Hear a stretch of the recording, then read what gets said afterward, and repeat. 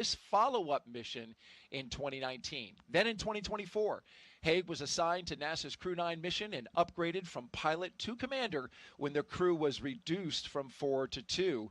The change enabled the integration of NASA astronauts Butch Wilmore and Sonny Williams, who returned to Earth aboard Crew-9 following the uncrewed landing of Starliner. After a successful mission, the crew splashed down in March off the coast of Tallahassee, bringing Hague's total time in space to 374 days, including 4 spacewalks.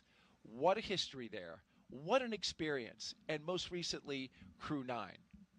Yeah, it's, when you look at it, I think it symbolizes or epitomizes just the nature of spaceflight and how dynamic it is. And, it's not just the unpredictability associated with my history in the space program, but when you look back at all of it, it's dynamic in nature, and it showcases the professionalism not just by the crews but by the teams on the ground, both here at KSC and Johnson Space Center and around the globe. The tens of thousands of people that work tirelessly to respond to that dynamic challenge and make it happen day after day after day. Absolutely, and that includes the crew that's providing us this shot right now, the Kennedy Flight Operations team in their helicopter with a camera that is focused on the launch pad that we can see there, getting a beautiful shot as that Starship launch tower comes into view, another capability that SpaceX has. We'll talk more about that later. But back to the team and all the effort that goes into getting this crew ready. Right now, we don't see the crew. We're about to see them in the suit-up room. We're going to watch them get their suits checked out. What are they doing right now before we see that shot? Yeah, the day starts with some medical checks, and you're checking in with your doctor to make sure that you're feeling great. And it's that last little sync with the medical team, and then you're off to get on. You're basically your underwear. You're going to put on your diaper. You're going to put on your undergarments and get ready to walk over into the suit-up room, shake everybody's hand, and then slip into your launch and entry suit. It's a moment that's kind of full of anticipation and nerves, and you've done the suit up process dozens of times before. It's super familiar, but there's just something, there's some energy in the air, knowing that, hey, this time you put it on, the next time you take it off, you're going to be floating around in zero gravity. Absolutely. And so if you want to follow up questions with Nick, he has tremendous answers. I wanted to follow up, as he mentioned, putting on his diaper, but I'm going to leave that to you, the audience, to do that. Just send us a note. Hey, we are monitoring communications across a number of different media channels. Just use the hashtag AskNASA. Send us your questions on Facebook, X, YouTube, and Twitch. And we'll forward that question. We'll take it live on air. We'll take as many questions as we can and have Nick Hague answer these questions in the moment. He has experience like no other. There has been no other astronaut who has aborted in flight off the top of the rocket. And we're going to go into that in more detail as well later on in the show. A live looking up at the Endeavour capsule at the top of the Falcon 9 rocket. You mentioned all the checks. You mentioned suiting up. You also get a weather brief at this time. And the good news about the weather brief that's happening at this moment is that we just learned we got upgraded to a 90% go for today. That's great news. Weather conditions that support this 90% go are clear and sunny skies. The only small concern, and the reason it's not 100%, is because there is, in summertime in Florida, as you know, Nick, you've been here now for a day or so, it's hot and humid in Florida. And this time of year in July is our peak thunderstorm season. So we get a developing sea breeze that starts to blow in, and when that cool air from the sea meets the warm air over the land, we get percolation, we get thunderstorms. So it is 90%, but when that sea breeze starts up, it's expected, the launch weather officer for today estimated, that that sea breeze is going to form storms further inland. so, giving us the 90%. Man, the way you described that, it sounded very negative for a 90% chance at go. Yeah, no, look at that picture. It is a beautiful day outside. And it's not just the weather here in Florida, but it's all along the ascent corridor up the East Coast. And weather's looking awesome. And I know as an astronaut, you appreciate having all the data. So I'm just doing the same thing for the audience over here, giving them all the data. Absolutely. But you're absolutely right. Point taken. And this view right here shows it. We have a spectacular day shaping up here in Florida. It is hot and humid, that's for sure. We were out earlier. And in fact, you saw some fellow astronauts who are here that you gave a big hello to. Yeah, so the launching humans into space is a really big deal. And sometimes I think we take it for granted, but when you get down here, you can feel the excitement. You see who shows up, and this is what we're doing is not inconsequential here. This is not routine. We're going to send 4 people into space, and people just need to understand just how difficult, challenging, but important it is that we continue to do this. Something that we've been doing on the International Space Station for 2.5 decades. It's impressive. It is amazing. I was thinking about that the other day. This is the crew that is going to be on station when the International Space Station turns 25 years of continuous human presence. And I tried to think about it in context of everyday people like myself, and I was thinking, if you think about your house, if you've lived in your house for 10, 20, 25 years, imagine being able to say that there was a human being in your house at all times, 24/7, for 25 years. There was never a moment where there wasn't a human inside. Obviously, we go on vacations, we go shopping, we do things, and we leave our house. But this house floating around this planet, never has it been interrupted. That's amazing. Yeah, and we spent the first 10 years living in it while it was being built. For anybody who's ever lived through a renovation, they know what that's like. Hey, look at this. Outstanding. There is our commander. We are in the suit-up room. That's Zena Cardman, and she's getting the final checks for her suit. This is the historic suit-up room, one of several spaces on the 3rd floor of the Neil A. Armstrong Operations and Checkout Building, known as Crew Quarters. The crew has been living and working here for more than a week, their final stop before launch, and their home base through pre-flight quarantine. They actually came in, I believe it was on a Friday or Saturday, so it's only been 6 days in quarantine or so, and now they are getting ready to get the final checks for their suits while they put on all the final components as well. Yeah, and they start quarantine actually back in Houston for a week before they ever come back down to Florida. So they have about 2 weeks in quarantine to make sure that anything in their system clears out before they head up to the space station.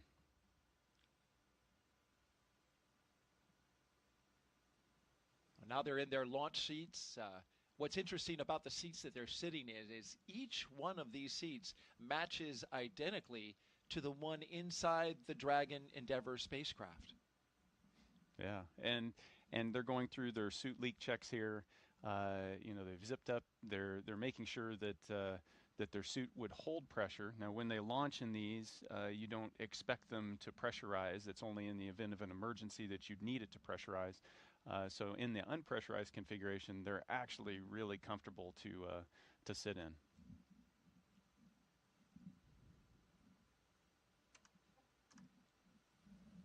Well, you know that guy's ready to go. That's Mike Fincke, our pilot for today. Call sign Spanky.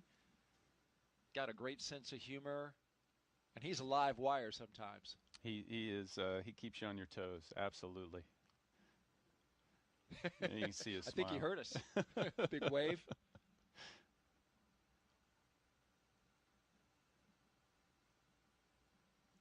What kind of feelings are they going through in this moment? What are they feeling?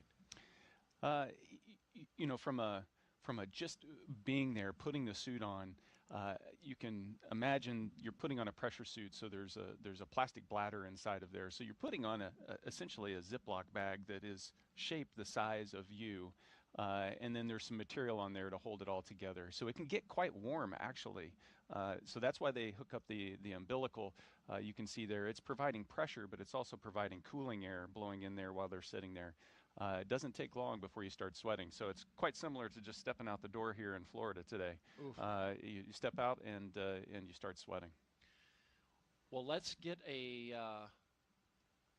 to know the crew today, Crew-11. And we'll take a closer look by starting with our commander for today, someone Nick Hague knows very well, Zena Cardman. NASA astronaut Zena Cardman is commanding Crew-11. She was born in Urbana, Illinois, but calls Williamsburg, Virginia, her hometown.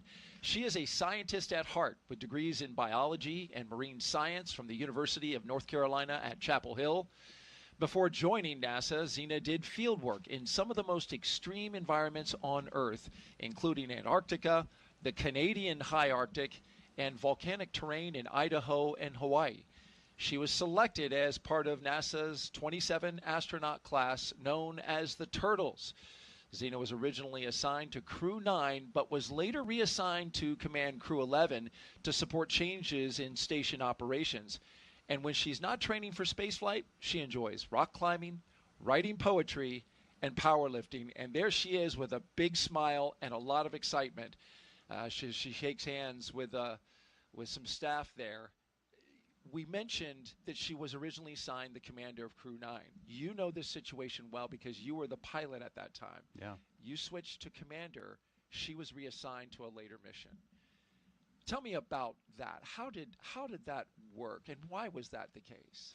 Yeah, so the decision to make that change was motivated by the need to get Butch Wilmore and Sonny Williams home. The Starliner spacecraft, the decision was made to return that without a crew, and so we needed to create space in the Crew-9 vehicle. And so very late, within a month or so of our launch, the decision was made to go from a crew of 4 to a crew of 2. And so then how does that happen? You find out on Friday, this is what's going to happen. And then on Monday, Zena and Stephanie and I are in the simulators trying to figure out, okay, so how does that impact us operationally? And we're working together for the next couple weeks to try to figure out how to do that successfully. And so it's a treat to be here to see Zena getting ready to launch, just knowing that the professional that she is in terms of how we respond to those dynamic situations that spaceflight throws at you. Absolutely, and for those who remember, if you were watching Crew-9, Zena Cardman was our co-host when Nick Hague went up into space and spent the 5 hours documenting his journey. Next up is Michael Fincke. He is our Crew-11 pilot. He goes by the call sign Spanky, and there he is. He's a Pennsylvania native and a veteran of 3 previous space flights, spending more than a year of his life in orbit. He first flew to space in 2004 as a flight engineer on Expedition 9, then returned in 2009 to command Expedition 18, where he helped prep the station for future 6-person crews. In 2011, he took part in the final flight of the Space Shuttle Endeavour. What a coincidence. Today, he flies Endeavour. That was STS-34 when it was shuttle, and he logged 3 more spacewalks along the way. Fincke's also been a key player in NASA's commercial crew efforts, supporting development of the Boeing Starliner. He served as a backup pilot for Crew Flight Test, helping shape Starliner's avionics and software from the ground up. He also co-hosted a launch broadcast. Outside of spaceflight, he's a passionate learner into geology, astronomy, reading, and languages, and he's conversant in both Japanese and Russian, certainly a skill that will come in handy on the International Space Station and inside his capsule, as he gives us a big wave. Yeah, no, Spanky's an unbelievable human. He is so sharp. He's also a retired Air Force officer, flight test engineer. I bring that up because I'm a flight test engineer as well, so we share some of the same perspectives. It was fun to work with him on the Starliner program and just learn everything you could from him. He's a wealth of knowledge.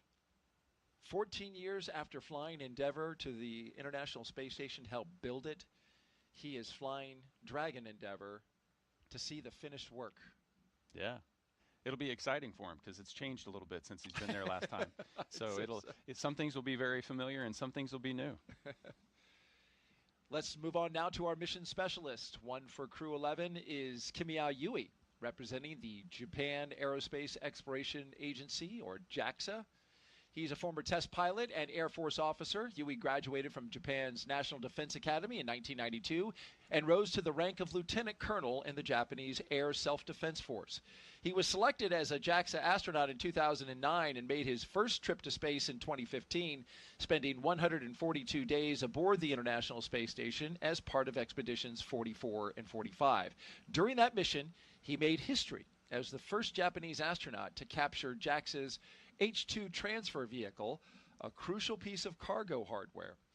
He also helped build out a new experimental module inside the Kibo, Japan's laboratory on station, and he carried out 21 experiments on behalf of JAXA. In 2016, Yui was named chief of JAXA's astronaut group, and today he's on his way back to space. Shares a lot of similarity with your background, Nick. Yeah, no, Kimiya is great, and I've had the chance to work with him intermittently over the last decade, and that's just one of the treats of being part of the astronaut corps is getting to work with our international partners and our colleagues, and to see the same sense of passion that they share for the human exploration of space that everybody in the U.S. does. That common bond, even from a country, clear across the other side of the world. It's infectious and it's universal. And you get to go over there to those locations and train with their agencies as well, right? Absolutely. That's some of the special parts of the training program is getting to go visit, experience the culture, maybe even sing a little karaoke. That sounds like a story, something you've done. Not well. I won't put you on the spot and ask you to hum a few tunes, a couple space tunes, at least not yet. Let's round out the crew and get to Oleg Platonov. He's our mission specialist, flying to space for the very first time. He's a cosmonaut with Roscosmos. There he is. That, of course, is Russia's space agency. He's a graduate of the Krasnodar Higher Military Aviation School of Pilots, where he earned a degree in engineering and the rank of lieutenant. Platonov completed his cosmonaut training in 2018 and was certified as a test cosmonaut that same year. Earlier this year, Roscosmos announced he would launch to the International Space Station aboard a Crew Dragon vehicle as part of Crew-11, marking a new chapter in international collaboration. He is married, has one child, and today begins his first journey to space. Yeah, so right now you can see him in the suit-up room. He's just finished his leak check, and now it's time to take pictures with all the support crew. It's exciting. The first time you're getting ready to suit up to go, there's a lot of uncertainty. They've done the dry dress just a few days ago, so they know what's happening. But what was missing during the dry dress that's there now is all of the emotions leading up to that the moment of liftoff. And they had a successful dry dress. Everything went according to plan. It was supposed to be followed by a static fire, but that stopped at around 54 seconds. They then did the static fire the next day, and it checked out. There was an issue apparently with some ground equipment, but moved past that pretty quick and got a test fire, a full duration test fire of those engines that they will ride today. Yep, all systems go. Everyone who you see in the room wearing a black ninja suit, we call them ninja suits, there they are SpaceX employees, except for this gentleman right here, number 30. That is astronaut Marcos Barrios. He is in the role of astronaut support person, or what we call the ASP. And tell me what his role today will be. Yeah, so he's the direct support to the crew. Effectively, he's the representative for the Flight Operations Directorate in the astronaut office. He is the person that's going to ride with the crew and the launchpad team all the way to the launchpad. He'll be there at the White Room and be able to observe and make sure that everything is going well. And also, whatever the crew needs, he's there to ensure that they get that last little support up until the hatch closes. Did you call upon the ASP for any reason in any of your flights?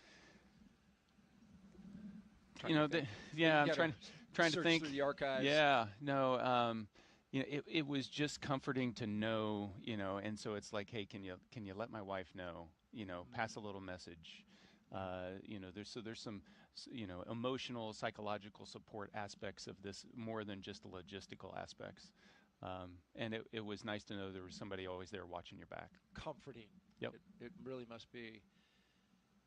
He's a fellow astronaut. He's in your office.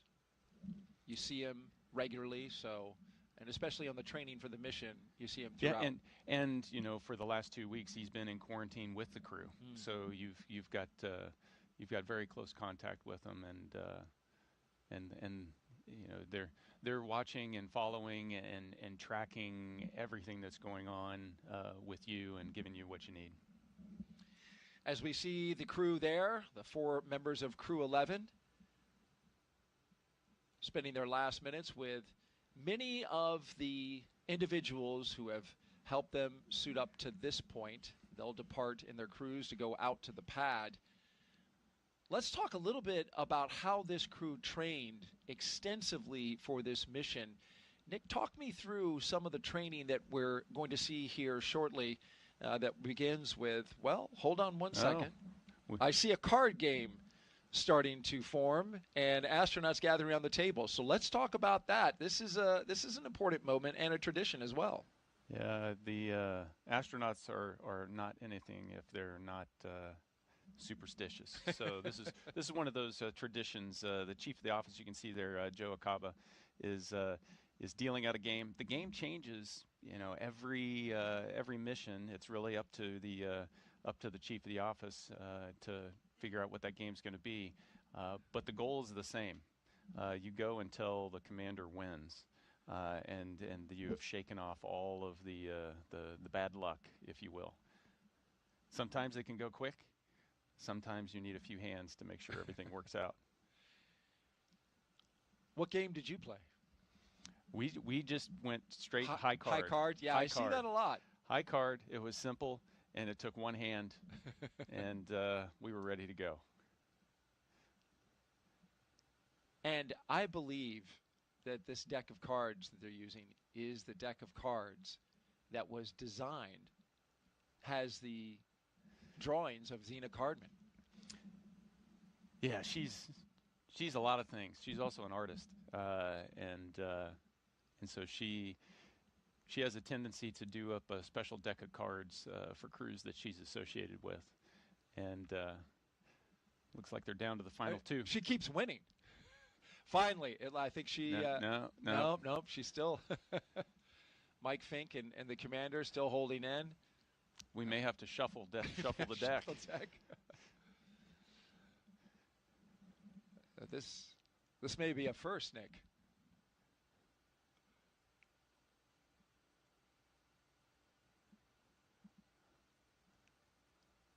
That's the way you always want it. You playing against down your to boss. The commander and the chief. There you go. Now we got it. It's time to go. Chief of the astronaut, Joe Akaba, finally winning that hand. It took him only about 20 hands. But that's what you want to see. Like you said, this is the point. You want the commander to shake off and burn off all that bad luck.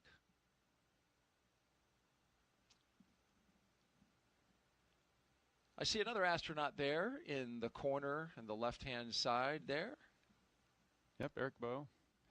He is the chief of our Vito office, so basically the astronaut office that owns the crew quarters.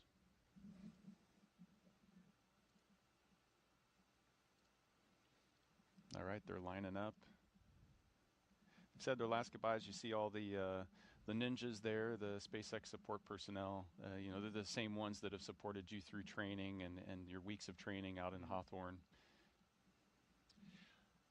Speaking of training, let's get back to that training video that we were going to show just a little bit earlier. And talk me through, Nick, what kind of training this is. Yeah, so here we've got some search and rescue training. And so this is in the neutral buoyancy laboratory at Johnson Space Center.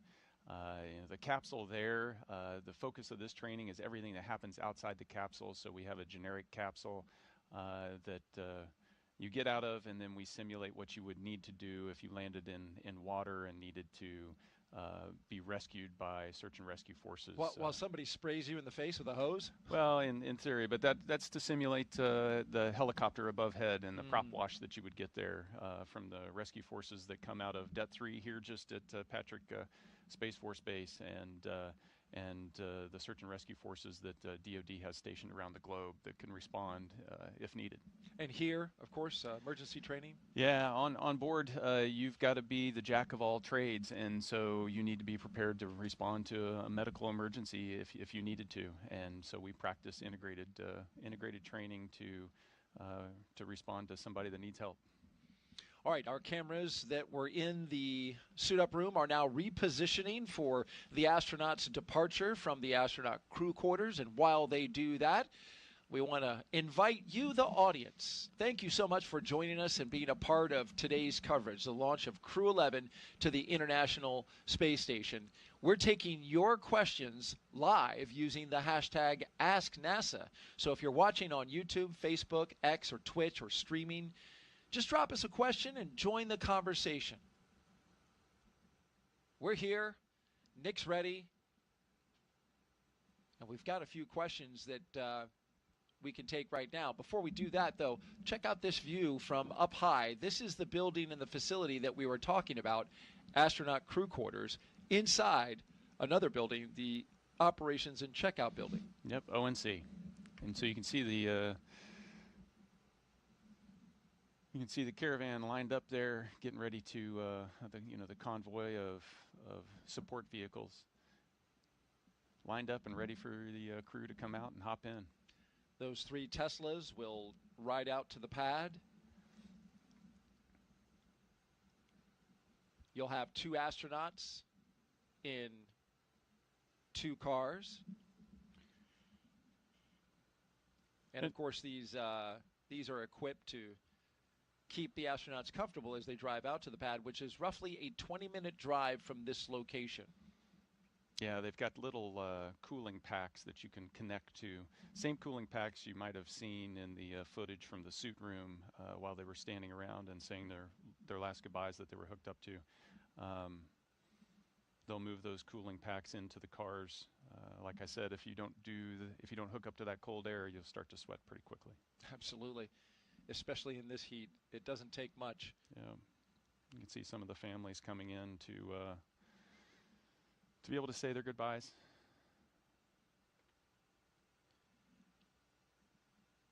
Well, we've got a question that came in. Unicorn Tail on X asks, how long does it take to build the rocket and prepare for takeoff?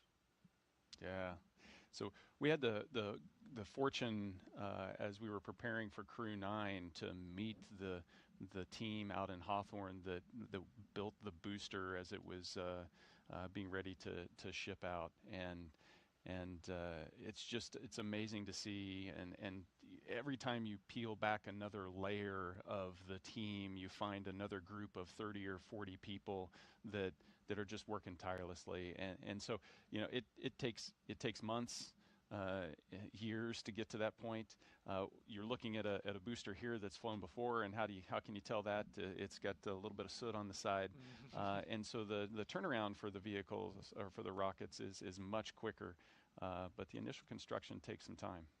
And this booster that you mentioned, flying 2 previous flights, Starlink and Axiom 4, which what's impressive to me about that is Axiom 4 was just last month.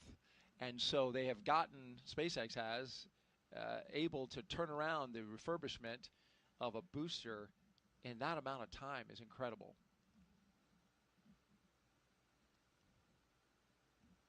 It's a beautiful view. A beautiful view, and we mentioned the heat. There is a heat advisory today, but in the early going, the cool hours of the morning, SpaceX did some get-ahead work today to prepare for propellant load, which comes much later in our timeline, around T-minus 35 minutes, about 3 hours from now. But some forward work that they wanted to get done in the cool temperatures before that heat really gets cranking expecting probably up around 90 today when we get to our top heat index for the day. Yeah, it's important that the pad crews don't have the fortune of the astronauts who are hooked up to cooling packs, and so they've got to you got to make sure the entire team stays safe. Absolutely. You talk about the team. There's so many people that are involved in the launching of a rocket. Thousands, especially when we're talking about launching humans into space. And so, Nick, not too long ago, just a week or so ago, you came to the Kennedy Space Center to visit, to say thank you to a lot of the people who supported your Crew-9 mission.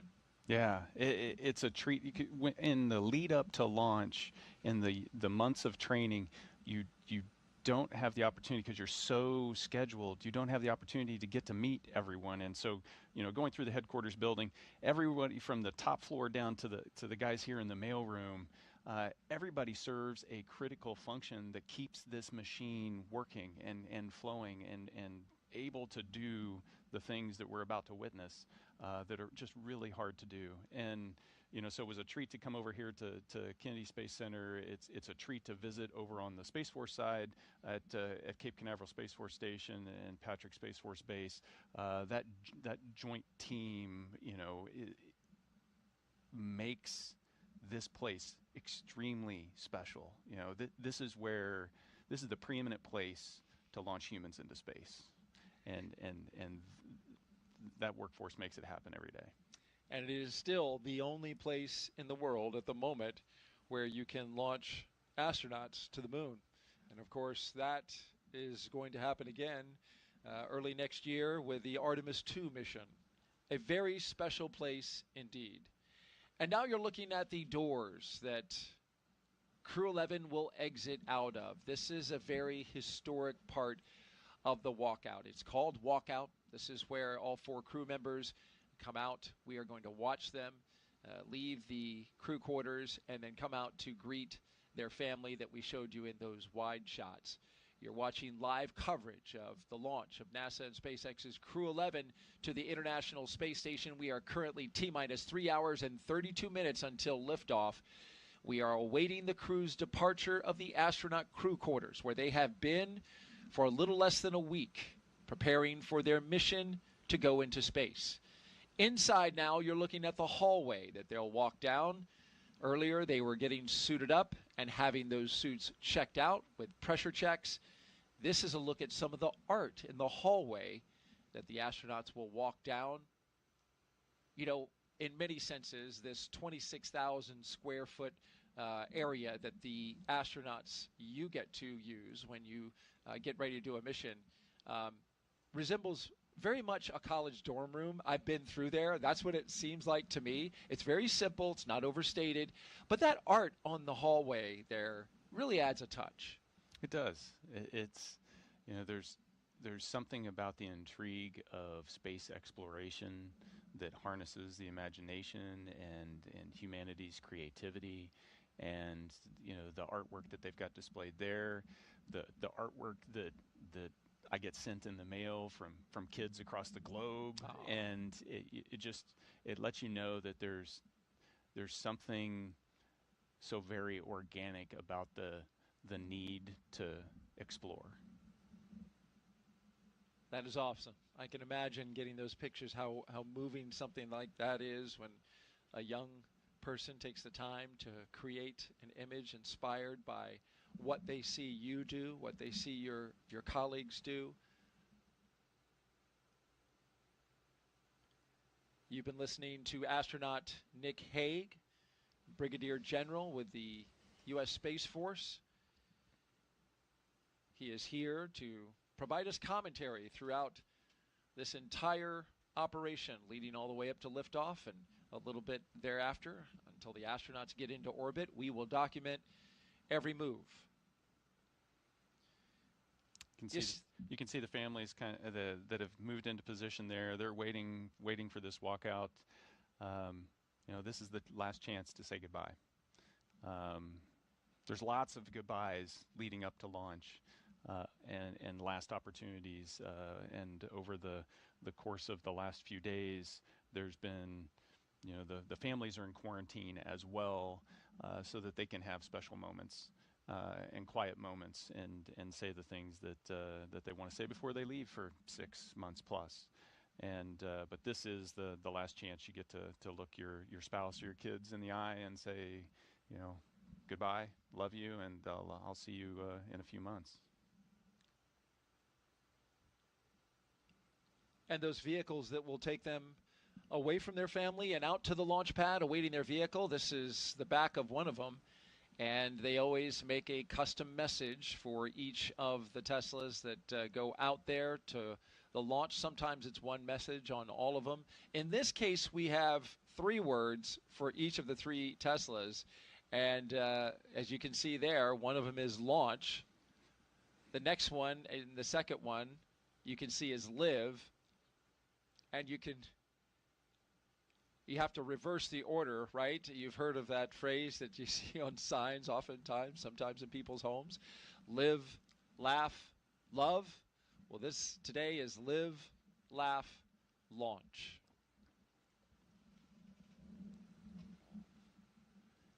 And you might ask, what have the other crews chosen? Well, we have the answer for you. What is in a name?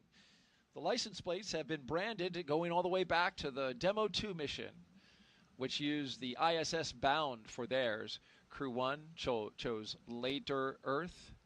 Crew 2, reuse, reduce, recycle. Crew 3, send it. 4, go for launch.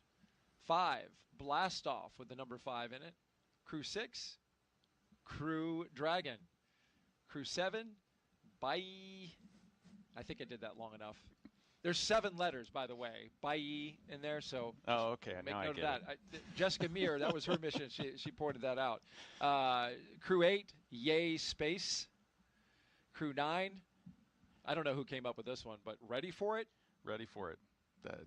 You were ready for it. That was your mission. Crew 10 was liftoff with a 10 in the middle.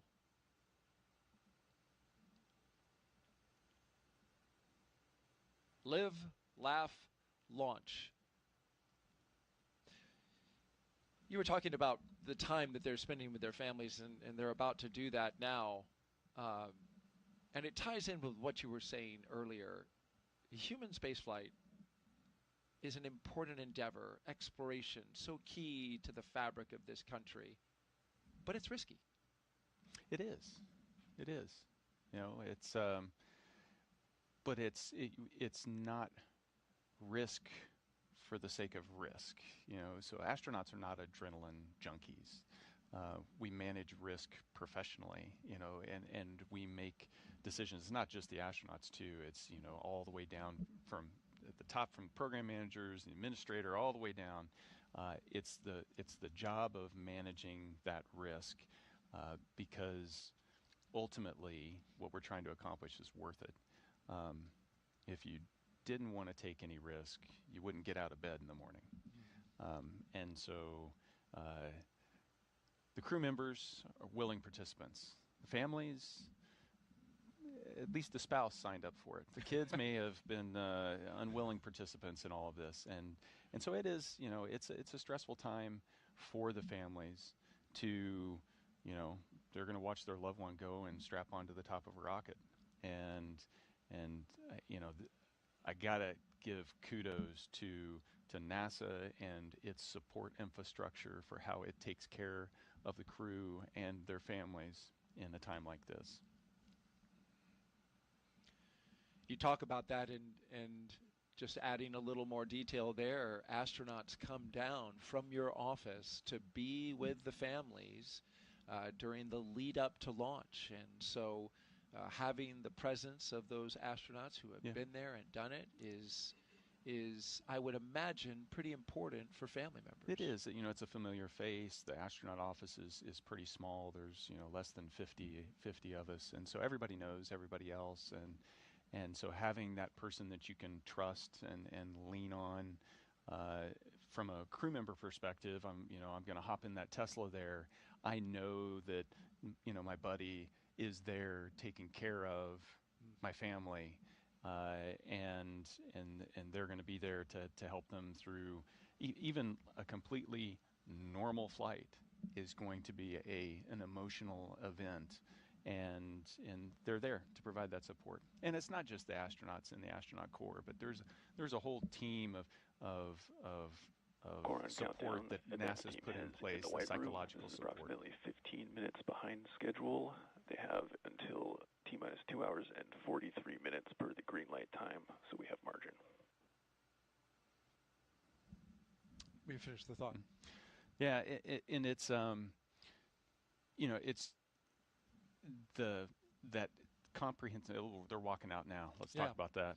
No, that's okay. There's Zena Cardman, Mike Fincke, the commander and pilot, our 2 mission specialists, Kimiya, Oleg Platonov, and into the elevator they go.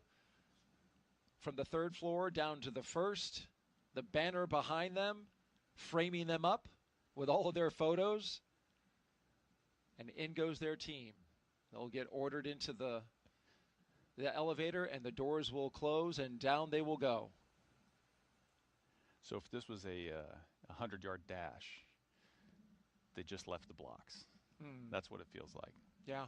It's at that moment when you start walking down the hallway, now the train's starting to move.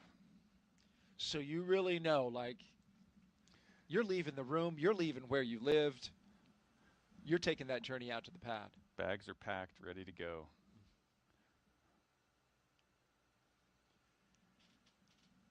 I want to take you back to a moment where the crew got together and signed their mission patch. This is a tradition that has been going on for years now, since the resumption of the crew flights from American soil. Each crew member, there's Zena Cardman, our commander, signing the patch. Mike Fincke as well. You signed this patch, Nick, for Crew 9. Yeah, just above there, so you can see the Crew 9 patch. Oh, he's going. I like that. Oleg's got a great sense of humor. That's what Mike Fincke said about Oleg. He says he's even funnier than he is, which I guess Mike thinks quite highly of his own sense of humor. I know I've laughed when I've been around him because he's a funny guy. He is quite funny. And, so you can see all those patches around the door. There should be a Crew-11 patch around there as well. Yeah. Gotta have good eyes to see that, though. That's an eye chart. Yeah, it's an eye chart test.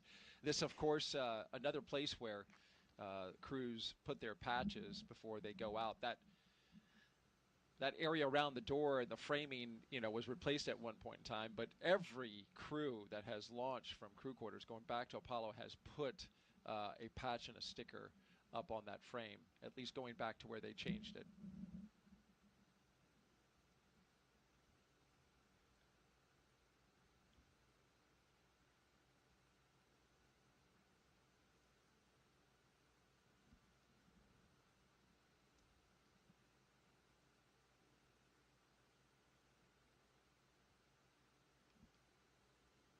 The ride from this location will be provided with a security escort, so there will be no interruptions on their journey out to the launch pad, as it should be here at America's Spaceport.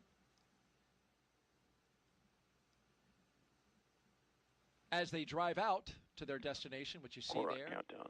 Side hatch is opened. This is approximately 15 minutes behind schedule. We still have margin to our T-minus 2 hours, 38-minute green light time. And there you hear an update from the launch director at SpaceX and informing us that they're behind schedule out the pad, but they've got margin.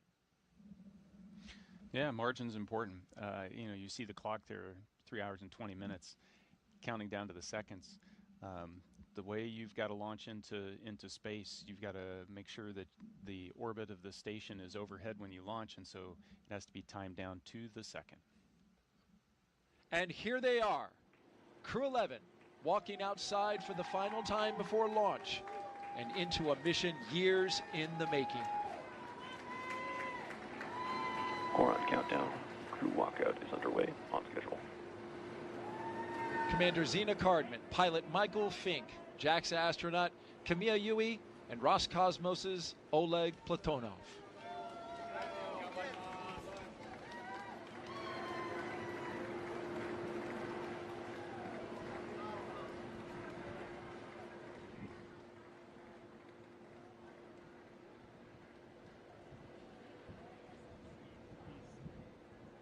I see some Crew-11 shirts down there.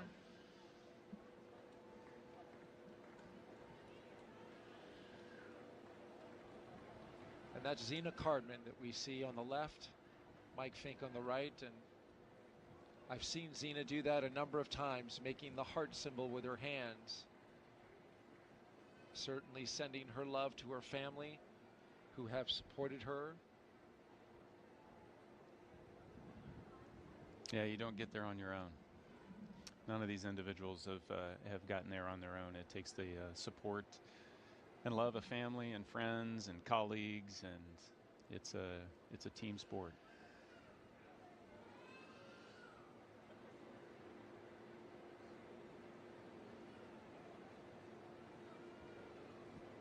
You see Mike Fincke on the right there, the pilot. He is flying.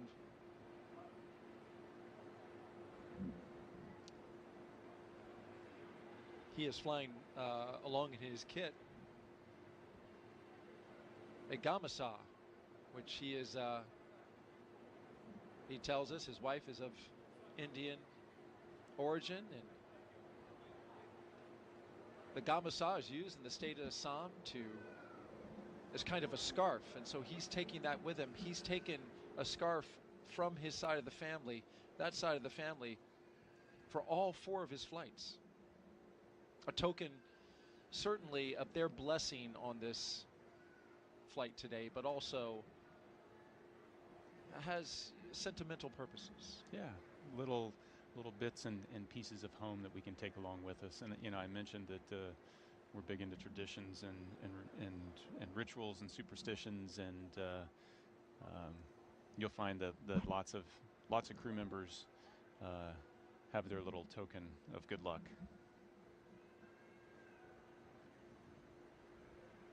You can see them connecting to that cooling air.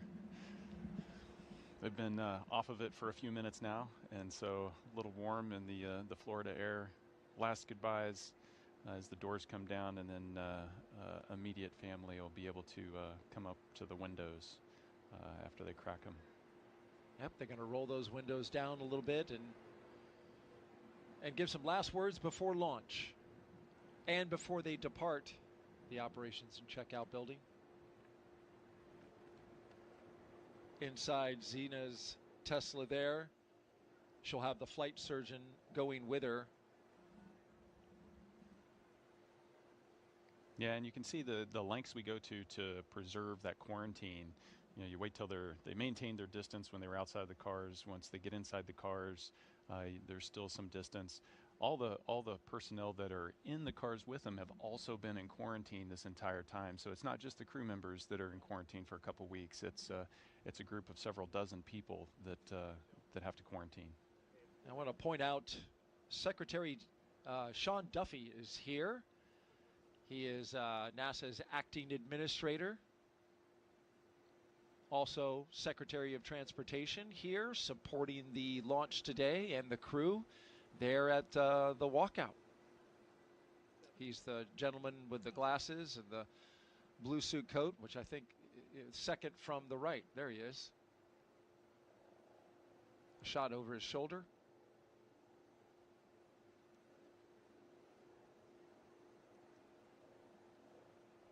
He just took the reins of NASA just a few weeks ago. He's doing so on an acting basis until an administrator can be nominated and then confirmed by Congress. A look inside the window, Zena Cardman giving some waves. And I imagine emotions must be running high. How can they not? You've been waiting for this moment for a long time, and now you've said your goodbyes. It's tough to say goodbye to family that you're not going to see for a while, but you're also excited to get that car rolling and get on with it. And indeed, they are off. Crew-11 On the road to launchpad 39A, the Teslas are rolling out from the Neil Armstrong building, escorted by security for the 20-minute drive. Lyoseals are removed and installation is complete. This is about 10 minutes behind schedule. Again, we have plenty of margin to our green light time. Team is making up time. Well, that's a good call out there. We were running 15 minutes behind, but as you heard from the launch director, they have made up 5 minutes, now currently only 10 minutes behind schedule, but they do have margin, so there is the team and the launch team will continue to work this, and the flight crew right now headed out to the pad.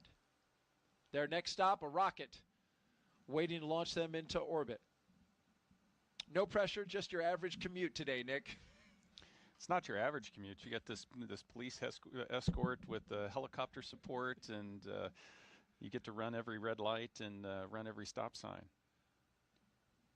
Absolutely. It's a beautiful sight there. Of course, I say that in jest. This is a very special road trip from the astronaut crew quarters out to the launch pad, where they will join up with their spacecraft and rocket. We want to learn about this crew. We want to share their story in their own words. So let's hear from the commander of Crew-11, Zena Cardman, as she shares her path from field science to spaceflight. I think in a lot of ways, science and exploration is just innate to us as human beings. That's why toddlers ask so many why questions. It's just part of who we are. In many ways, I think trying to explore space generates solutions to problems that we didn't even know we had. My name is Zena Cardman, and I am the commander of NASA's SpaceX Crew-11 mission to the International Space Station. I was born in Champaign-Urbana, Illinois, but grew up in Williamsburg, Virginia. I grew up almost like an only child. I have 2 older brothers, but the younger of the 2 actually went off to college when I was 5 years old. And so I learned to play in my backyard a lot, play with friends, use my imagination, and explore the natural world around me. I studied biology as an undergraduate student. This is largely because I had a really excellent high school biology teacher who inspired me to pursue research on my own, even as a high school student. But while I was at college, I also got to know microbiology. I got to know geosciences and chemistry. I wound up doing a lot of research in an oceanography marine sciences department and studying in remote locations like Antarctica. I also, while I was an undergraduate, became a creative writing minor, and I've always really valued that chance to study the creative side of my brain and explore our natural world through that side as well. I love being an astronaut right now because there are many pathways to get to the International Space Station. We spend long duration periods, so many months long, living and working on board that space station, and it's really focused on research. A lot of that research is on our home planet, and a lot of that research is on us as human subjects. I'm very excited to be actually a test subject for a lot of the medical research that we're doing on board the ISS. I've signed up for a very large, all-encompassing medical study called CYPHER, and this, I think, is going to be critical as we start thinking about going for longer durations and farther places like the Moon and Mars. My role as commander is to bring out the best in my crewmates from the moment we start training till the moment we get back to Earth and then some. And so I'm always thinking about that larger mission overview and how my crewmates are doing and what we can do for each other. Spaceflight, by definition, requires collaboration and requires more than one person, and the chance to be part of something much larger than myself has been humbling and inspiring and deeply fulfilling. Even since I was a child, looking up at the stars, looking up at the cosmos is inspiring. It helps me answer questions like, what are we doing here? Who are we? Where are we? I don't think we grow if we don't challenge ourselves. I think that's true for myself, it's true for teams, and it's true for us as a society and as a species. We have to take some risks, we have to challenge ourselves in order to push ourselves, and I can't wait to see what we discover during my career and for generations to come. The very capable and talented Zena Cardman, the commander of Crew-11. Next up, astronaut Michael Fincke, a veteran of 3 missions and 4 spacewalks, as he reflects on what keeps him coming back to space. Human beings, part of our nature, part of who we are, our identity is explorers. Because every time we explore, we improve our lives and our situations. It's just natural. My name is Mike Fincke, and I'm the pilot for NASA's Spacex Crew-11 mission to the International Space Station. I grew up in Pittsburgh, Pennsylvania, home of the mighty Steelers, and it was a great time to grow up, lots of great educational opportunities, a time that was tough economically, but a place where we knew that dreams could come true. When I was like 2 and 3 years old, my parents would wake me up from whatever nap I was taking to watch moon landings. We did many moon landings back in the late 60s and early 70s, and that made a big impression on me. So I knew that back then, even when I was like 3, that I wanted to be an astronaut. I wanted to go walk on the moon. I wanted to go explore space. So I learned to read so I could read more about space, and the more I read, the more excited I became. When I was in high school, I didn't know what engineering was. I knew what math and science were, physics. I was kind of good at that. Math, I took a leap of faith and went to an engineering program at the Massachusetts Institute of Technology, MIT. Thankfully paid for by an Air Force ROTC scholarship, and then hustling with side gigs on the weekends. And I got to study airplanes and rockets, 2 of my favorite things. So I was able to graduate from MIT with 2 degrees, and then the summer after graduation, I had a really wonderful opportunity to study in Soviet Union. Fortunately, I'd studied Russian language, so I knew enough Russian to go with some colleagues, and we spent the summer at Moscow Aviation Institute studying cosmonautics, and then I spent the next year at Stanford University getting a master's in aeronautics and astronautics. I love the space station. I helped build it. I helped the first modules get ready here on planet Earth, and have had the joy of living aboard the space station for 2 long-duration missions so far. We've learned from the International Space Station that space is a great place to really understand more about the universe. When we are aboard the International Space Station, we're still gravitationally connected to planet Earth, but we're free-falling, so like we're in microgravity. So you take that big G out of the equation, and then you can find out what's really going on physically. We're also outside the atmosphere, so we can look to the universe beyond us without atmospheric interference. When I'm on a spacewalk, I can look out to the whole universe, and I can see how small our planet is and how big and wonderful the rest of the universe is, and it's calling to us. We need to explore and go see the whole universe that's out there. Space exploration is something that really speaks to me as a person, right? We all kind of have our passions, and for me, since I was like 2 or 3 years old, I wanted to go to space, explore space, and I've had a chance to do that. Half my life I've been an astronaut. I've really, really enjoyed exploring space. Pilot Mike Fincke and his team, as you just saw them pass the vehicle assembly building where Artemis 2, a moon rocket, is being stacked. Let's hear now from JAXA astronaut Kimiya on returning to the station, representing Japan, and what this mission means to him.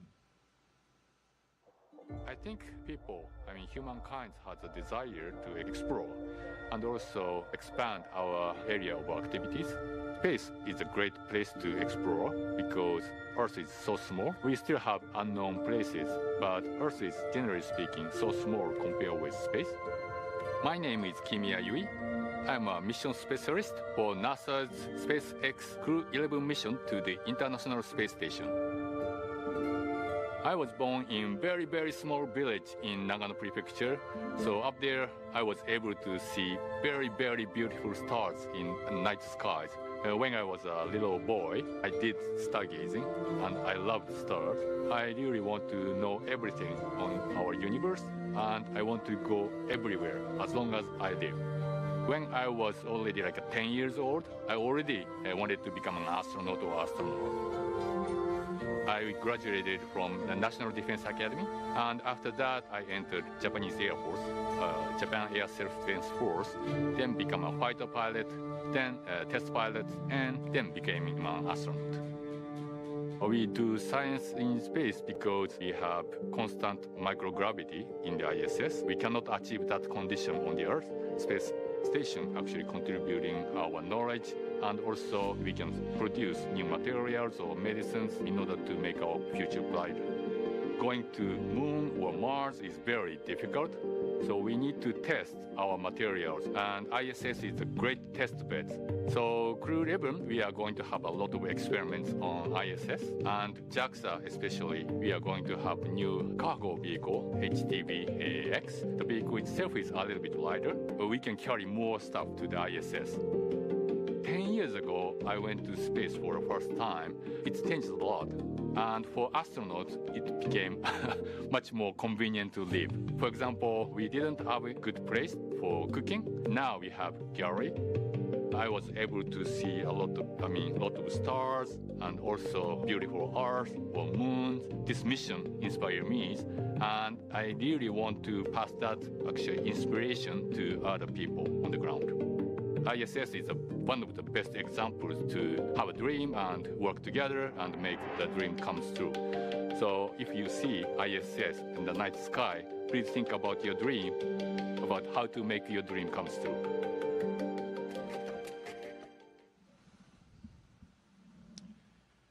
And finally, Roscosmos cosmonaut Oleg Platonov, sharing his thoughts as he prepares for his very first flight to space.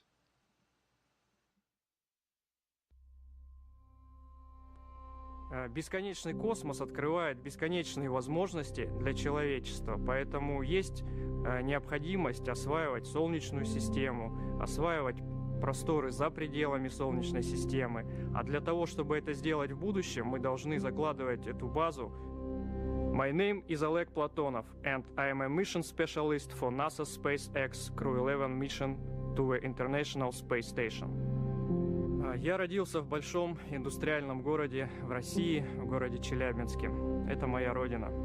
Я занимался в патриотических кружках, связанных с авиацией и космонавтикой, поэтому уже в мое детство я задумывался о космосе. У меня много целей в этом полете.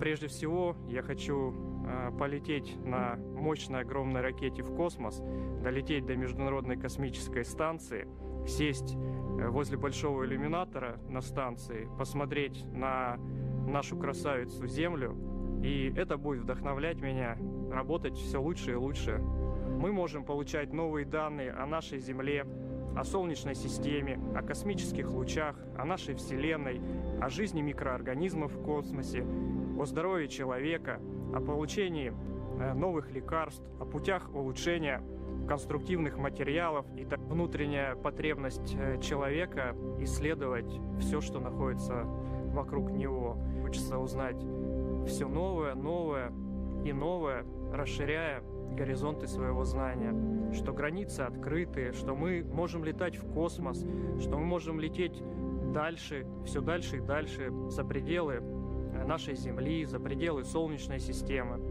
И это будет вдохновлять уже не только нас, но и следующие поколения.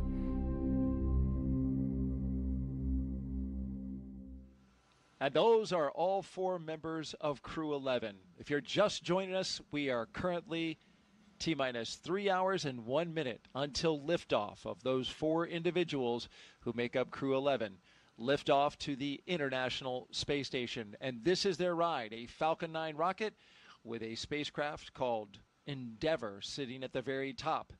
That crew walkway that you see connecting the launch tower and the rocket, astronauts will soon be walking across that walkway and into their spacecraft to get strapped in to go to space. Right now, they just arrived at the base of the pad, and here is a beautiful view of Launchpad 39A, which sits just 500, 600 feet away from the edge of the Atlantic Ocean, the beach there, which, as you can see from the calm state of the ocean, we have very light winds, we have sunshine, we have a beautiful day for launch. 90% go is what our launch weather officer is reporting out for weather conditions at the time of liftoff. That time, 12:09 and 24 seconds p.m. Eastern Time. As we gaze up at the sky, seeing just some very thin cirrus clouds up ahead, those not a problem at all when we get ready to launch. We're green across the board right now, running just a little bit behind on the procedures out at the pad At last check, about 10 minutes, but SpaceX crews are working diligently to catch that time up. And this mission operation timeline, it should be noted, has plenty of margin in it.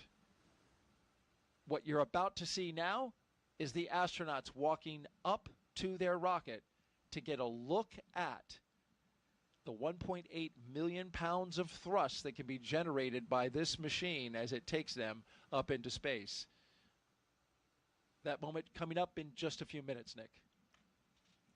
Yeah, they just pulled up to the launch pad.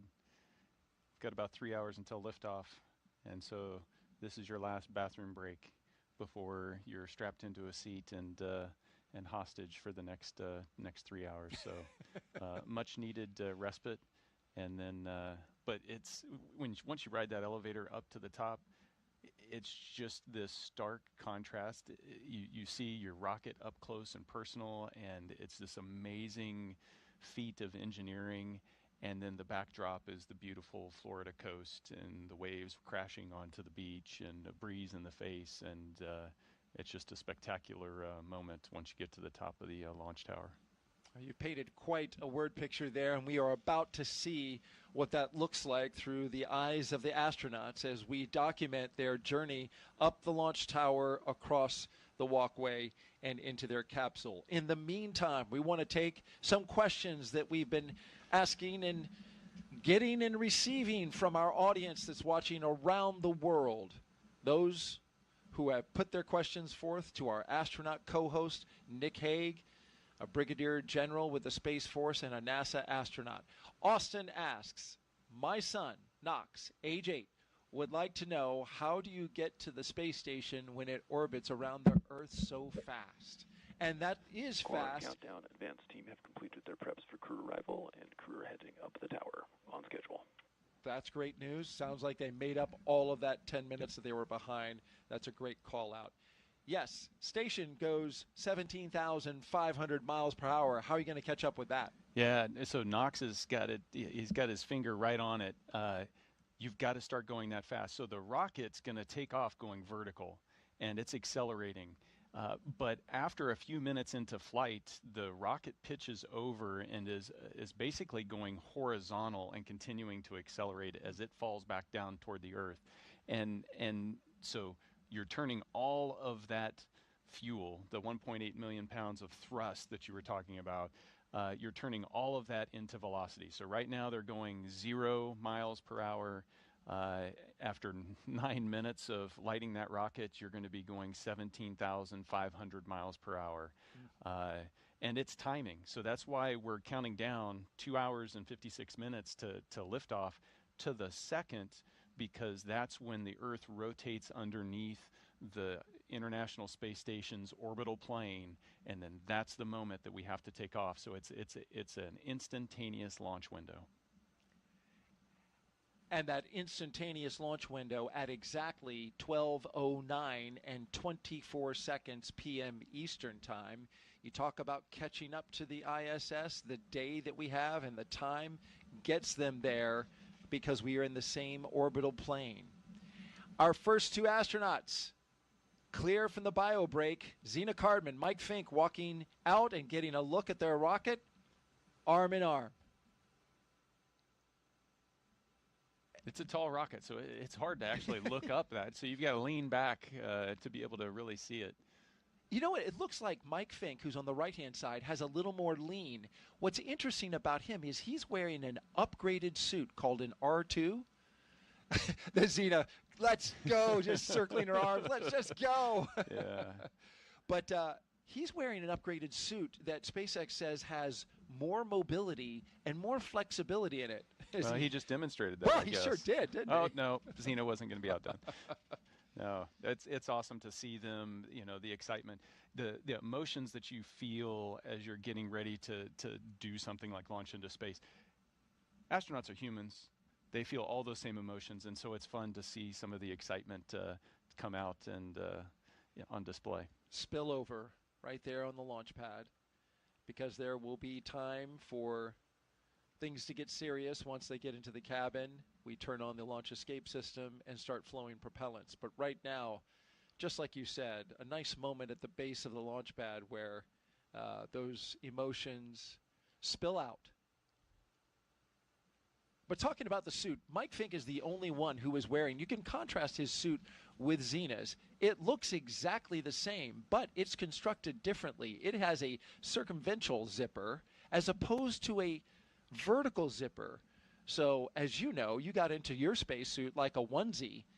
His spacesuit has been upgraded and redesigned and has that circular zipper that allows 7 inches of flexibility in the suit so you can adapt it to different body sizes. Whereas the suit that you wore and that Zena is wearing and the rest of the crew has to be tailor-made, and there's not much adjustment on those. Yeah, and it's also a demanding engineering challenge because it has to be mobile when it's unpressurized, but then when you inflate this, you also have to create a volume where you can be inside of this rigidized suit and be in there comfortably for hours if need be. And so that's a challenge to get a suit that does that. And so this next generation of suit is designed to be able to accommodate that wider range a little easier. It'll be good for the astronauts, more comfortable, more flexible, especially, as you mentioned, when you pressurize it, which I guess it's like a giant, just human-sized balloon.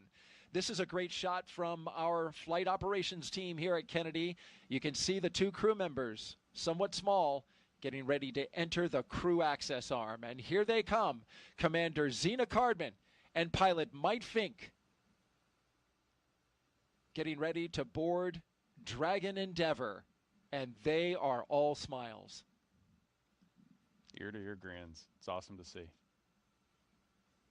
And what a beautiful vista behind them as you look out at the views of the spaceport. Mike just gave us the 2 guns. He's a character.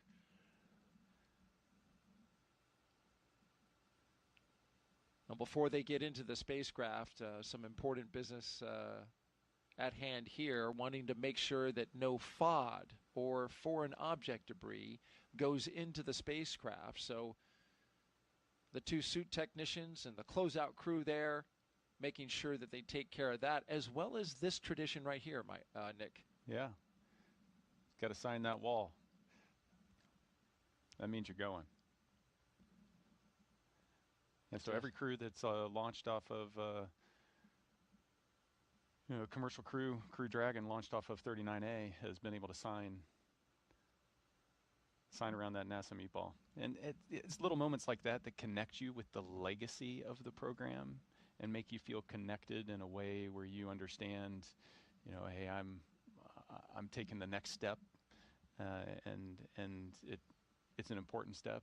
There's a lot of people that got me to the point where I can take this step, and hopefully there's a lot of people coming after me that are going to continue to take steps. Countdown. Crew are in the white room, and this is on schedule.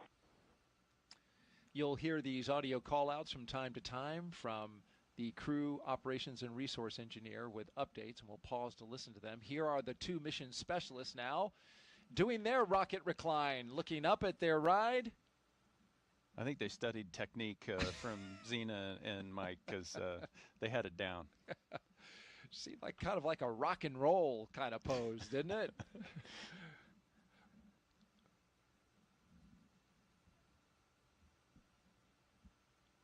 They will be riding the other elevator. This, of course, is Heritage Space Shuttle equipment. Those elevators, they used to just have numbers in them. And they're headed up to the 275-foot level, so 28 stories high are the crew on the left, all the way up at the top. The crew at the bottom now getting ready to ascend that distance. SpaceX changed the buttons inside a little while ago to have the top button for 275 say Space. Yeah. Did you punch it? Yeah, absolutely. That's pretty cool. I would like to go to space. Can you press space for it?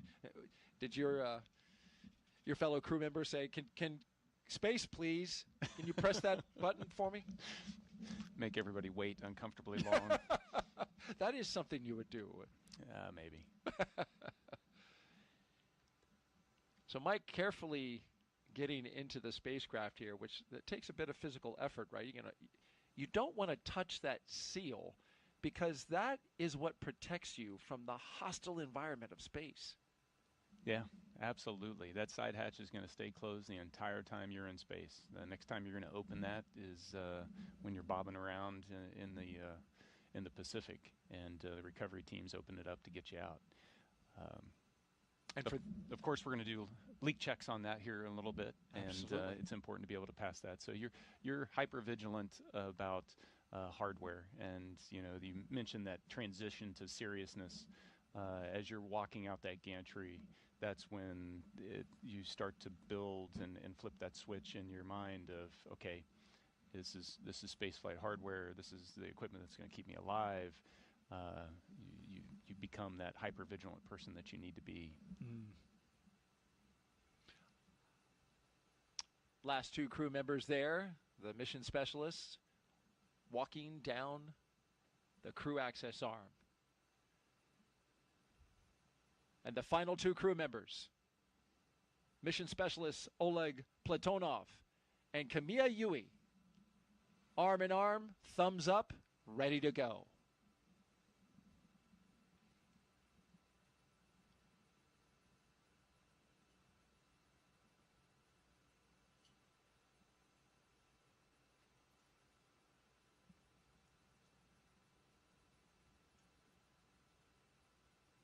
Split screen there, looking outside and inside the white room.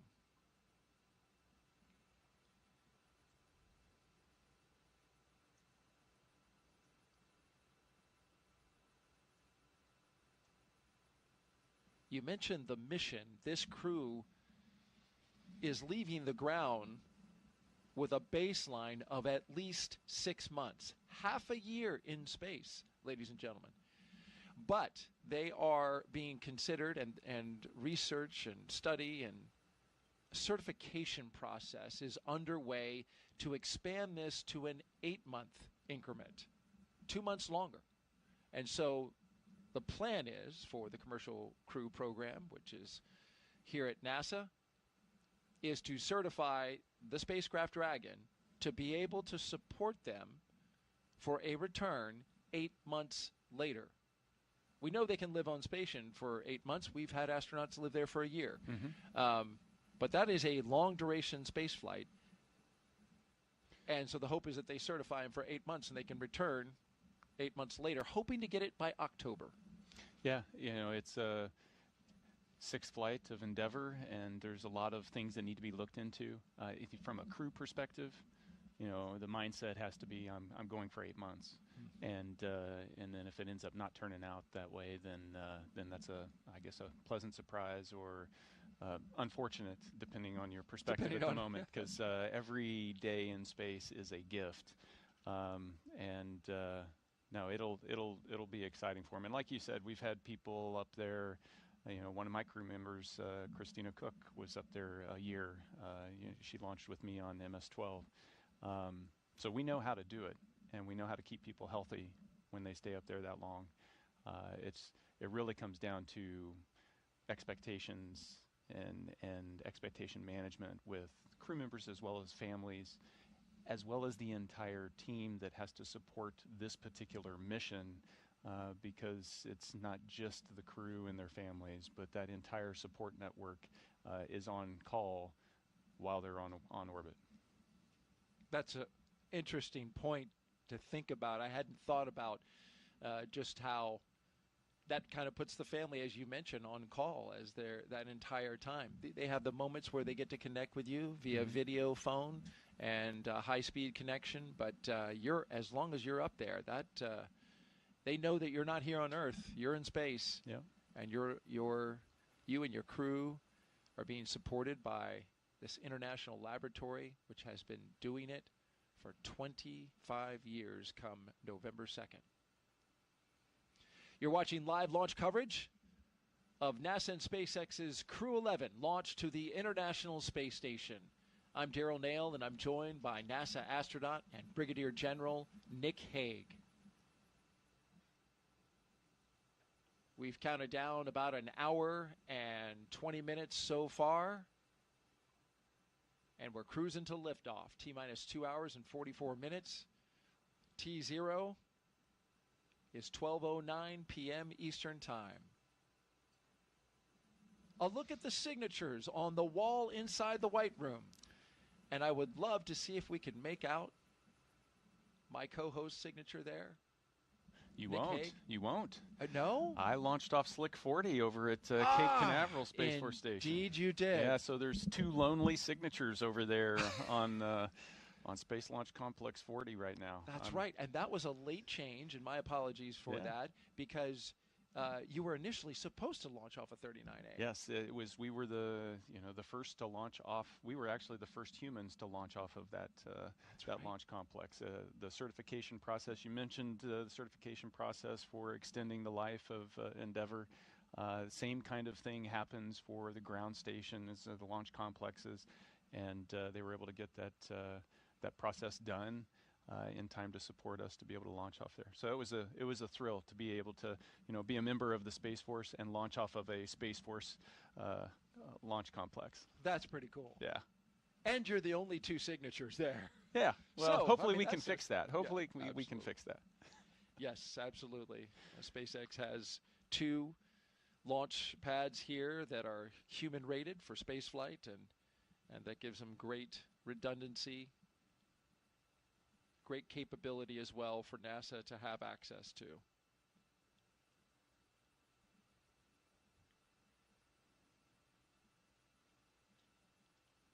Right now, the teams are working in parallel. The crew members inside Dragon getting settled into their seats that they will ride up into space, while outside, the closeout crew handles the matter of making sure that the seal's integrity around the side hatch is maintained. And then once they get them all settled and finish up their work inside with the crew, they'll depart. You can see number 22 still inside.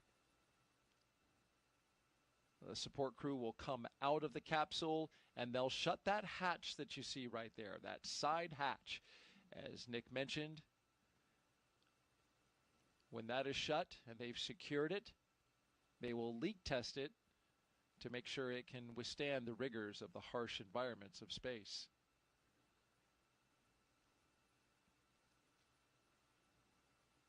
But in order to see and communicate with the crew that's inside, both of the closeout crew members here taking a knee. Yeah, and you can see a couple of the ninjas inside. They're, principally getting everybody strapped in nice and snug. Then they're also providing them with some of their personal equipment. You see the white satchels that they'll wear on their thigh. It's a place to put their tablet, as well as some writing utensils and some other things that they may need in terms of personal gear. And make sure everything's situated, because once you're strapped in, they don't want you coming out of those straps until you're floating around. Certainly want all that in order and in place for the very exciting ride up into space, but it's also going to be a long one, Nick. This is a 38.8-hour phasing, which means from the time that they lift off to the time that they dock to the International Space Station, almost 40 hours in space. This is the longest ride to space so far for NASA's commercial crew program, flying the Dragon, which we are now in our 12th flight, Crew-11, the 11th operational mission, but we have to include Demo 2, which was the first test flight. Yeah, 40 hours is a long time. So it only takes, less than 10 minutes to get to space. And then, this gets back to the question before of how do you catch up to the space station? Well, we phasing is the word that we use, but essentially in different orbital altitudes you move different speeds, and so we adjust the orbital altitude of the Dragon capsule to allow it to catch up to the space station, and in this case it's going to take 40 hours to do. Most of that time, a few minutes after they have arrived on orbit, they're going to be able to take their spacesuits off, and then essentially you're camping out inside the Dragon capsule, waiting for those 40 hours to elapse so that you can dock and open the hatch and get to work. That's astronaut Nick Hague, commander of Crew-9, flew just a couple missions ago for NASA. Also flew... Spacex, Dragon, ready for comm checks. SpaceX copies, we are configured. So, seat 1, seat 2, seat 3, seat 4, comm check. Seat 1, loud and clear. 2, loud and clear. 3, loud and clear. Seat 4, loud and clear. Core, loud and clear. Umbilical comm check complete. Report when ready for seat rotation.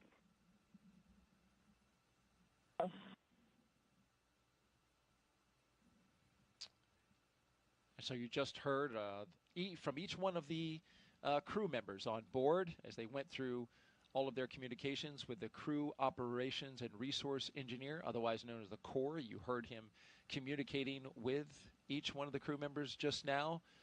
As I was mentioning, Nick Hague flew 2 Soyuzes to space. The first one didn't make it to station, was an in-flight abort, came back down to the ground. You flew again the second time. On MS-12, you did make it to station. We are getting ready to do the suit leak checks, but first, we want to take some social questions as we go along. Nick Hague is our astronaut expert at the ready. If you want to submit a question, please do. We would love to hear from you. Just use hashtag AskNASA on the platforms that we have on Facebook, X, YouTube, and Twitch.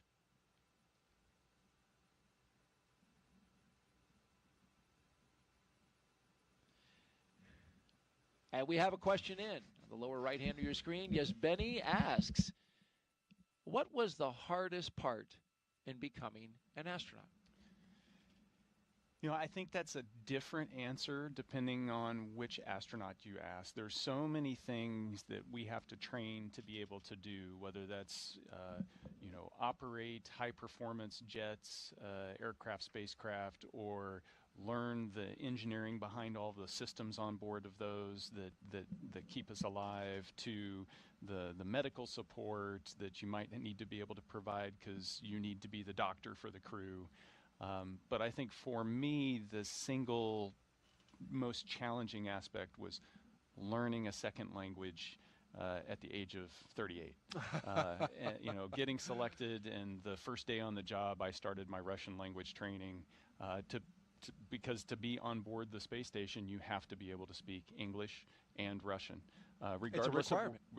Regardless of where you come from. So, you know, Kimiya, native Japanese, but he has to be able to speak English and Russian. Right. And so it's amazing how difficult it is if you didn't grow up learning a second language very young, how hard it is to rewire your brain late in Dragon, life. ready for seat rotation. Copy, ready for seat rotation. All other teams are ready, so we will be initiating seat rotation now. Copy. And so you're about to see those seats articulate upwards. This is their entry position, but they will now be articulated into launch position so that they are resting on their backs and able to see those screens just above them, just above the heads of the pilot and commander. You can see Zena Cardman currently touching some of the buttons in the screen on just ahead of her, the heads-up display. And there they go. Getting some waves from the camera person who is on the launch tower right before they back out and shut the hatch. Boots up. Yep, that position is important because when you're launching, You want to make sure that that G-force is coming through your chest because it's easier for your body to handle. But then when you're landing and the impact of landing, you want to make sure that you're in that more upright orientation. It's all for crew safety. It does allow them to see the displays better. Dragon SpaceX, seats are in the launch position.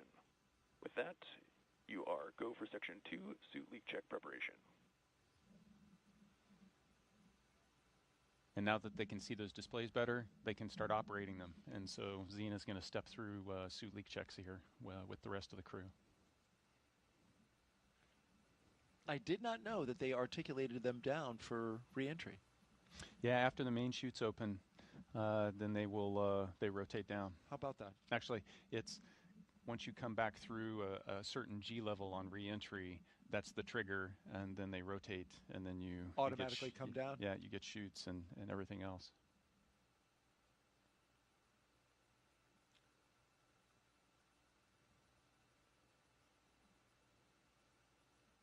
Now that we have Crew-11 seated inside of the spacecraft, we want to go back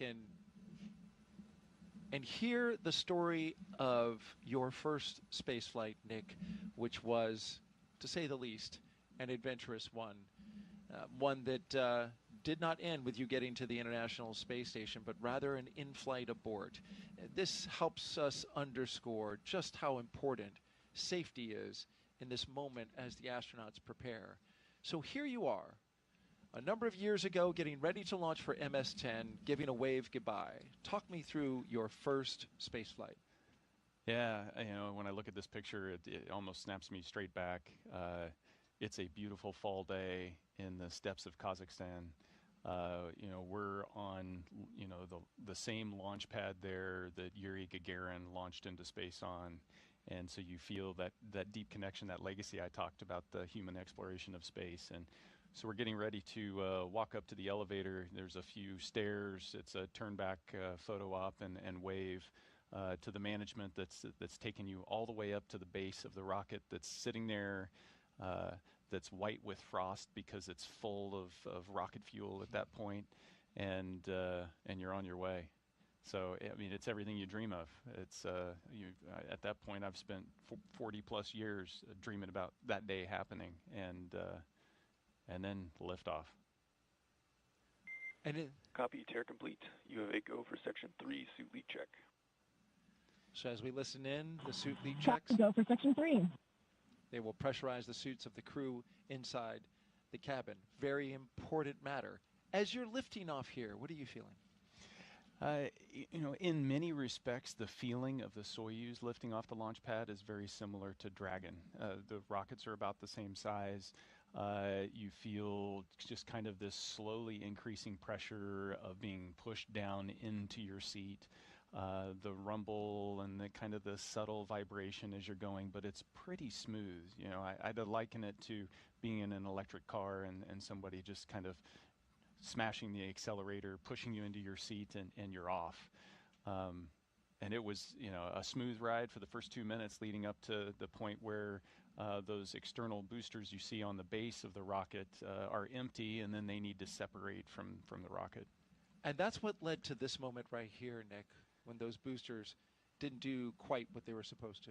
Yeah, one of them didn't. They're supposed to propel themselves away from the center, the core stage. One of them that didn't do that and actually impaled the core stage, caused it to essentially disintegrate in that split second. So we're 30 miles above the Earth, going 4,000 miles an hour, kind of pointed straight up. As that happens, it tilts us a little bit, and in that second in which all that occurs, the launch escape system pulls us, my crewmate Alexei Ovchinin, the commander on the mission, and I, to safety. And that shot is the shot before. If we look back to that one, it's blurry because that's a screenshot from just how violently things were shaking. Yeah, inside. there was in that instant, you know, the indications to us are a flashing red light, you know, an alarm's going off, and then there's a little red indicator that says there's a rocket emergency, and then you're also being shaken kind of side to side for a second or so.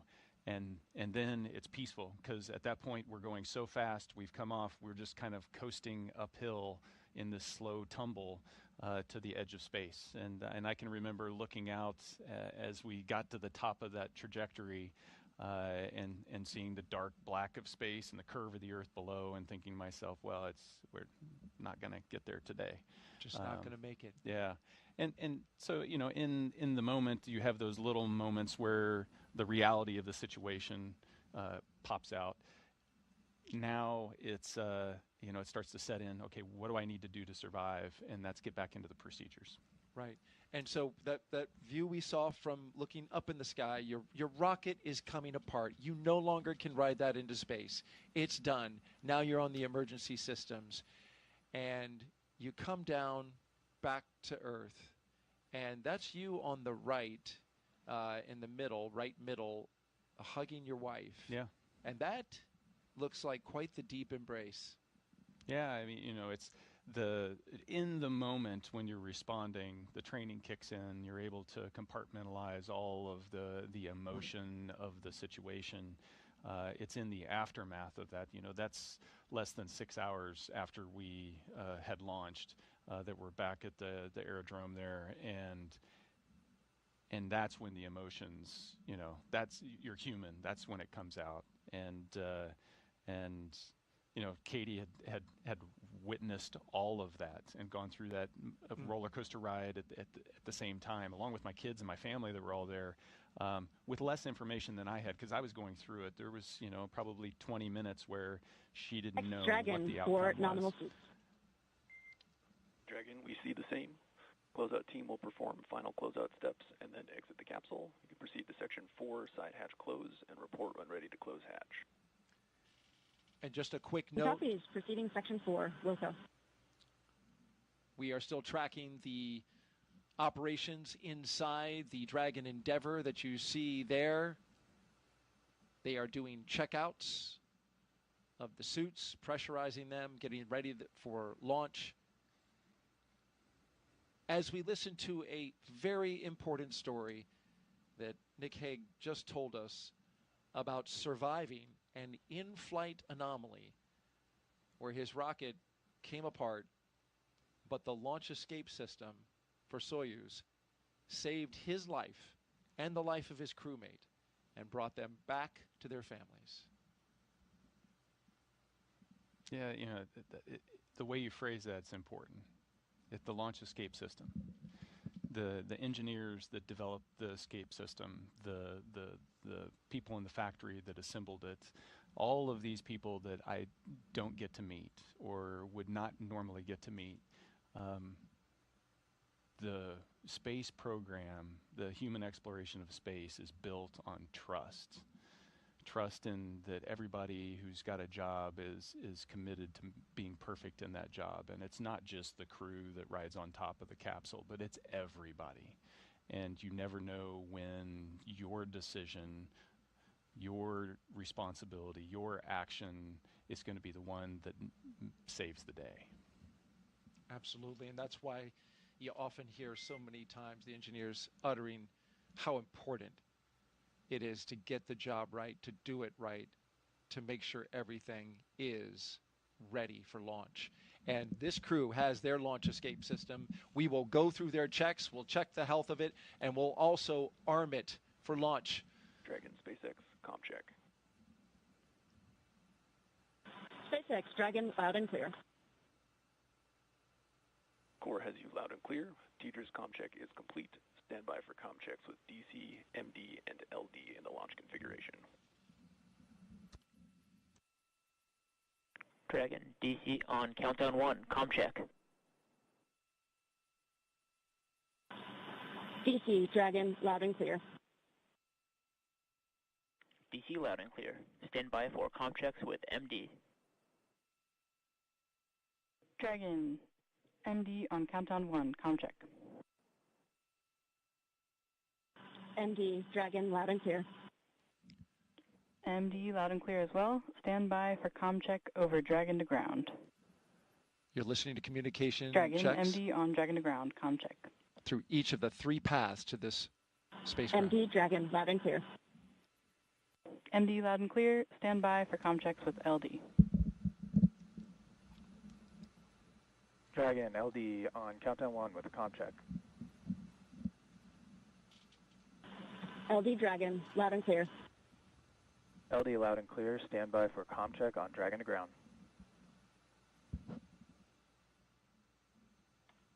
Dragon, LD, Dragon to ground, comm check. LD Dragon, loud and clear.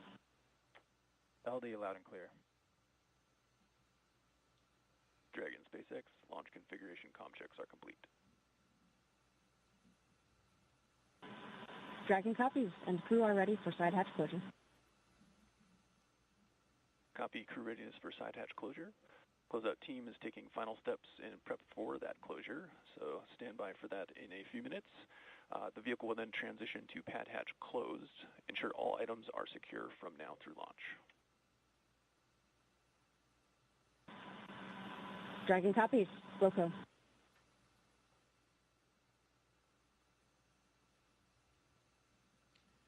Those communication checks, Nick, were really important for each of the crew members to be able to speak to some very important members of the launch team.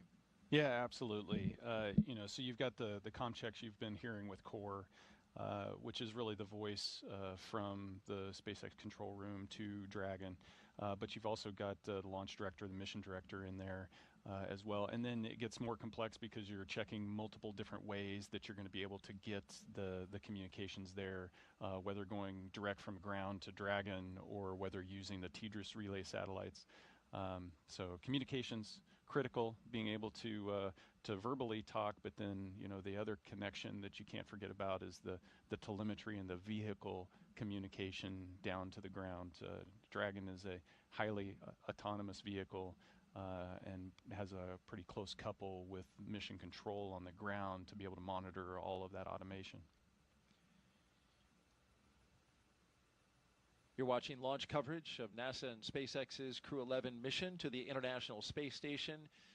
Nick Hague, our astronaut co-host today, walking you through the operations, just told a very powerful and moving story about his first launch, which ended with a flight abort, but brought him and his crew members safely to the ground, back to his family. He launched again on MS-12, but that story brought forth a question on social that we want to take now. We're taking your questions live and bringing them to Nick, who's answering them as we go. So Oscar asks, Nick, you're one of the very few people in history who have ever aborted in flight. How did it feel as it happened? Yeah.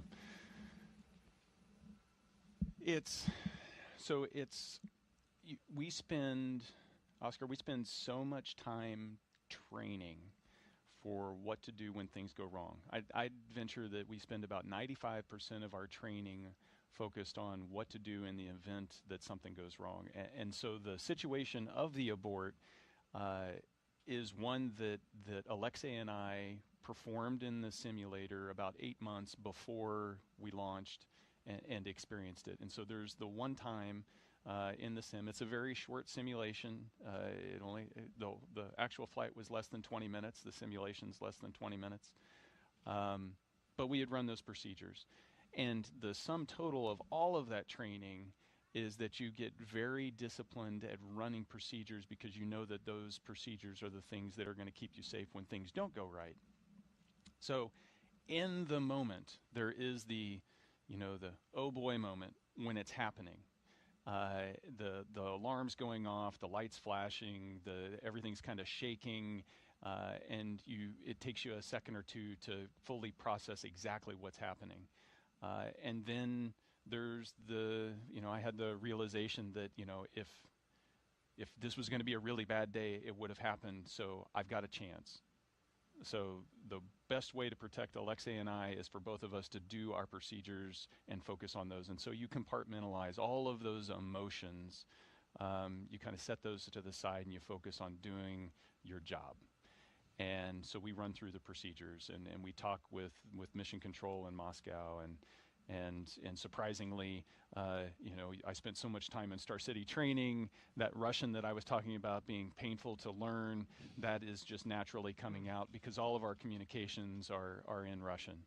And then it's not until you touch the ground, the search and rescue forces come and extract you. You know, they were there within like 10 minutes. They come and extract us and pull us out under the parachutes. It's at that moment when your body can relax. You can stop focusing on all the things you need to do to be safe because you know you're safe, and then that's when shock kind of rolls over you. And your body just tries to process everything that happened.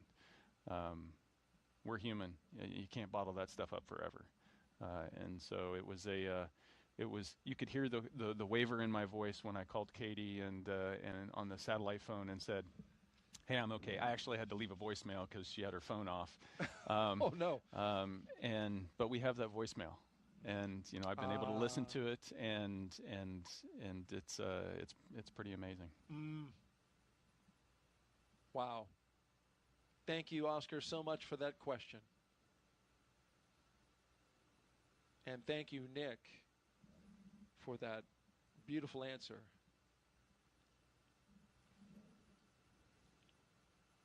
We are continuing to document Crew-11's steps through their mission operational timelines, getting ready for launch. You saw this closeout crew remove a protective cover around the seal. Now they are examining that seal and documenting, taking pictures of it, because once they shut that door, it needs to be as airtight as they can possibly get it, since you're going into the vacuum of space, and it needs to protect all 4 crew members inside. Yeah, it doesn't. A single strand of hair across the seal can be enough to cause it to fail the leak check. So it's got to be completely pristine. It's got to be pristine. And we've had that happen in previous missions where exactly just that. A hair ended up on the seal, and once they did the pressure check, they saw it, opened it back up, found it, removed it, and then resealed it, and they were good to go for launch. And so there's a bit of margin in this countdown, and we're in that kind of flexible time right now where they have time to work through methodically on this procedure. Nick, we don't want to end the story with the end of MS-10. We want to go to MS-12, which was the next space flight, your next launch. Here you are now with a crew of 3. You said, "I'm going back." Yeah. That's the job. I mean, we explore because it's important, and so that doesn't change launch to launch to launch. The mindset to get back on top of the rocket isn't any different the first time than it is the second time, than it is the third time. It's, why am I willing to accept this risk? Why is my family willing to accept this risk? And it's because what we're doing up there is so important. The scientific discovery, the learning about the human body and how we interact with the environment around us, and more about the universe around us, that's just so important. And so that's why you do it. And so this time, night launch. So I got a day launch and a night launch, a twofer. And lucky you. It was beautiful. And you saw Christina had joined. She was going up for a year-long mission. And Alexa and I gave it another shot, and it was flawless all the way to docking. A spectacular flight. And this was in 2019. 2019. Just a little less than a year after MS-10 in October of 2018. Yeah, 5 months. So we had the launch. You know, so we had our launch abort, and then 2 months later. 2 months later, MS-11 launched, and they had fixed the problem. They diagnosed what the problem was with the rocket, and then 5 months later, we were on board. It takes a lot to keep the station going. We've been doing it for 25 years, and so that drumbeat of rotations of crews has to keep going. Absolutely, and you fulfilled your role, and that photo we just saw was the completion of a successful mission to the International Space Station when you returned from space and were being brought out of that capsule. Yeah, it was, I mean, it's ironic because where our abort landed was in the normal landing zone. We landed there almost a year to the day later in that landing zone And so it was the culmination of a pretty interesting year, needless to say. How about that? As you look around, right, and Yeah. go, I remember this place. But you felt a lot different. Yes, absolutely. It's spaceflight changes your perspective. You know, that overview effect that everybody talks about, the way you perceive the globe and how connected we are and just how special the Earth is. It's profound. I wish we could get more people up there. I hear this time and again from other astronauts that The more, you know, we're almost up to 700 people now that have gone into space. I'd love that to be, 700,000 people, even if it's for short periods of time. You know, as a veteran that's done a suborbital flight as well as an orbital flight, it's all good. I'm sure many of our audience, I know I would love to go someday, and that's, of course, the aim of the Commercial Crew program, is to make space more accessible to more people. And so, finally, your most recent mission, 2024, in September of that year, not too long ago, you launched back into space on Crew-9. This, of course, launched from right here on the Space Coast, Launch Complex 40, as you mentioned, the first crewed mission from that pad. But there was only 2 of you. And we've talked about this. This was a crew of 2 for a special reason. You had an important mission for Crew-9. Yeah, the seat 1 and 4 there, you can see are empty on the uphill portion, and that was to accommodate Butch and Sonny coming back home with Alex and I 6 months later. So we were launching on a normal rotational mission to the station and planning to do our 6-month long duration mission. And job 1, as soon as we opened that hatch, was integrating Butch and Sonny into the Crew-9 crew, and then continuing to do that research mission. There you are, lifting off. I got to say that the weather today is so much better than it was back then. We had a hurricane blow through a day or so before, and then there was a window and a little hole in the weather, and we shot through it. I think they've got a better weather today. There you are with your full crew of 4 on the way back home. Yeah, you can see Butch in the far field there. Sonny's just off the camera, close to us, and coming home.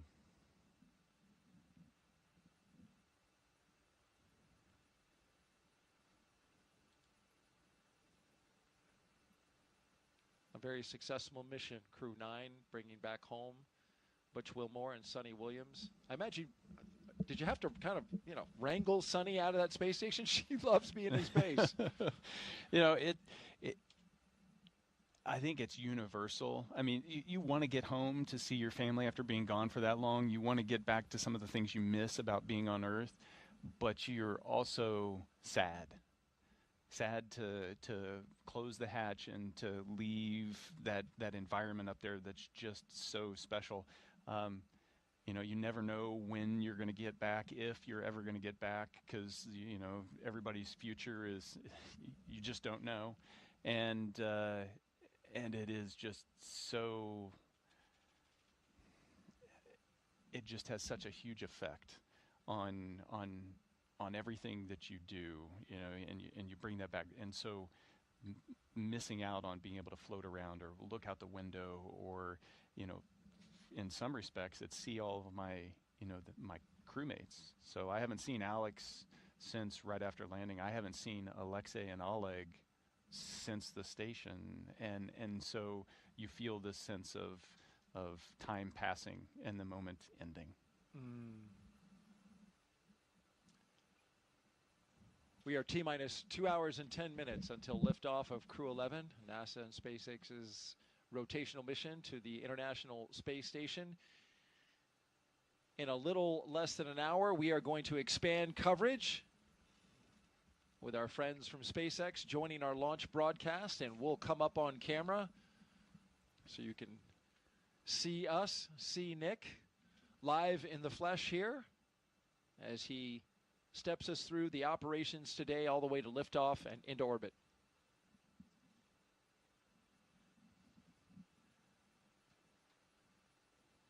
A note about the weather. The launch team and the launch weather officer are discussing conditions both here and along the ascent corridor. Winds are forecast to be picking up around 14 knots and then peaking to 18 knots at launch time.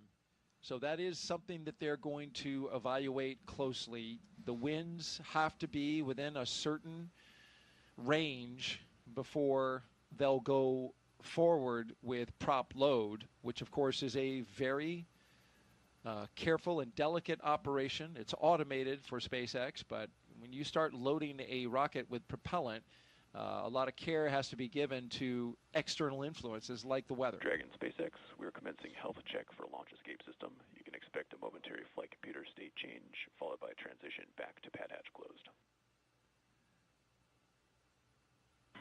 Dragon copies.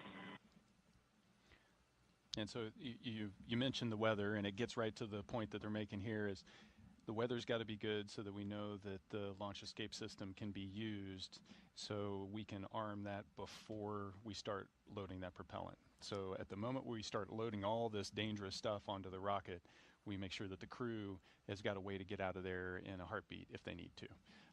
And onshore winds may seem like, you know, not a big deal, but if you're coming down under a parachute on a capsule that's not supposed to land on land, you want to make sure that you don't drift onto the land. And so that's why they watch all of those conditions.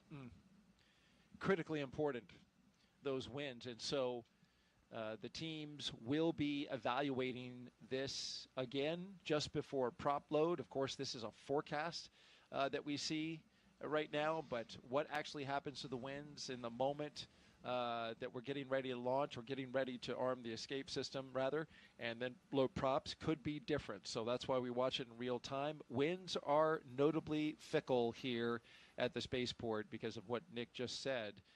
That sea breeze, it gets kicking up. You can see our flag out by the launch clock right now, starting to blow just a little bit.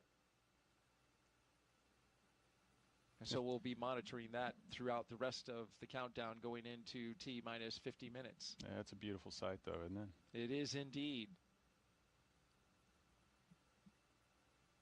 And what has shaped up to be a beautiful day for launch so far. If you're just joining us, we'd like to introduce you to the crew. Crew-11 going into space today consists of the commander, NASA astronaut Zena Cardman. She holds a Master of Science in Marine Sciences from UNC Chapel Hill. Cardman has experience with NASA research in the Canadian High Arctic and has supported real-time station operations and lunar surface exploration planning. She also likes rock climbing and powerlifting in her free time. She trained for Crew-11 as the commander, but was reassigned to Crew-11. And is now the commander here, and she has, by virtue of all that training, a lot of training for a first-time flyer. She is well prepared. You know, she's been well prepared from day one. She had done a backup flow prior to the Crew-9 assignment. But it was a thrill to be able to go through spend the roughly 18 months leading up to the Crew-9 launch, being able to train side by side with her. She's a phenomenal crewmate and is going to do an amazing job. Your Crew-11 pilot is NASA astronaut Michael Fincke, a veteran of 3 space flights. Fincke has completed 9 spacewalks, totaling 48 hours and 37 minutes of EVA time, and has spent 382 days in space. Fincke is a certified pilot for Boeing Starliner and SpaceX Crew Dragon, as well as a co-pilot, flight engineer on Soyuz, and a mission specialist on the Space Shuttle. Fincke enjoys spending time with his family, traveling, geology, and learning new languages. Unlike you, Nick. Michael Fink loves to learn himself a new language. We are completely different in that regard. No, actually, learning a new language opens up your appreciation for their culture and gives you a deeper understanding. And so even though it was one of the most difficult aspects of training, it's also been one of the most rewarding. I wanted so badly to learn a second language. I studied French. It did not stick, but I certainly appreciate those who can speak another language. But thank goodness for smartphones and apps that now translate for you. So I feel like I'm missing out on less. Yeah. Our mission specialists, let's get to them. JAXA astronaut Kimiya Yui is Crew-11 mission specialist number 1 with 142 days in space. This will be Yui's second trip to the space station. Yui flew as a flight engineer for Expedition 4445 and became the first Japanese astronaut to capture JAXA's H-2 transfer vehicle in November 2016. Yui was assigned as chief of the JAXA astronaut group. Yeah, and he had to learn English and Russian in order to fly to the station. So I guess this is the note that you need to give to all the kids that are listening. I want to grow up and be an astronaut. Probably the one thing you absolutely need to do is know 2 languages or more. Well, that takes me out. I said kids, Daryl. Okay. So you're saying there's still a chance? Mission specialist number 2 is Oleg Platonov. The Crew-11 mission specialist is Roscosmos Cosmonaut Oleg Platonov. This will be his first trip to the International Space Station. He graduated from the Krasnodar Higher Military Aviation School of Pilots with a degree in engineering and military rank of lieutenant. He is married with 1 child and apparently is the comedian of the group. I think they all have a pretty good sense of humor. Yeah? Oh, yeah. And you see that expressed, even as they were just making their way out to the pad and up into the capsule. Lots of smiles, lots of laughter. We did see that as they were coming across the crew access arm earlier as they made their way into the spacecraft. T-minus 2 hours and 3 minutes and counting until liftoff of Crew-11. It's a long wait. Now they're strapped in and there's not much to do. And so you have time to reflect and think about all those, I guarantee you they're thinking about the things they need to do, but they're also thinking about all the people that helped them get into that seat. The training teams, the ops teams, everybody that supported them along the way. Their families, their friends, the ones that have been the support network to get them to this day. As Crew-11 reflects, we want to reflect on their destination, the International Space Station, one of the most extraordinary labs ever built. Here's a closer look now at how science happening up there in their destination in low Earth orbit is improving life for all of us down here on Earth.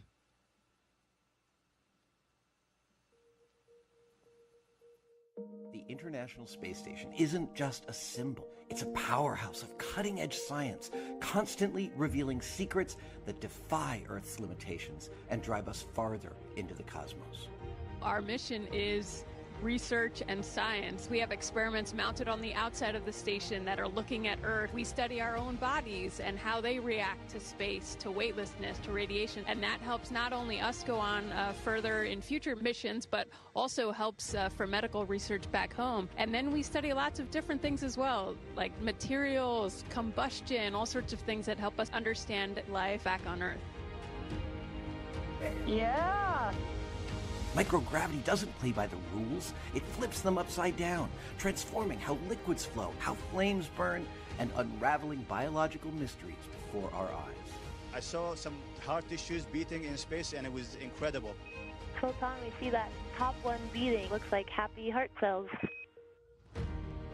But we're not just along for the ride. We're explorers, diving headfirst into the challenge and harnessing the power of this unparalleled platform, just as we have been for decades. We're on a relentless quest for answers, seeking to understand the intricate workings of the human body in space and ensuring future crews stay safe on their daring journeys beyond Earth's orbit. The human aspect of human space exploration is always going to be very important for decades to come. And when it comes to technology, we're not waiting around. We're discovering new ways to grow crops in harsh environments and engineering innovations to tackle Earth's greatest challenges. We have amazing technology that allows us to recycle water and create water for us to drink. It's delicious. Microgravity isn't just a curiosity. It's a game changer in the fight against diseases back on Earth, paving the way for breakthroughs that benefit us all and enabling new economic opportunities in space. Welcome, Axiom 3 on board the International Space Station. From our vantage point more than 200 miles above Earth, we are not just spectators.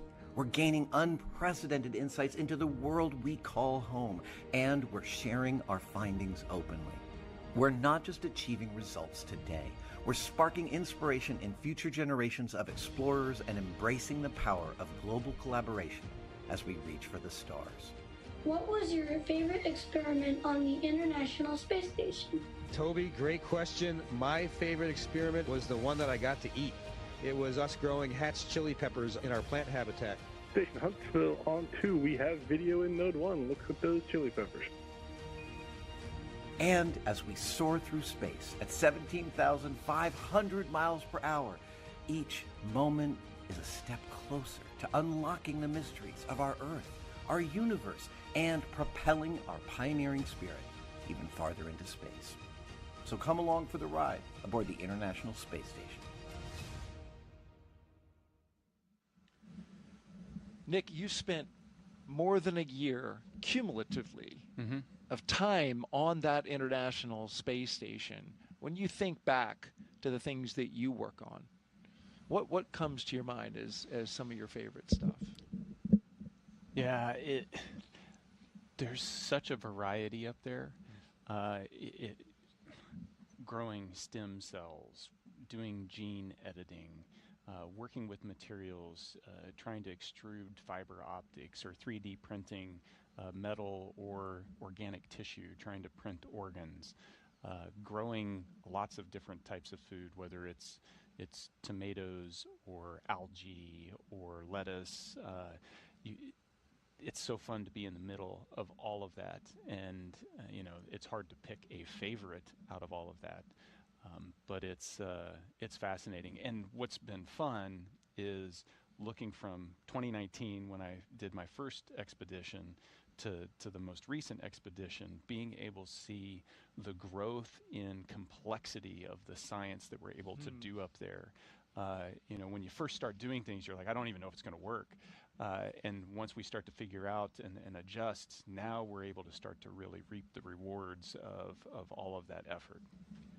That's a great point, because when I look at the science that's going aboard this mission, this is pretty advanced stuff. You talked about stem cells in the early going when you were working with them on station.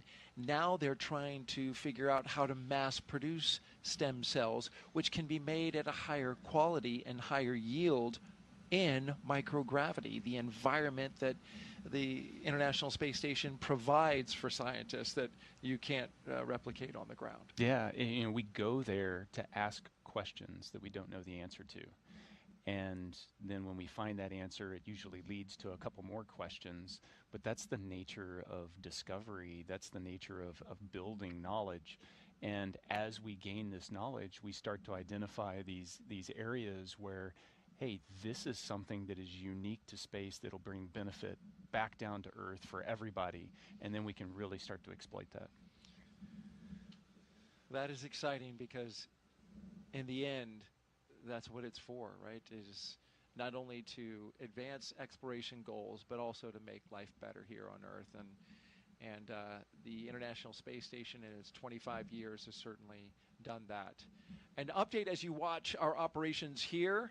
We have a little bit of a lull as the closeout crew in the White Room on top of the launch tower seals up the hatch to the Endeavour spacecraft.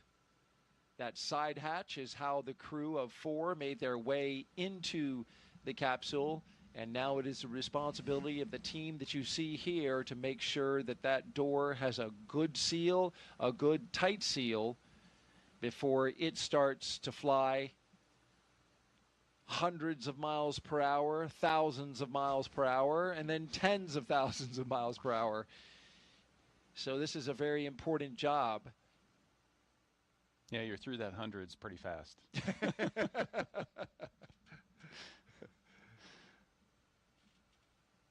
What's the ride like on the Dragon specifically at liftoff? It's smooth. Yeah. Yeah, it feels so smooth. Liquid propellant? Yeah, you know, so you don't, like, I never got a chance to fly on the shuttle, but the shuttle was rough because of the solid rocket boosters. That's what everybody said. You don't have that, and the thrust level is a little slower here, so it also doesn't, like, throw you off the pad. It's a slow acceleration, but it's a constant increase in that acceleration that just keeps going until you get to, you know, kind of the end of first stage. It's just super smooth. And then when the first stage is done, it separates, and then there's 5 seconds or so before you light the second stage engine, upper stage, and so you're weightless.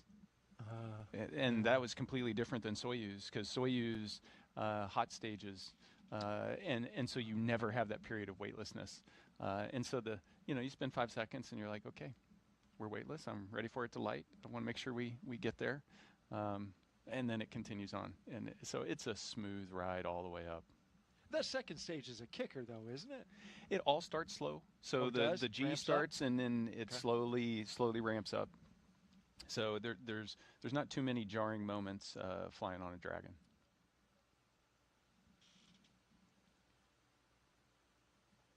We were talking earlier about the science. Let's dive into what Crew-11 will be doing. They will be busy at T-minus 1 hour and 53 minutes until they lift off to get there. We have 2 astronauts and 1 cosmonaut inside Crew-11 right now.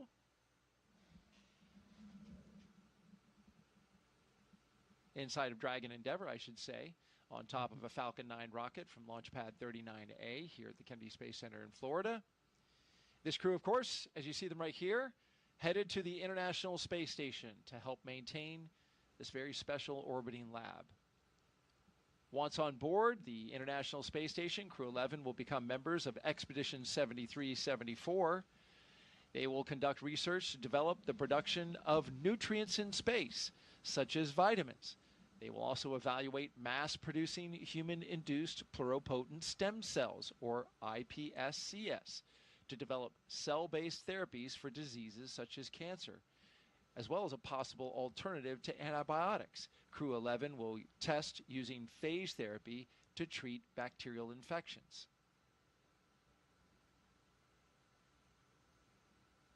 And these things are important, and you were telling me this yesterday when we were going over the show and prepping for the show, and I asked you, is an infection or a cut worse in space than it is on ground? And you said yes. Yeah, you know, our immune systems are suppressed. They don't operate as efficiently in space as they do on the ground. You know, and one of the experiments that I was a subject for up there, and it's an ongoing experiment, is looking at the immune system and just trying to figure out why does it get suppressed like that. But yeah, if you cut yourself and it gets infected up there, it takes longer to heal. So don't cut yourself when you're in space. I just wrote that down as my notes for when I fly one day. Yes. Pro tip. Pro tip. Yeah, and if you do, and you were explaining yesterday, if you do cut yourself, it's not like, you know, the blood goes out into space. It holds to your finger because of surface tension. Right? Yeah, it does. Water does amazing things up there. Just weird stuff.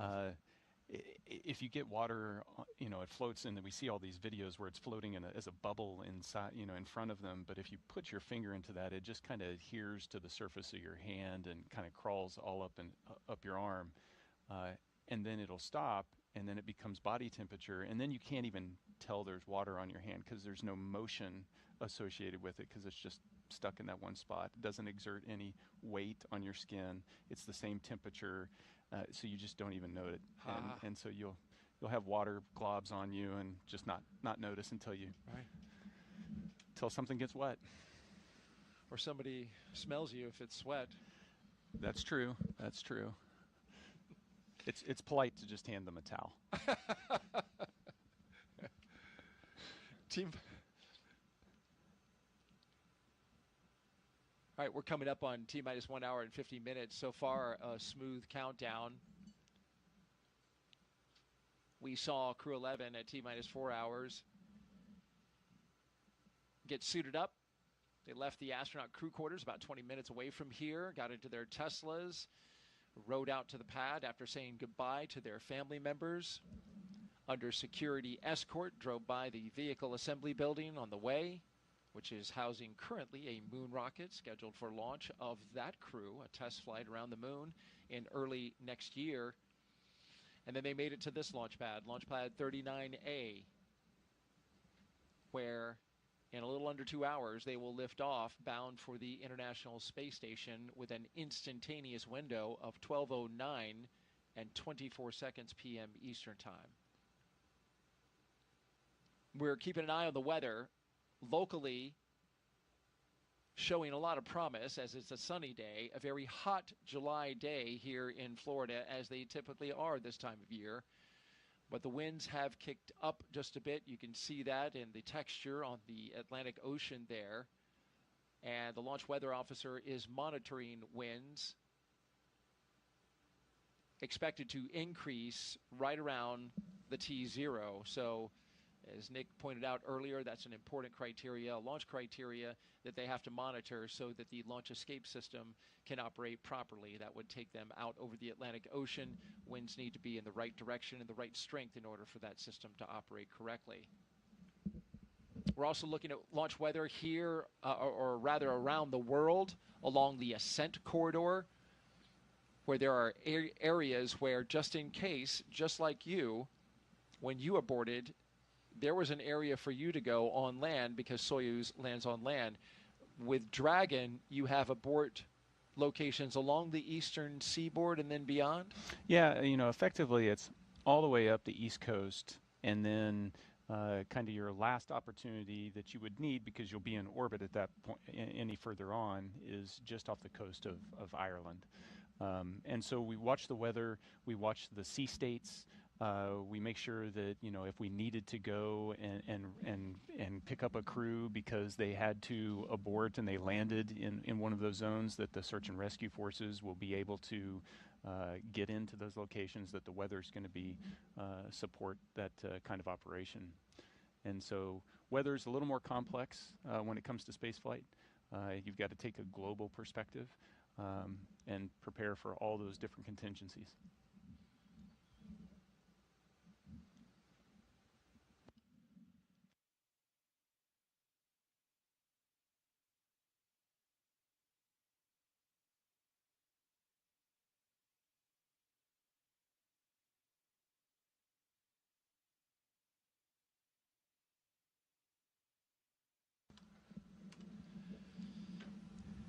We've got the split screen there with Crew-11 on the inside. That camera with a prominent shot of pilot Mike Fincke's knees, dead center. But the rest of the crew is also there. To Mike Fincke's, to screen left is mission specialist Oleg Platonov. To Fincke's left, to our right, moving right to the two positions, would be our commander, Zena Cardman. And to the far, far right, next to the window, is Kimiya. There's a lot of rights and lefts there, Daryl. Yeah. We need some on-screen graphics to make it. Yes, I think you're right about that. And so after you're done here today, we will be drafting you into our production team. Oh, okay, great. Nick. We could use the help. No, we've got a great team that does a great job, but I do appreciate that. You can make out below the crew cargo. Ah, yes. Yeah, so there's cargo supplies for them, but there's also science that they bring up, as well as survival equipment. So there's 3 pallets that are below those 4 seats that are chock full of gear. And the red one is that's like first aid kit, possibly? Your red one is the life raft. Life raft, okay. Yeah. So we showed a clip of that in the MBL at the very beginning, where you throw that out and there's a bottle. As you throw it, the rope will extract and then eventually pulls on a bottle that inflates it, and that's what they were crawling inside of in the MBL for training. It also looked like they had water wings. Personal flotation devices, yes. They look like water wings to me, Nick. Yes. You know, we train for that kind of thing, so it's a standard you have to meet to be able to, all of you, go from this configuration they're in right now to put on the personal flotation device and get out of the capsule in 90 seconds.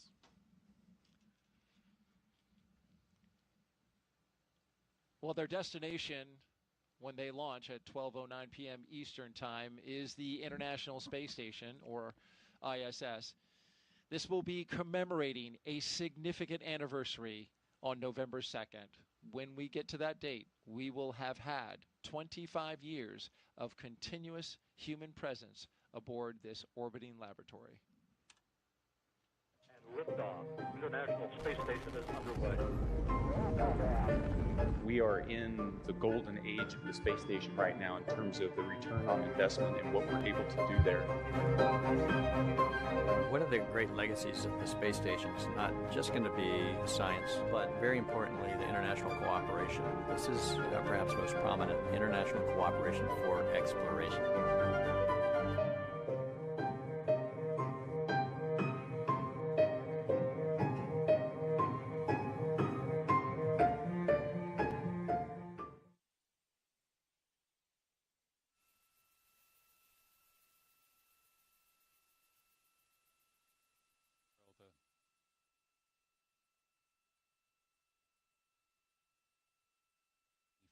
Years, you know, every roughly 6 months or so, a crew doing a rotational mission with a handover, and it's been a thrill to be a part of those rotational missions. To be able to just watch the evolution of science and see how we're learning how to really utilize the laboratory to its full potential.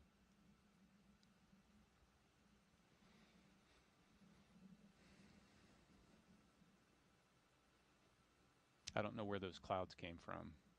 They need to blow away.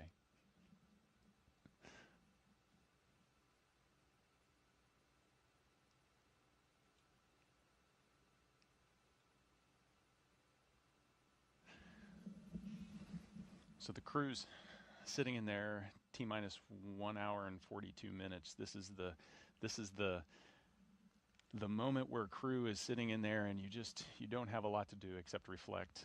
You know, the next big events are when you arm the launch escape system at about 45 minutes, T-minus 45. Prop load will start about T-minus 35.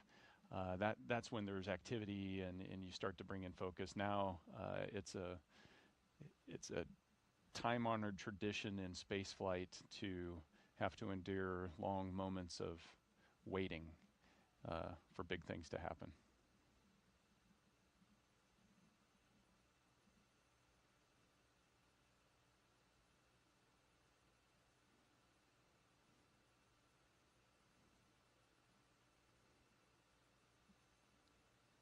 That's a better view. I don't see the clouds.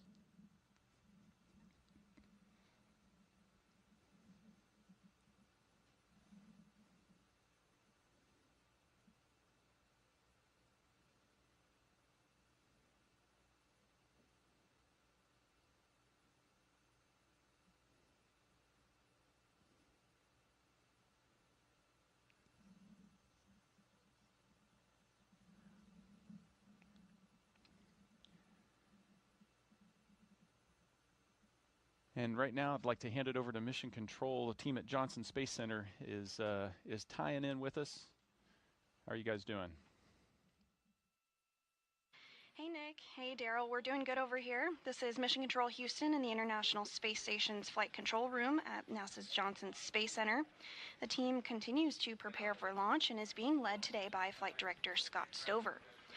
Today we will be launching the 11th rotational crew mission to the International Space Station under the agency's Commercial Crew Program. Following Crew-11's arrival, the space station will have a total of 11 crew members represented by 3 different agencies aboard for just a few days. Once on board, Crew-11 will go over a brief handover period and procedures with the off-going Crew-10, including a safety briefing and orientation, and then the new crew will jump right in to help advance scientific knowledge and demonstrate new technologies. After a few days of handover activities, the members of Crew-10 will prepare for their undocking and return to Earth. Direct handovers between crews allow for continuity of the activities and helps to ensure a continuous U.S. presence on the space station, which is about to celebrate 25 years of continuous presence in November. Ahead of Crew-10's return, JAXA astronaut Takuya Onishi will turn over command of the space station to Roscosmos cosmonaut Sergei Ryzhikov. The space station is currently in Expedition 73, and in the fall, NASA astronaut Chris Williams and Roscosmos cosmonaut Sergei Kudzverchkin and Sergei Mikhailov will join the on-orbit crew. Shortly after the departure of the Soyuz MS-27 with NASA astronaut Johnny Kim coming home will mark the commencement of Expedition 74, which will be led by the new commander, Mike Fincke. All of this, of course, coming up after today's launch. We continue with the countdown, and with under 2 hours before launch, we'll send it back over to the Kennedy Space Center. Daryl and Nick?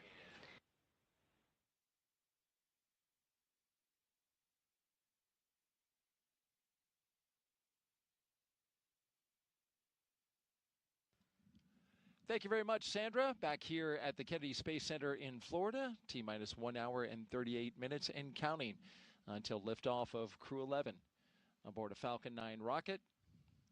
The spacecraft Endeavour, the flight leader currently in the fleet of Dragon spacecraft. It is a lovely day here in Florida.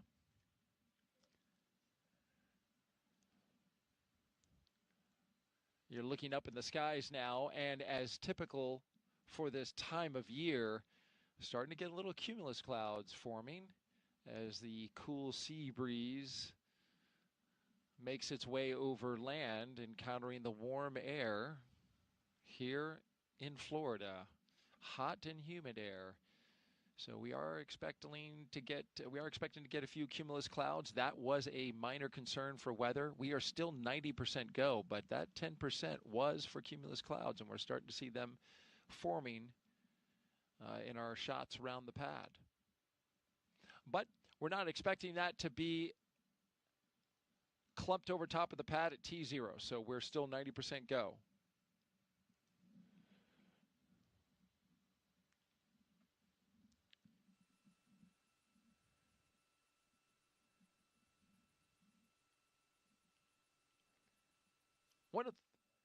One of the first things Crew-11 did, they came together as a team, and they designed this patch that you see here. This is a tradition for all spaceflight missions, human spaceflight missions, and science missions. You design a mission patch. And this is the one for Crew-11. The colors of this patch, celebrating the 3 nations they represent. And the 3 stars that you see there, the ones with a starburst, they honor their space agencies working together, the 3 of them, NASA, Roscosmos, and JAXA. The 2 sunbeams that you see coming from the upper right, shining down, well, they make the number 11, shining on a tiny blue dot, our home on Earth. The Dragon looks on, of course, a nod to both the spacecraft and the spirit of exploration, while a red flame wraps around it all, symbolizing the full journey, launch, life in space, and a safe return home.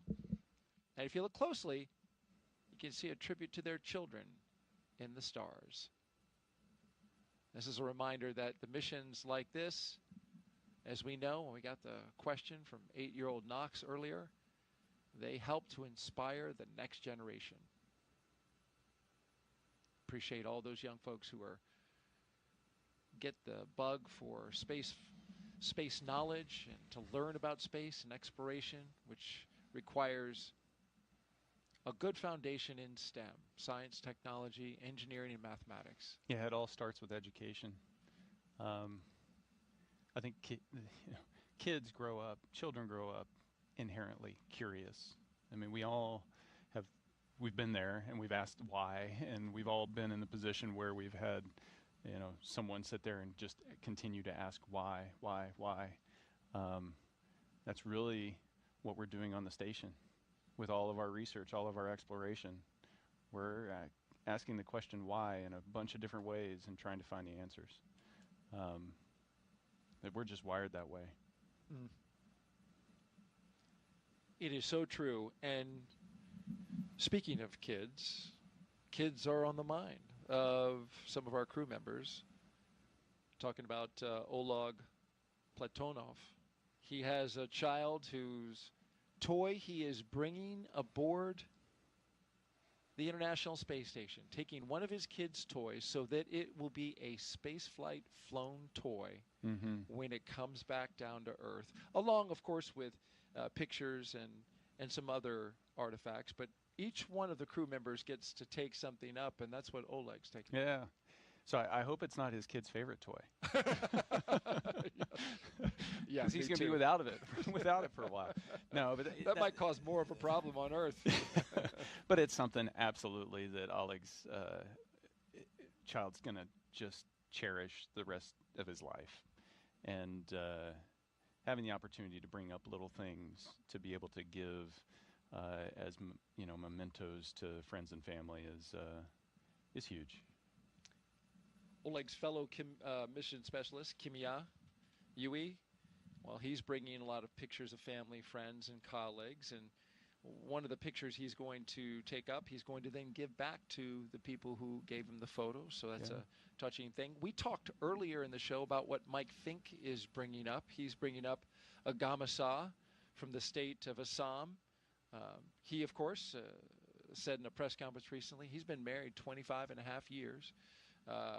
To a wife, his wife of Indian origin, and the Gamasa is a silk scarf that carries with it the blessings for his trip to the ISS from her side of the family, and he's taken one not only on this mission, but he's taken that Gamasa on all 3 of his previous missions as well.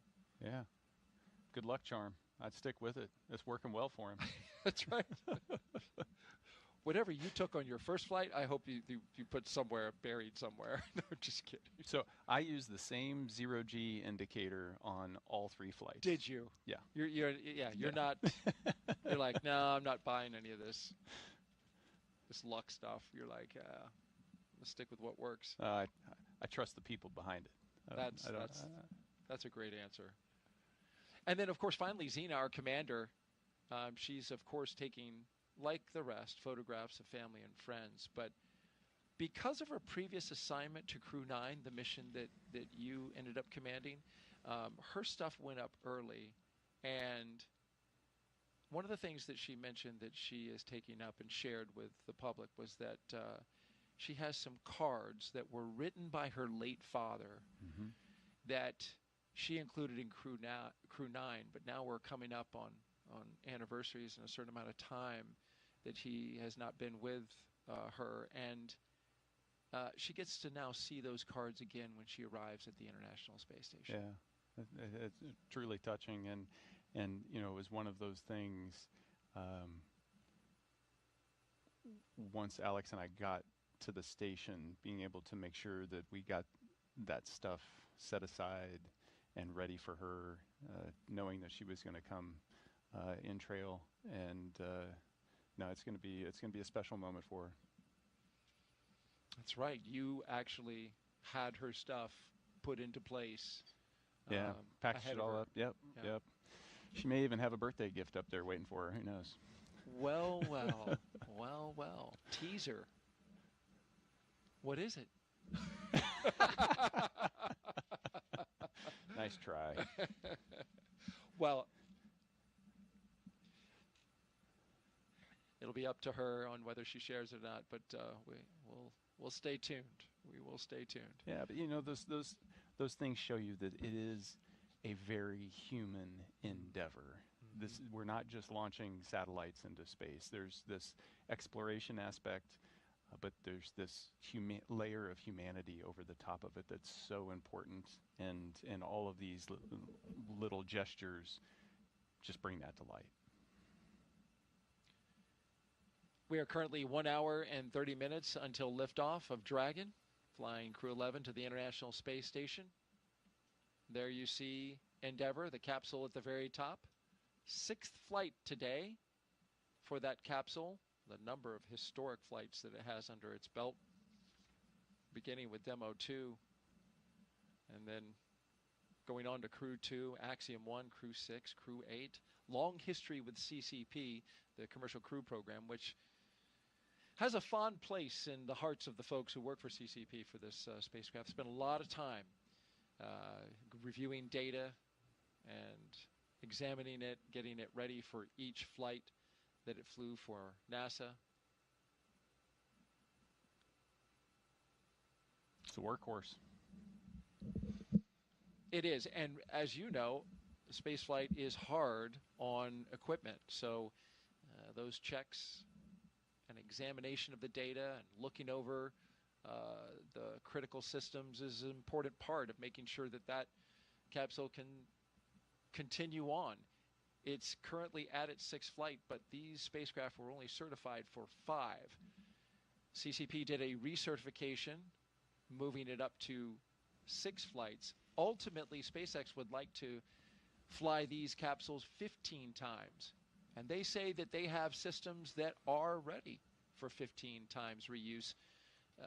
Commercial Crew Program is currently reviewing and looking over the data to determine how much more of the systems need to be reviewed in order to certify it for those additional flights. But that's exactly it. That's the goal here, is to make these spacecraft and rockets reusable, bringing down substantially the cost of spaceflight. Yeah, and hopefully opening space up to so many more.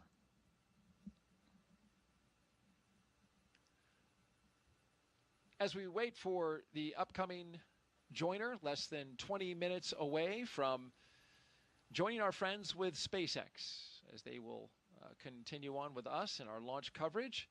We'll have everybody up on camera. We'll turn our cameras on. They'll turn theirs on, and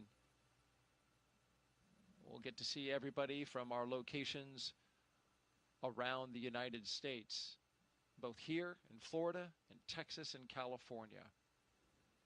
Let's talk a little bit more about the science, in particular what Crew-11 is going to be working on. One of the questions they're facing is, how do you grow vitamins in space, or even use viruses to help fight bacteria on a spacecraft? Well, for the past year and a half, Crew-11 has been training to support cutting-edge research like this aboard the International Space Station. First up, Bionutrients 3. The study is looking at how to make essential vitamins and nutrients in space so astronauts can stay healthy on long missions. They'll be testing samples like yogurt, kefir, and a yeast-based drink to see how well they work in microgravity. Next up is Stem Cell X IP1, which uses space to grow stem cells.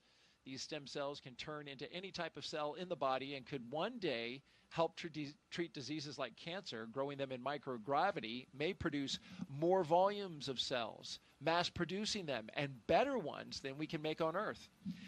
And then there's Genes in Space 12. It's testing phage therapy, which uses viruses that could target and kill bacteria.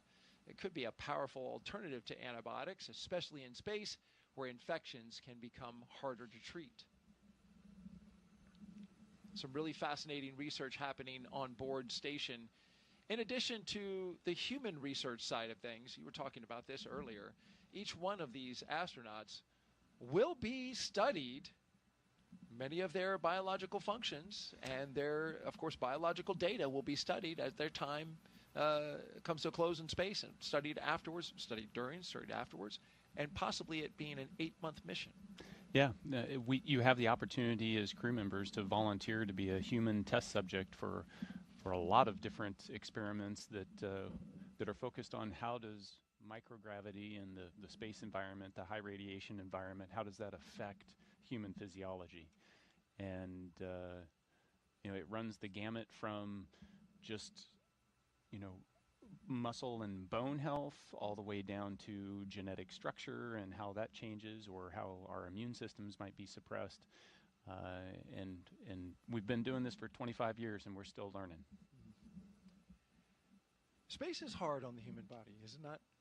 It is, but the body is so amazing in how it adapts. It is constantly responding to the environment around us, and we don't really see that on Earth because the changes in the environment around us aren't dramatic enough. But when you pull us out of Earth and put us into space, that dramatic change, you get to watch your body respond to all of that, whether it's spinal growth and straightening that causes you to grow a little bit taller, whether it's the fluid shift and the pressure distribution within your vascular system is more balanced, and you feel that in your head. It goes even to the way you perceive the environment around you and your mental predictions of how things behave. You start to predict and think in weightlessness. All of that adapts, and you've got a front row seat for it, so it's pretty amazing. Literally. Experiencing the changes happening within your own body. Jessica Muir says she came back and she could actually see better than she did before because of that, the pressure of microgravity exerting differently on her eyeball than it does under being back on the Earth with regular gravity. Yeah, and we're still trying to understand the root source of why those changes in vision happen, why the changes in our eyes occur. I wish I had her problem, because now I'm wearing glasses as a result of so it can go both ways. It can cut both ways. Okay. And who knows, Nick, you might have been bound for glasses anyway, no? Well, I mean, everybody is at some point. Right. You just called me old? Is that what happened? It was very subtle. You did catch it, though. Yeah, I did. T-minus 1 hour and 23 minutes. I'm Daryl Nail with NASA Communications, and I'm joined by Nick Hague, NASA astronaut and Brigadier General with the Space Force. We have social questions. Keep them coming.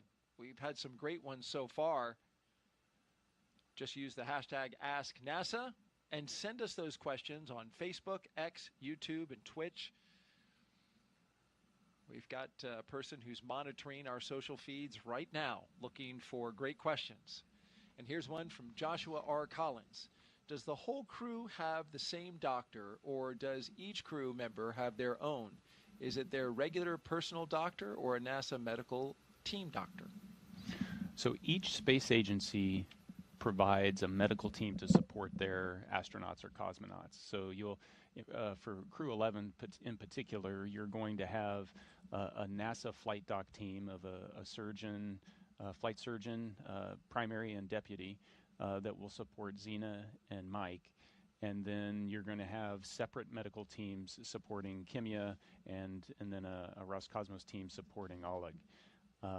Those, in the NASA, if I look at how NASA supports us with medical, the personal doctor is your flight doctor. And so the person that sees you day to day for the years leading up to your mission is the same person that is supporting you throughout your mission, and then after your mission when you're rehabilitating, and then beyond. And so that flight medicine team is one of those key relationships that you develop once you join the astronaut corps. A flight surgeon for each space agency, and they go with them until they get to the pad, and then they break off. They're there, standing not too far away, just in case they are needed for any reason. But those, exactly as you said, those flight surgeons standing by. Give you a couple upcoming milestones. T-minus 47 minutes. We're going to get an LD brief. That's from the launch director at SpaceX, and we're monitoring weather conditions along the abort corridor. Also keeping an eye on the winds here locally. They've picked up a little more than were initially forecast. At T-minus 1 hour, just about 20 minutes from now, the closeout team will depart the pad. That was the team that was getting the crew all ready inside the spacecraft and then sealed up the hatch. They will depart. It'll just be the crew out there on the pad. It'll be them and Dragon Endeavour that you see right there at the top. We've talked a lot about this capsule today. It's taking its 6th space flight. Since its first flight in 2020 for Demo 2, SpaceX's Endeavour Dragon has been a workhorse for NASA's Commercial Crew program, flying mission after mission. It has safely carried astronauts to the International Space Station 5 times. Demo 2, Crew 2 in 2021, Axiom Mission 1 in 2022, Crew 6 in 2023, and Crew 8 in 2024.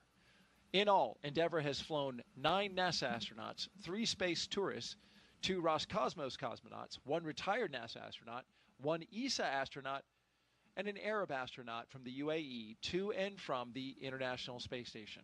Crew-11 marks Endeavour's 6th mission, the flight leader to the ISS. And we leave you now with dancing from Crew-1. Apparently choreographed as well. Look at that. Yeah, they had their act together. What choreographed dance moves did you do, Nick? Don't dance. That's one thing that Don't didn't. dance. That's one thing that didn't translate into space. Yeah, I don't dance on Earth, and I didn't dance in space. But you can do somersaults and flips and twists, though. Yes, especially as you're zipping around that space station. I mean, it's fun. Yeah, oh man, it's like, it looks like it. Every dream you had as a 5-year-old of flying around, and you get to do that every day. I used to dream that as a kid so often that I could just flap my arms and fly. Yeah. It was a recurring dream that I had, and sometimes I woke up really actually believing that I could fly. I can imagine when you're on the ISS, you wake up and it's like you get to just do it again day after day. Yeah. It's real. That dream is real. It's your new normal. Yeah. And you just have fun with it. You float over and grab your drink bag to rehydrate your morning coffee, and you can do a backflip between that and the water dispenser, and you just play with it. You know, you don't need to use utensils to eat. You can just put the food out in the air in front of you and pretend like you're in an aquarium.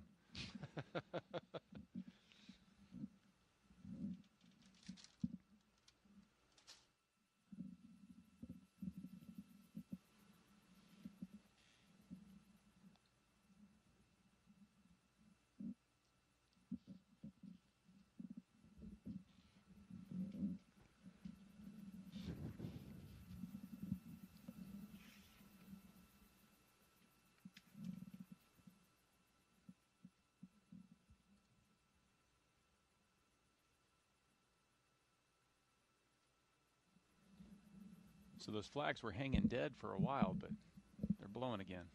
Yeah, that's the breeze that the forecasters looked at the charts and the data that they have around all the instruments that we have around the Kennedy Space Center. And early this morning forecast an earlier kick up to those winds, and so we're seeing them now. They've got a forecast for 14 knots around liftoff time with a peak of 18 knots. Of course, they're going to reevaluate that here in about 25 minutes or so. And of course, we'll be listening in to the launch communications by the team, making sure we keep you updated to their progress. We have a launch opportunity today at 12:09 p.m. Eastern Time, but if for some reason the weather does not work out, we have opportunities the following days. Tomorrow, on Friday, August 1st, where we have an 85% go for weather, with the only concern being potential cumulus clouds like we're seeing today. The only thing there is that the ascent corridor goes up in terms of its risk, because there is a trough of disturbed weather coming across the country, and we'll be out into the Atlantic by then. So that is something that they'll have to monitor. That's why today is such a perfect spot, because that is low right now. That potential concern is at a very low state. So fingers crossed that we continue to have green conditions. We're green at the moment, and that's a good sign.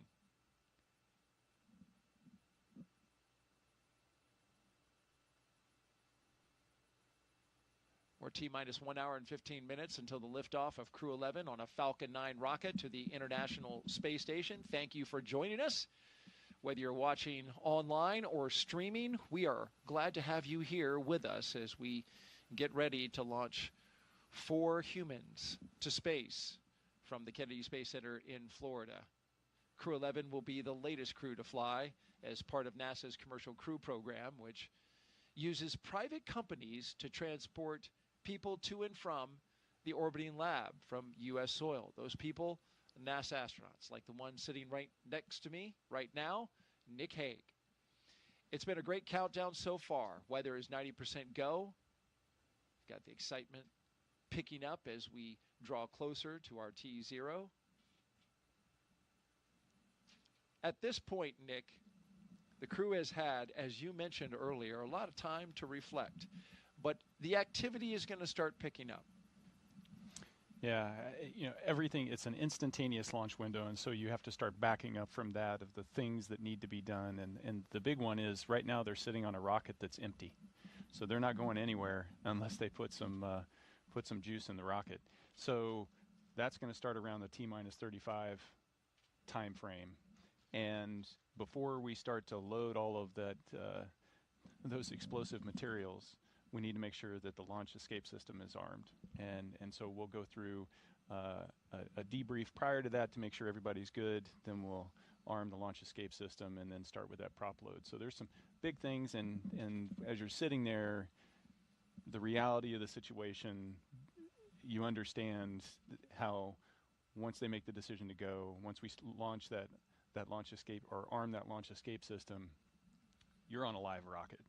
And if something goes wrong, the system can make a decision that it's going to automatically pull you to safety. And it's designed to do that. You want it to do that, but you also realize that, you know, in a fraction of a second, you could be in a very different situation than you are right there. You would know that well, as your mission had an in-flight abort in 2018 while flying Soyuz MS-10. But that launch escape system worked perfectly and brought you and your crewmate down safely to ground, to your family. And you dusted off your boots, got back on 5 months later, and successfully got into space on MS-12. So that launch escape system is a critical component to a successful mission. Absolutely, and we test them rigorously. And you know, SpaceX did an in-flight abort test. They've done pad abort tests. You know, they've shaken this system out to make sure that when you need it, it'll be there for you. This will be a 38.8-hour transit from the ground here at Kennedy to docking to the International Space Station. So the crew that you see there, I hope they have some audiobooks and some movies. Well, because that's a long time. There's an opportunity. There are 2 windows, and there's a heck of a view out there. No doubt. And you know, but they're not going to spend 40 hours strapped into seats like that. After they get into orbit, once the nose cone opens and they're kind of clear of the second stage, the upper stage, they'll be able to unstrap and take those suits off. They'll dry them out and put them away, and then they'll be essentially in short sleeve shirt, pants, and it's a pretty comfortable, spacious place to hang out in. And they'll be camping in Dragon for 40 hours until they get to the station. A few hours before they get to the station, they'll have to get back in the configuration that you see them here, do their leak checks with the suits, all stuff very similar to actually getting in the capsule on the launch pad. Is it roomy in there? It doesn't look roomy from this shot, but I know there's a lot more to Dragon than what we're seeing right here. Yeah, it is quite roomy. There's a whole bunch of volume, and when you're in space, you think about floating, you think about volume and not necessarily surface area, and so the volume you don't see is above the displays. You can fit a couple people up in the space on the top of the screen that's off screen that you just can't see. And then down by the cargo underneath their feet, there's a whole bunch of space down there. So those footrests you can take off, kind of stuff them under the seats. It creates this nice big volume. You can pull out your food and your drinks. You can stick things to the walls. And, you know, but it's like camping in a SUV.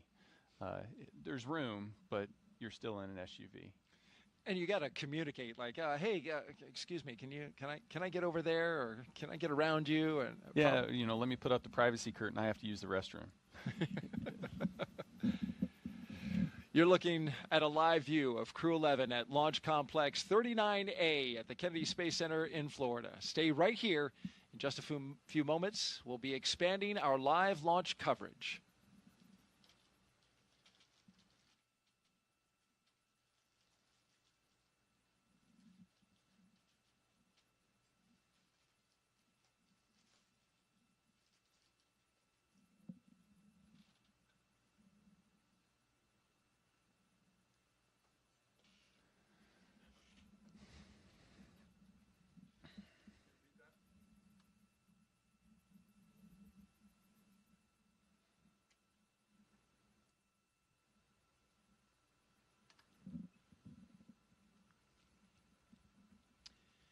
Good morning. You're watching live launch coverage of NASA and SpaceX's 11th rotational flight to the International Space Station. I'm NASA's Daryl Nail, joined once again by NASA astronaut Nick Hague, who's been with us for the past 3 hours. Liftoff is set for 12:09 p.m. Eastern Time from Launchpad 39A here at the Kennedy Space Center. And before we continue, a quick reminder about Nick's incredible experience in space. General Nick Hague was selected as a NASA astronaut in 2013. His first flight to the space station in 2018 ended in a launch abort following a rocket booster failure on Soyuz MS-10, a dramatic escape that he and his Roscosmos crewmate survived safely. He returned to space in 2019, here on Soyuz MS-12, spending 203 days on the ISS, and last fall, he commanded NASA's SpaceX Crew-9 mission there, as you see him getting ready to go with cosmonaut Alexander Gorbanov. In total, Nick has logged 373 days in space and completed 4 spacewalks. It's so great to have you here today as you've been sharing your experience, the lessons you learned, your experience in space, and some of the human emotions that every astronaut goes through on a day like today. Yeah, no, Daryl, it's a thrill to be here. I wouldn't want to be anywhere else. We're getting ready to launch 4 humans into space. It is such an amazing thing that is so hard to do, and to be able to witness it and then just be a part of that legacy of doing it over and over again for decades is a thrill.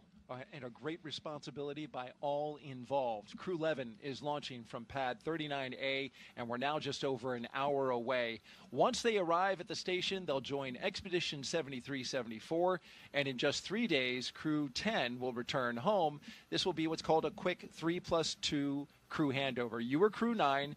You get a little time with the crew that's coming up, and it's important time. It is, because you're living on the space station, so you train for how to work all the systems, but the real living aspect of it is something that you can really only do in microgravity, in that weightlessness, and it really is something that you try to maximize.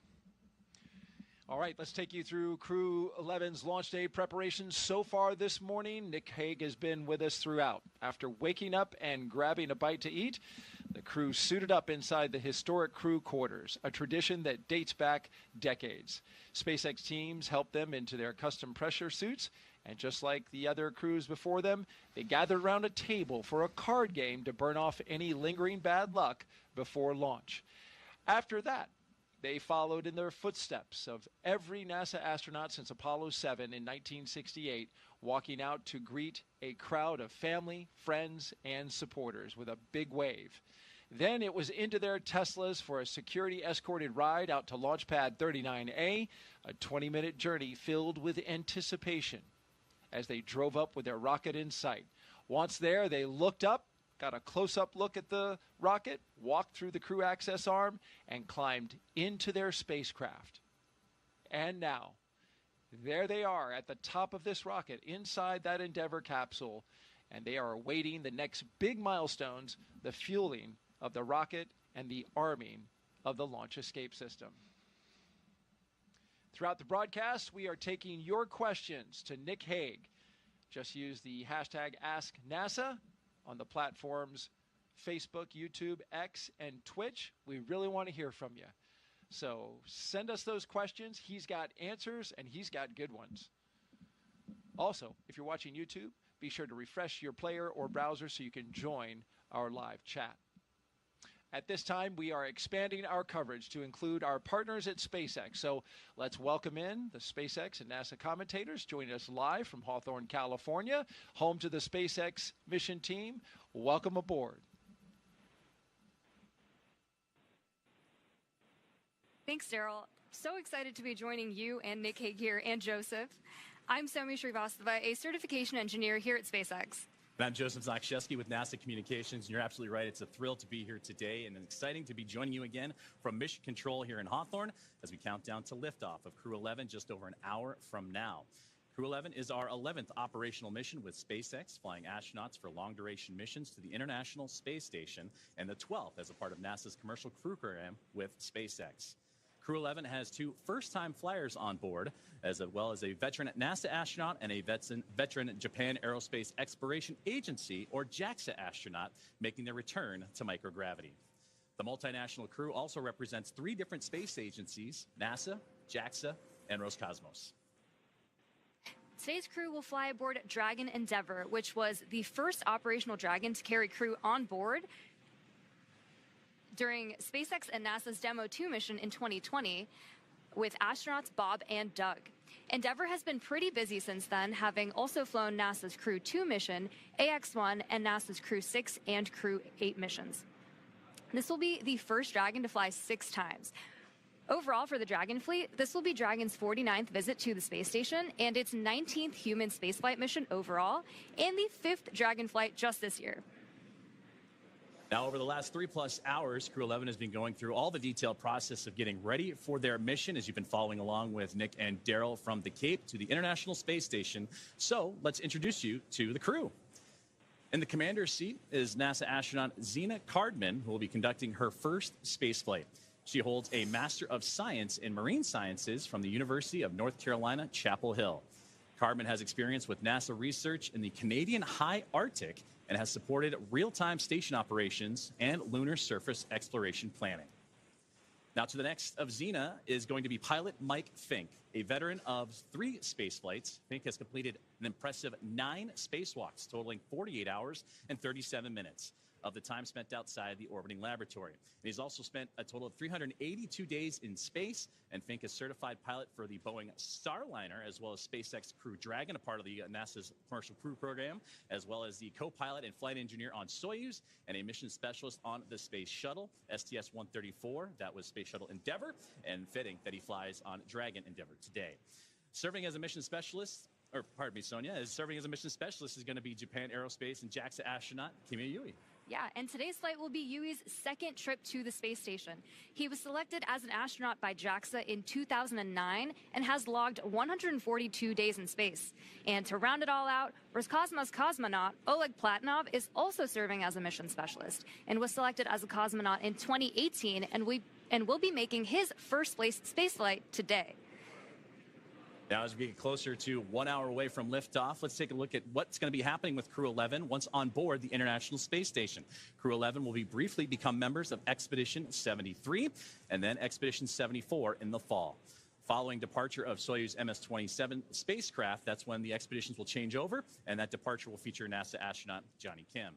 They'll also conduct space station maintenance and scientific research to understand plant cell division, finding alternatives to antibiotics and microgravity, investigate producing essential nutrients on demand for long-duration missions, and study how spaceflight affects human physiology and psychology. The crew will also engage with students worldwide via the ham radio and use its existing hardware with newly integrated software to test a backup lunar navigation solution. So as the crew continues to prepare, as does the team on the ground, let's check in with another member of our broadcast team, Ronnie, here with SpaceX for an update on all things on the rocket, the capsule, the crew, and more. Ronnie? Thanks so much, Joseph. I'm Ronnie Foreman, a senior sales manager, joining you today from the Spacex Statics Desk. It continues to be a smooth countdown, and we are looking good for an on-time liftoff, which is at 12:09 p.m. Eastern Time from the historic Launch Complex 39A in Florida. Now, coming up here in just about 15 minutes, we're going to be listening in for our team to report our final readiness for propellant load with a final go, no-go poll. Of course, here on the ground, teams will be staffed around the clock in mission control, which is just behind me here in Hawthorne, to monitor Dragon and the mission, not just today, but throughout the entire mission, from liftoff to Crew-11's arrival at the space station, all the way through splashdown when our astronauts return home. On console or on headset in mission control, as you can see on your screen right now. Tank isolation valves to equalize low flow pressure.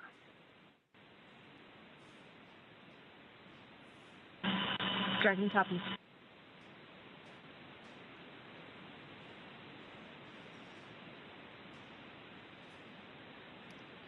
we got some good live action there from our teammates in mission control. The mission director is the one in charge of the room and tasked with making those real-time decisions that ensure mission success. The person we just heard talking to the astronauts is the crew operations and resource engineer, who we'll refer to as the core throughout the broadcast.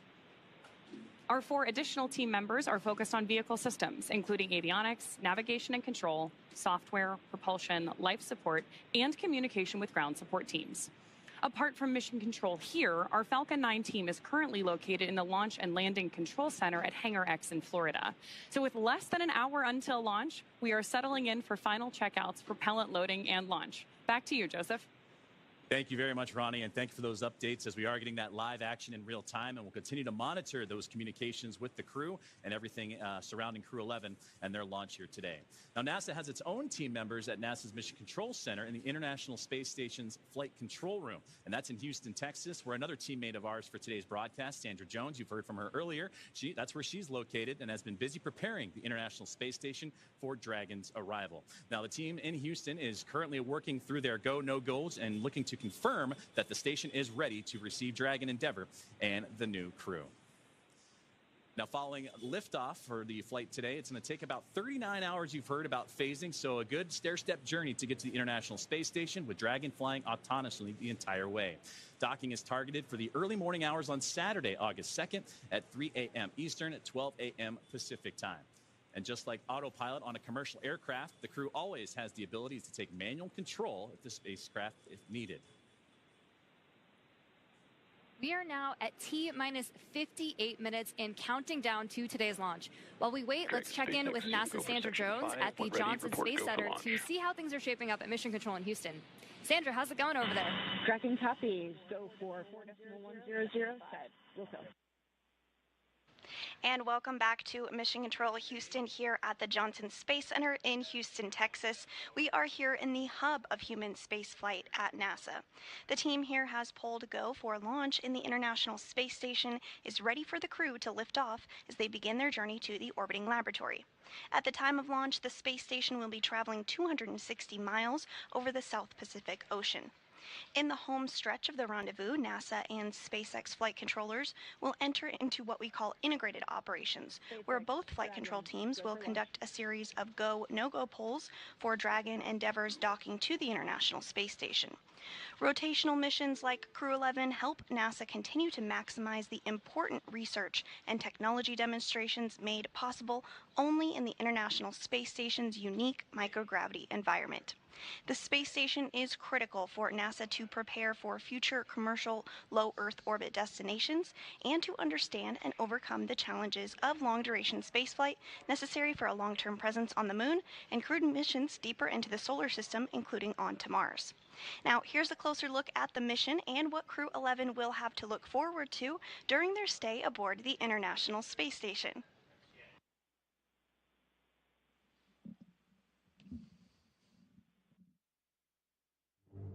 International Space Station, one of humanity's greatest accomplishments so far. 15 countries working together and adding more all the time that have helped plan, build, and fly the International Space Station. And it just shows what human beings can do when we work together. As Crew-11, we are about to launch on board a Dragon spacecraft to the International Space Station. We are actually continuing an ISS mission almost a quarter centuries. Right now, crew members are working very hard on the ISS. So we got that result, and actually we do more researches, then pass that information to Crew-12. Конечно, исследования на Международной космической станции, как я считаю, они очень важны, и они являются ключевым звеном в развитии технологии, науки и всей цивилизации. И все самое лучшее из космоса всегда приходит рано или поздно на Землю в виде новых открытий, новых приборов, возможностей и технологий. I'm very excited to see what kind of payloads we get to work with. It's a really interesting day-to-day life where 1 hour you might be fixing the toilet and then the next hour you're working on a physics experiment studying fundamental processes of our universe. We're going to be up there for a lot of time. And we're going to, every day, be in space, look at the Earth go by, and accomplish some really amazing science. We will do material science and human research in space, lots of experiments, and then maybe do some spacewalks. It's a really fun crew to be on. We're going to enjoy every moment, and we're going to help each other to be successful and accomplish our mission. So we have various kinds of difficult training together. For example, emergency training in Building 9 or emergency training in Spacex. This kind of training actually made our bond stronger. Наш экипаж Crew-11 – это экипаж, который состоит из высокопрофессионально подготовленных людей. И мне нравится этот экипаж. In some ways, my only expectation for the mission is to fly and return home safely and still friends when we get back. There are so many things to play around with, to study, to explore, and I'm really open to every possibility, ways to engage with the International Space Station. We all came from other crews. Kimiya, Yui, San, and I both came from Starliner 1. Oleg was on a Soyuz mission before this, and Zena, of course, was on Crew 9. But we all came together with our previous experience, melded into a really fun team, ready to go fly to our International Space Station.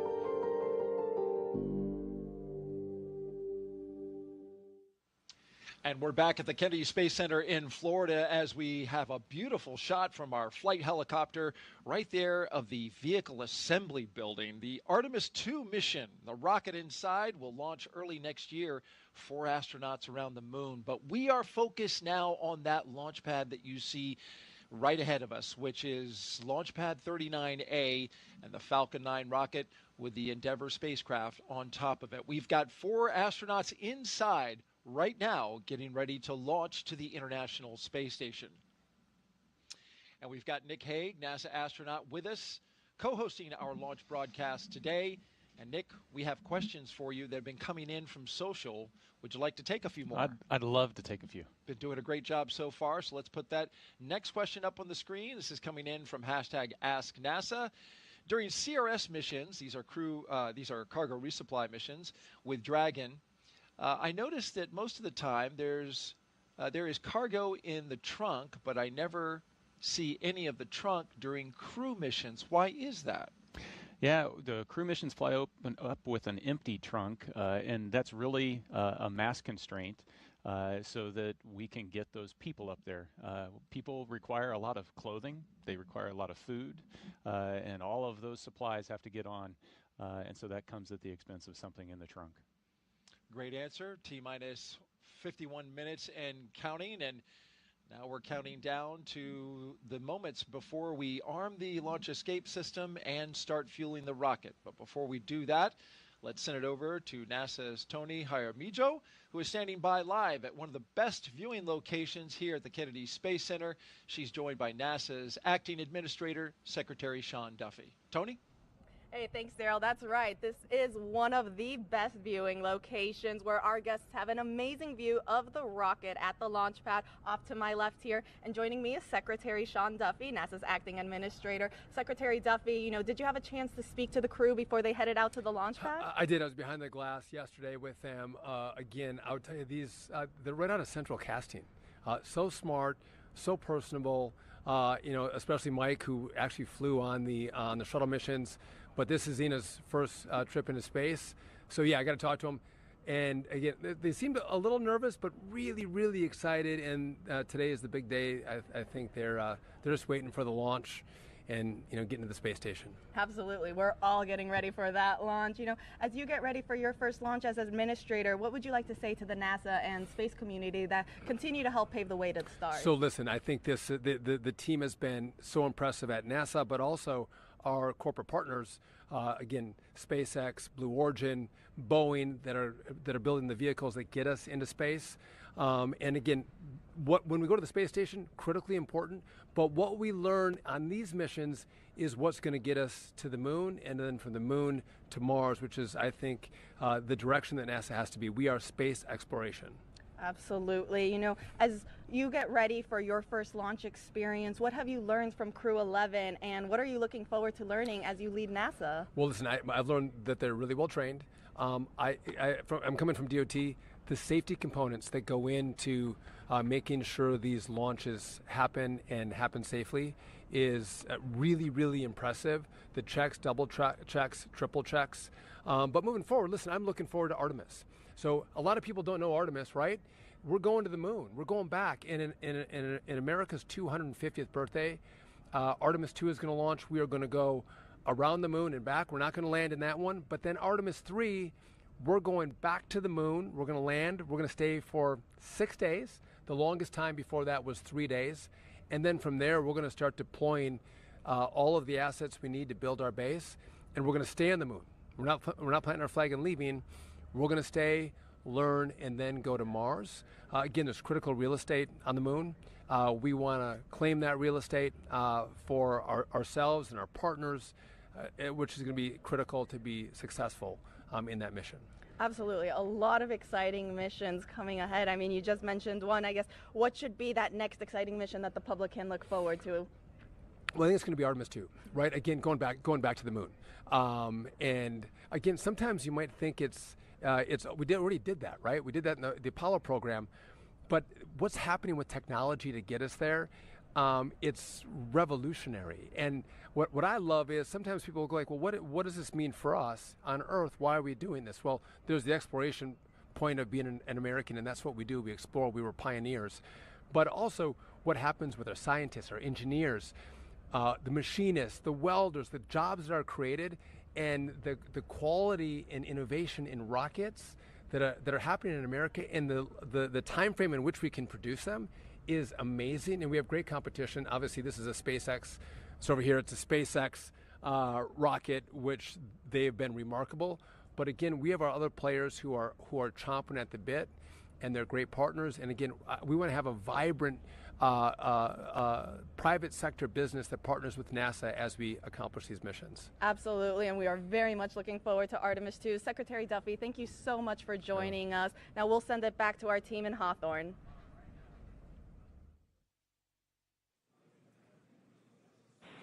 Thanks, Tony. That was an awesome interview with Senator Duffy. We are also really excited to see what Crew-11 does and accomplishes on their mission. But now let's bring it back to Mission Control here in Hawthorne, and the teams are continuing to prepare Falcon 9 and Dragon for launch. Falcon 9 is the first orbital-class rocket that is capable of reflight. Together, Falcon 9 and Falcon Heavy have completed more than 519 launches and over 448 reflights. Incredibly impressive. And today, the booster that Crew-11 will be using is going to attempt to land at Landing Zone 1, which is just down the coast from NASA's Kennedy Space Center in Florida. This will be the third flight of this particular first-stage booster after supporting a Starlink mission earlier and recently Axiom Mission 4. That was the successful fourth private astronaut mission to the International Space Station. Rapid reusability drastically reduces launch costs, and it's the key innovation that is making space more accessible for the entire space industry as a whole. While this young booster is on its third trip to space, we are working towards qualifying our fleet of Falcon boosters and fairings to support up to 40 missions each. For those of you following along, we're currently at 29 flights of a single Falcon booster, which is absolutely wild. Increasing Falcon's flight count provides valuable information and data on repeated reuse, which is a super critical element in making life multiplanetary. This same spirit of continuous iteration and innovation does not stop with Falcon 9.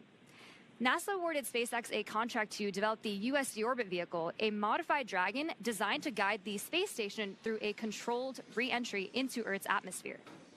And when the time comes and the International Space Station reaches its end of operational life, which, trust me, it still has a lot of life to give right now, Dragon will help achieve that safety orbit. During the CRS-31 cargo resupply mission, Dragon successfully performed a reboost test for NASA that demonstrated Dragon's ability to change the station's orbit, and we'll see a similar test coming up, and that'll help inform plans for the upcoming commercial resupply mission number 33 with SpaceX, where Dragon will fly an extended mission and repeat that reboost demo with a modified trunk called the Boost Trunk. This modified trunk will give Dragon the ability to change the station's velocity by up to 10 meters per second. And testing these added capabilities will provide NASA with additional options for station operations in the coming years. And yet another innovation that SpaceX is working on is the intravehicular spacesuits, or IVA suits, that astronauts wear during Dragon missions. These suits are worn by the astronauts while they're inside the spacecraft, versus the extravehicular, or EVA spacesuits that are... Go for propellant load and launch. For all operators in MCCX and Hangar X, both control rooms will go into lockdown at T-minus 45 minutes and will remain in that state until LES is disarmed. All operators are to remain at their console and maintain a sterile cockpit until MD confirms successful disarming of the launch escape system following orbit insertion or propellant offload in the event of a scrub. For non-urgent no-go conditions, brief the CE or LD and they will approve aborting the count. For urgent issues affecting the safety of the operation, operators shall call hold, hold, hold on the countdown net. Launch control will abort the launch auto sequence immediately and proceed into launch abort. At T-minus 10 seconds, launch control will be hands-off and relying on automated abort criteria for the remainder of the count. Operators advise launch director whether structural breakup or fire is imminent or occurring per Dragon manual flight escape rules.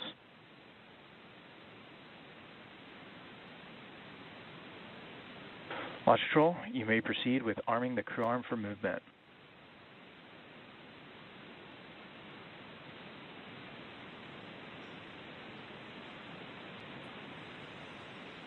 Arming crew arm for movement.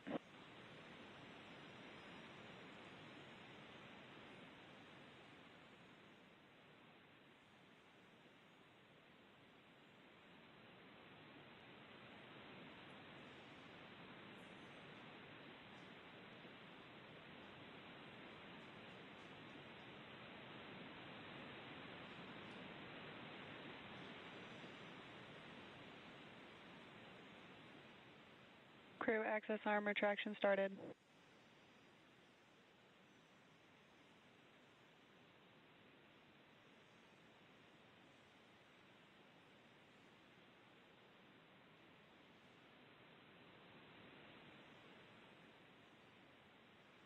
And we are watching the crew access arm rotate away from the Dragon Endeavour and the Falcon 9 rocket. That was an incredible view, Nick, from up high, 275 feet in the air.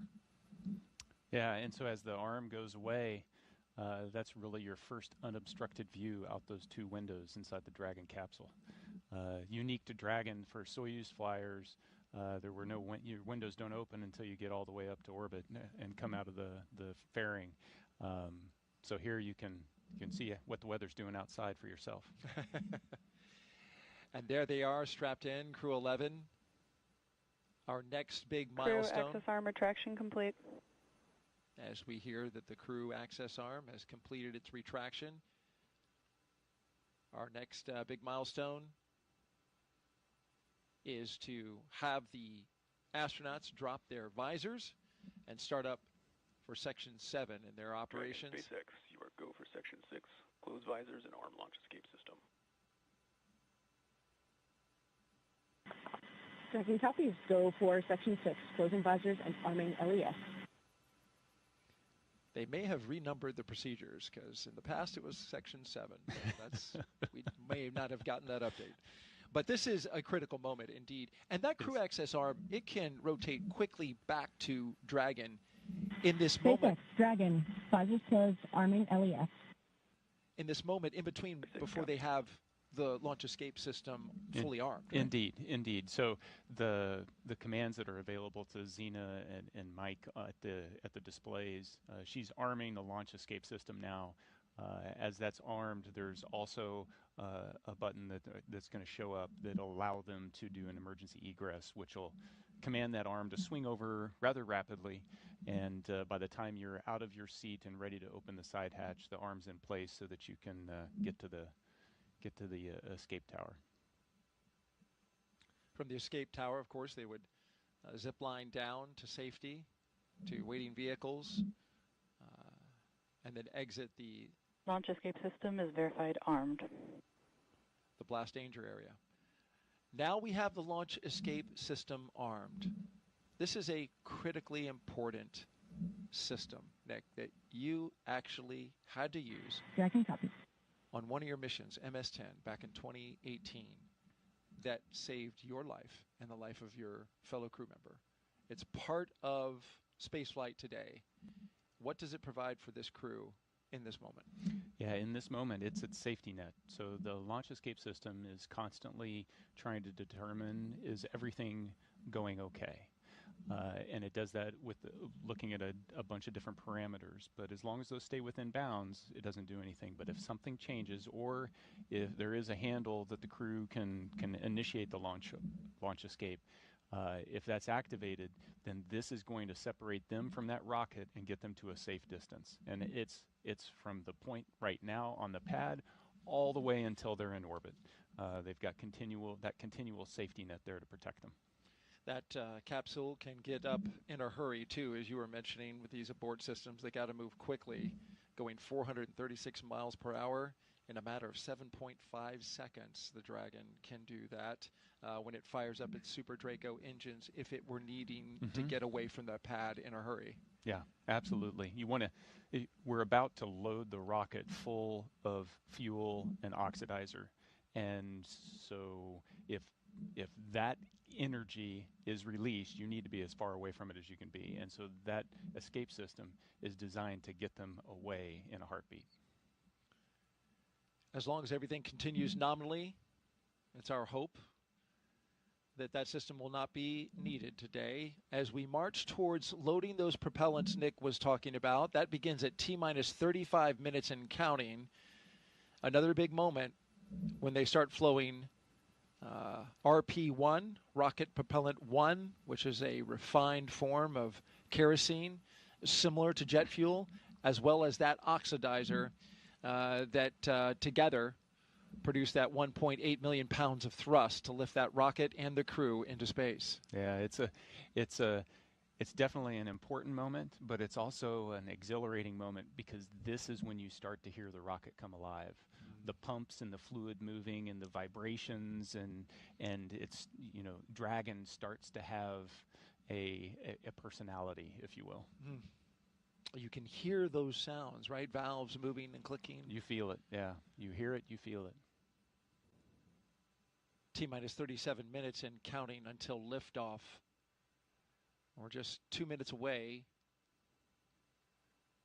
from beginning to load propellant into the Falcon 9 rocket.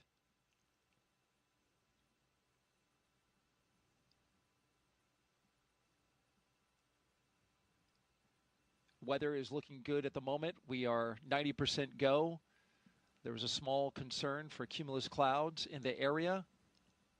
That's just the 10% because of course, this is July in Florida.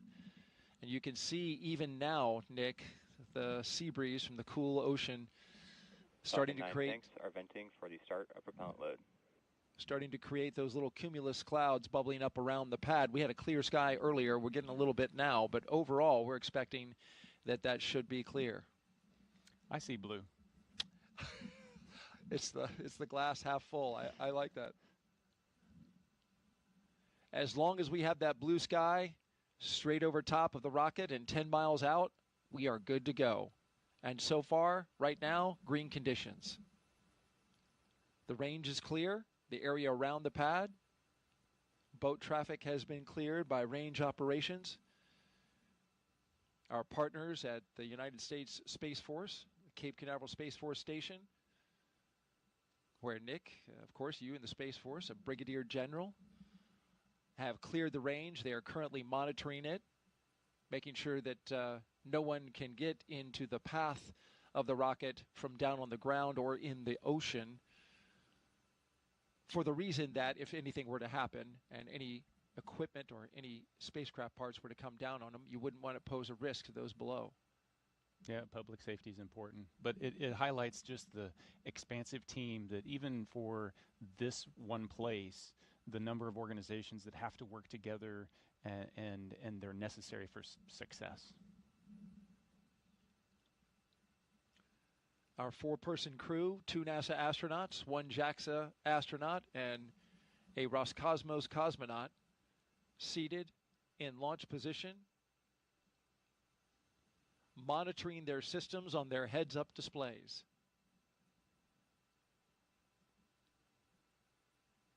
In the foreground on the right, that is a launch tower for Starship, the vehicle that SpaceX is currently testing and developing for use, among other things, in the human landing system for NASA. The launch auto sequence has started. And that's the call that begins the propellant flowing into the rocket. And now we are on an autonomous timeline counting down to 0 at 12:09 p.m. Eastern Time.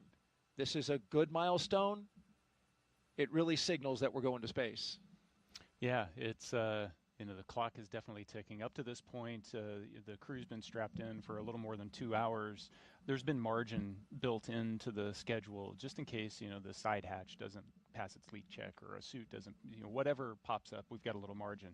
As we get closer and closer to liftoff, that margin disappears, and so now we're on a pretty tight timeline all the way down. You know, 35 minutes to launch. The visors have been closed since they armed the launch escape. It's been about 8 minutes. It's at this point where I'm sitting there going, I wish I had scratched my nose before I put my visor down, and trying to figure out how I'm going to do that, because they're going to be like this for another 45 minutes with the visors down. Boy, that sounds like a long time when you put it that way. Well, there's great anticipation, right? This is the moment they've been training for, a year in the making. For Zena Cardman, who's essentially trained twice, even longer than that. They have been looking forward to this moment for so long and training so intensely, and here it is upon us. Yeah, and you know, the time for reflection was in those 2 hours leading up to this point. At this point, now it's the mental rehearsing. They're chair flying exactly what's going to happen during the next 10 minutes when they lift off, and all the different things that they're going to need to do, as well as the couple few activities that they're going to have once they get to orbit. Chair flying. That's what our astronauts are doing right now, and we'll stay with them as we count this down. For now, let's send it out to SpaceX in California.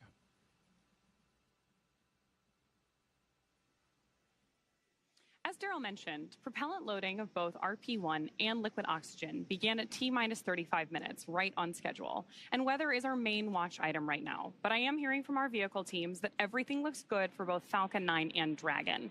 So next up, at about T-minus 30 minutes, the SpaceX launch director will inform the crew when loading of cryogenic helium will begin. First on stage 1 and then on stage 2 about 4 minutes later. Stage 2 RP-1 loading should wrap up at about T-minus 20 minutes and 30 seconds. Then, as we approach T-minus 16 minutes and 30 seconds, we should hear a call out that Stage 2 liquid oxygen loading has begun. So with all of those consumables being loaded onto the rocket, if we have to call a hold for any reason at this point, like potentially due to weather, we would have to stand down and target our backup launch opportunity, which is tomorrow, Friday, August 1st, at 11:43 a.m. Eastern Time. That's because we have an instantaneous launch window today. So let's take a minute to do a little orbital mechanics 101. An instantaneous launch window means that we need to launch at exactly the right time, and that's driven by our planned rendezvous point, which is the location where Dragon and Station meet in space. Right now, the International Space Station is orbiting the Earth at more than 17,000 miles per hour, and Dragon needs to catch up to it.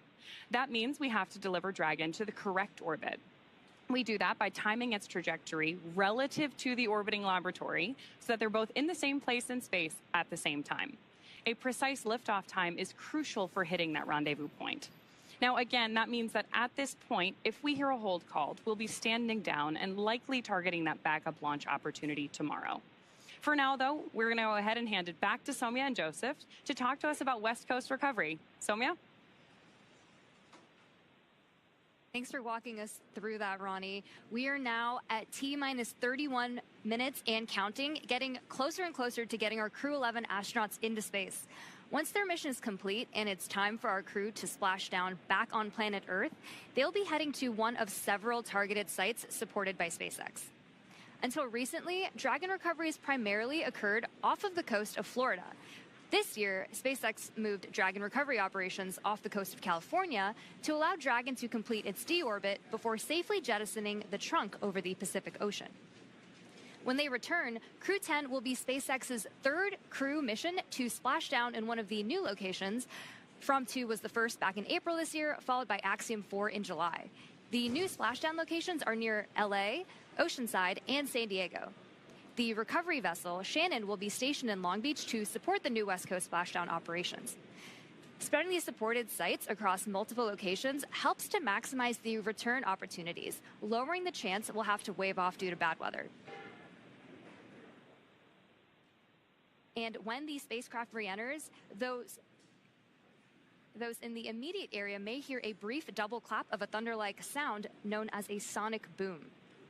I can't wait to hear one myself one day, but to hear everything that's gone on and to move operations to the West Coast has been incredible to watch, both from a SpaceX standpoint and from NASA, to see the teams across the country working together, the International Space Station Commercial Crew Program. And like Nick mentioned earlier, there's an army behind every one of those movements and getting ready and preparing for these West Coast splashdowns. So it's going to be phenomenal to watch and see NASA's first crew mission return on the West Coast.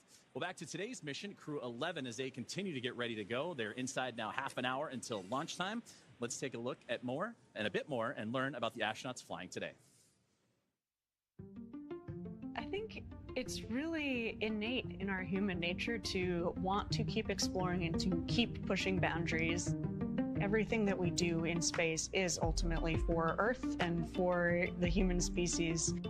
We are having a lot of good experiments on orbit, making new medicines. That is actually good for everybody.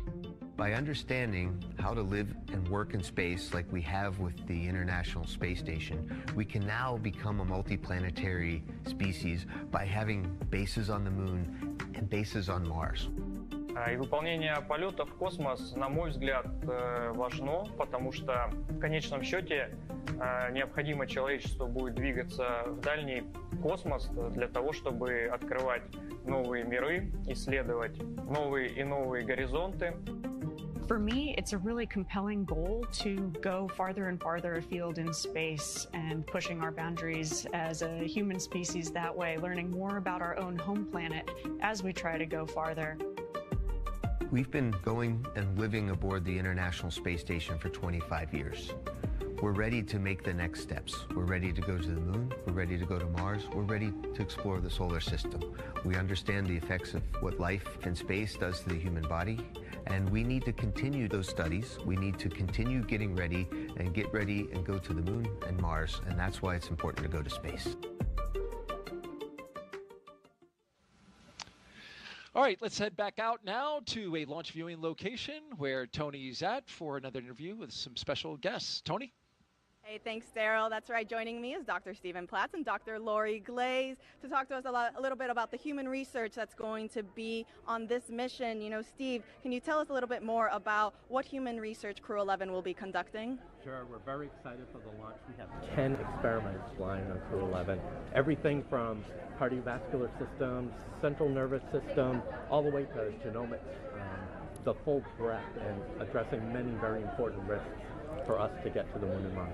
That's a lot. You know, speaking of the Moon and Mars, Lori, how does the human research conducted on Space Station help us for those future missions to the lunar surface and eventually Mars? I'm so glad you asked that question. You know, a lot of times we talk about the future, you know, we're going to explore the Moon and Mars. It's here. We are actually less than a year away from our first crewed launch, where we're going to send 4 crew out and around the Moon for 10 days and bring them back. And then about a year after that, we're going to land on the Moon. And we need to be ready, right? We need to be ready for the trips to the Moon and then eventually to Mars. Our crew are going to need to be able to thrive in an environment where they're in microgravity, perhaps for as long as a year. And then we're going to need them to perform on the surface of Mars under 1/3 gravity and do their exploration activities. So we really need to understand how they're going to react and respond to that environment. And the experiments that are being done on Space Station today, it's such a unique laboratory where the kinds of things that Steve's talking about, we can study physiological responses to bones, muscles, blood flow. Mental health is incredibly important part of this activity. And the experiments that we can do, for example, growing plants without soil, recycling water. If we have the ability to recycle water, maybe 98% of the water that the crew uses, that's less resources we need to bring along. And then sensors that can detect, for example, solar storms so that our crew can take shelter or protect themselves while they're on their journey. So again, the experiments that are being done are incredibly important to our planning, which, as I said, we're launching in less than a year. We need to be ready. That's right. I mean, a ton of valuable research that we are gathering. Speaking then on, the research for Crew-11, Steve, I heard, there's a new experiment that's going to Space Station. Tell us a little bit more about that. Yeah, that's called manual piloting, and what that is looking for is the ability for the crew to land a vehicle on the lunar surface. So we're looking at the sensory motor aspects, balance, cognition, some of the things that Lori was talking about, and putting them all together, and we have a simulator that actually moves in all dimensions and allows the crew to feel like they're actually landing a spacecraft. And we're doing that pre-flight. We have some devices on station where we can do in-flight measures as well as post-flight. So that will give us a great idea of what we need to do to prepare the crew to land on the lunar surface. That's great. I mean, Lori, tell us a little bit more about those benefits of traveling then beyond low Earth orbit now. Well, the reasons we're going to the moon and eventually the ability to establish a permanent presence on the surface of the moon, a base per se that we can go back and visit multiple times, is the science that we want to conduct on the surface of the moon will be incredible. We're going to a place that is totally different than where the Apollo astronauts landed, so totally unique environment, different lighting conditions, different geology of the rocks. We anticipate there is water ice beneath the soil in some places near the South Pole where we're going to land humans for the first time ever. So we will be able to do incredibly unique science, but we'll also be able to continue the human research aspects for longer duration stays on the surface of the moon where we're trying to live and work, and that will again feed forward to help us be better prepared for Mars. Absolutely. A ton of exciting things coming up. Thank you both so much for joining us. Now we'll send it back to Daryl and Nick. Thank you, Tony. Crew-11's time in orbit will teach us how to keep humans healthy in space for the long haul. Meanwhile, on the moon-facing side of NASA's work, Artemis II astronauts, including Commander Reed Wiseman, are training for a very different challenge, a 10-day mission around the moon. And before they launch, NASA and the Department of Defense are making sure they know how to get them home, even in an emergency. Here's Reed with a behind-the-scenes look.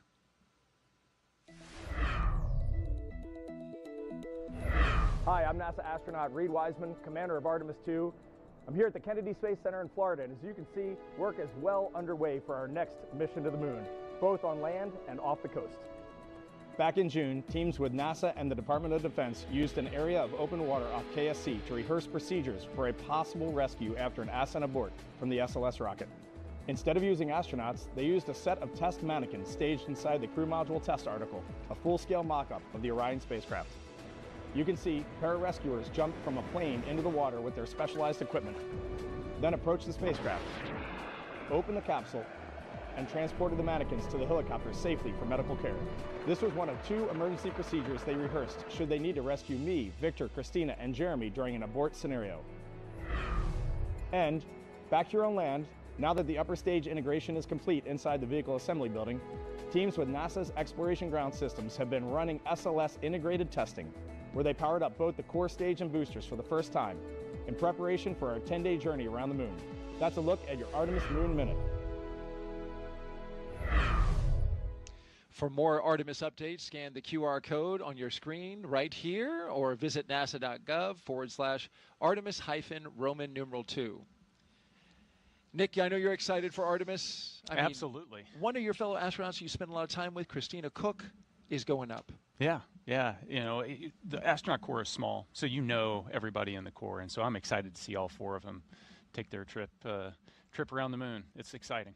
It's been a long time for NASA, more than 50 years. All right, now let's send it back to SpaceX in Hawthorne, California. Thank you very much, Daryl and Nick, and it was impressive to hear that interview and that Moon Minute, and it's amazing to see how interwoven what's being done with these crewed missions to the International Space Station and how they impact moving forward and the Artemis campaign. So incredible to see about how those 2 crews and how those 2 missions work together. Now, as we get back to today's launch, we're now approaching 20 minutes away in the countdown for NASA's SpaceX Crew-11 mission to the International Space Station. So let's take a look at Falcon 9 that's on your screen now, and that is a 2-stage rocket that is 29 feet tall and getting ready for liftoff, and again, approaching 20 minutes away. At launch time, it produces more than 1.7 million pounds of thrust. So, that is impressive firepower. Yeah, and rockets like Falcon 9 don't use all that thrust just to go straight up. Early in flight, Falcon 9 performs a gravity turn, which is a smooth pitch maneuver. RP1 load complete. Hearing good callouts over the nets, which is a smooth pitch maneuver that tilts the rocket sideways to build up horizontal velocity. You may hear this callout about 10 seconds into launch as the vehicle is pitching downrange. And once the first stage completes its portion of the mission, it shuts down and separates. And a stage rocket like Falcon 9 sheds that booster to eliminate the weight and uncover the Merlin vacuum engine on stage 2. To reach orbit, the vehicle needs to go fast, hitting an orbital velocity of about 28,000 kilometers an hour. And that's just to keep it from falling back to Earth due to gravity. That's fast enough to lap the Earth in about 90 minutes or fly from New York to here in Hawthorne, California in under 10 minutes, which is about 7 times faster than the U.S. Air Force's SR-71 Blackbird. After stage separation, today's booster will be landing at Landing Zone 1 at Cape Canaveral Space Force Station. This particular booster will be returning to Earth for its 3rd time. The second stage takes over from there, powered by a single Merlin vacuum engine, also known as the MVAC. With its extended nozzle and optimized design, the MVAC drives maximum performance, producing 220,000 pounds of thrust in the vacuum of space. On today's mission, we'll light that engine 4 times before deploying the final payload into orbit. Now, so much of what makes Falcon 9 remarkable happens in flight. SpaceX for countdown check-in brief.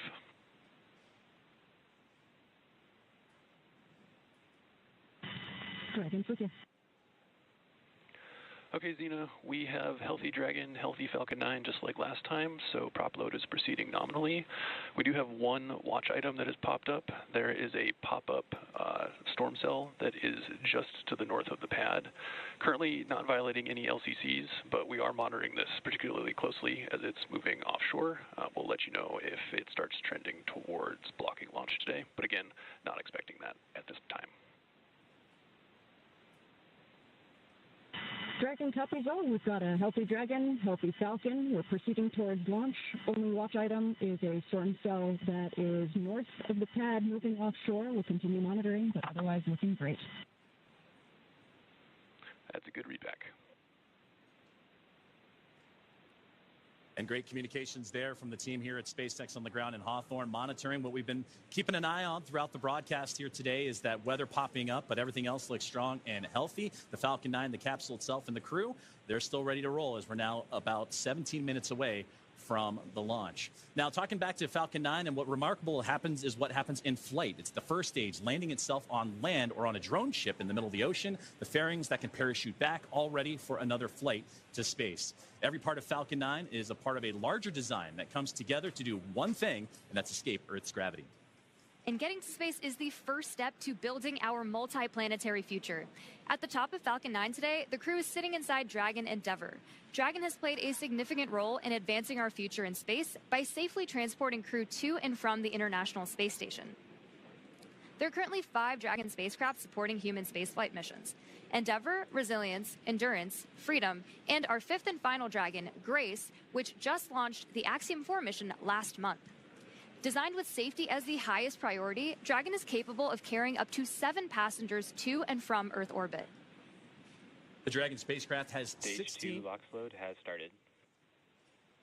16 Draco thrusters, as you heard that great call out there, as the fueling continuing to make its way into the rocket.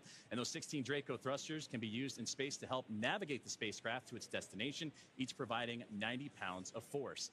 Now, that doesn't include the 8 Super Draco thrusters used for an abort, which are no longer active once the crew is in orbit. To date, Dragon has been to orbit 53 times, including 48 trips to the International Space Station and 18 human spaceflight missions. And as we mentioned earlier, today's Dragon, Endeavour, has been pretty busy, having also flown NASA's Crew-2 mission, Axiom-1, and NASA's Crew-6 and Crew-8 missions. Overall, for the Dragon fleet, this will be Dragon's 49th visit to the space station and its 19th human spaceflight mission overall, and the 5th Dragon flight this year. Dragon is the first private spacecraft to take humans to the orbiting lab, having flown 300,000 pounds of cargo and more than 1,000 experiments to space, as well as 70 crew members representing 20 countries. Our versatile Dragon spacecraft can autonomously dock with the International Space Station when outfitted with a docking adapter, which is just how it's configured for today's flight. And when it's not going to the space station and it's in free flyer mode, the docking adapter can be swapped out for a cupola, as it was back during the Inspiration 4 mission. Another option we have is the Skywalker hardware, which supports extravehicular activities or spacewalks, as we did during the Polaris Dawn mission. And amazingly, there has been a Dragon in space for 1,358 consecutive days since Crew 3. Now, with T-0 coming up in about 14 minutes or so, our teams are continuing to do a series of system checks to ensure Dragon and the Falcon 9 are ready, with fueling continuing to get underway. And again, we're monitoring that weather that the teams here at Spacex are keeping an eye on and have been relaying up to the crew. So let's check in with Ronnie with the latest. Thanks, Joseph. So as you've heard, we are still on track for an on-time launch today, and we're monitoring lots of different factors as we get closer to liftoff. Most importantly, both Dragon and Falcon 9, of course carrying our Crew-11 astronauts, continue to be healthy. You heard that we've wrapped up Stage 2 RP-1 loading, and that Stage 2 liquid oxygen loading also wrapped up on time at about 16.5 minutes to go. The launch escape system is also armed. That's, of course, the system designed to propel Dragon away from Falcon 9 in the unlikely event of an emergency. And the Eastern Range is monitoring keep-out zones along the flight ascent corridor and is tracking no issues for today's launch. Weather continues to be a watch item, so we'll keep an eye on that. But for now, we are go for the 6th mission of Dragon Endeavour. It is a fantastic milestone for Dragon, and here at SpaceX, we could not be more excited. So to add a little something extra to our celebration, I've got our Dragon plush hanging out with me here in front of Mission Control.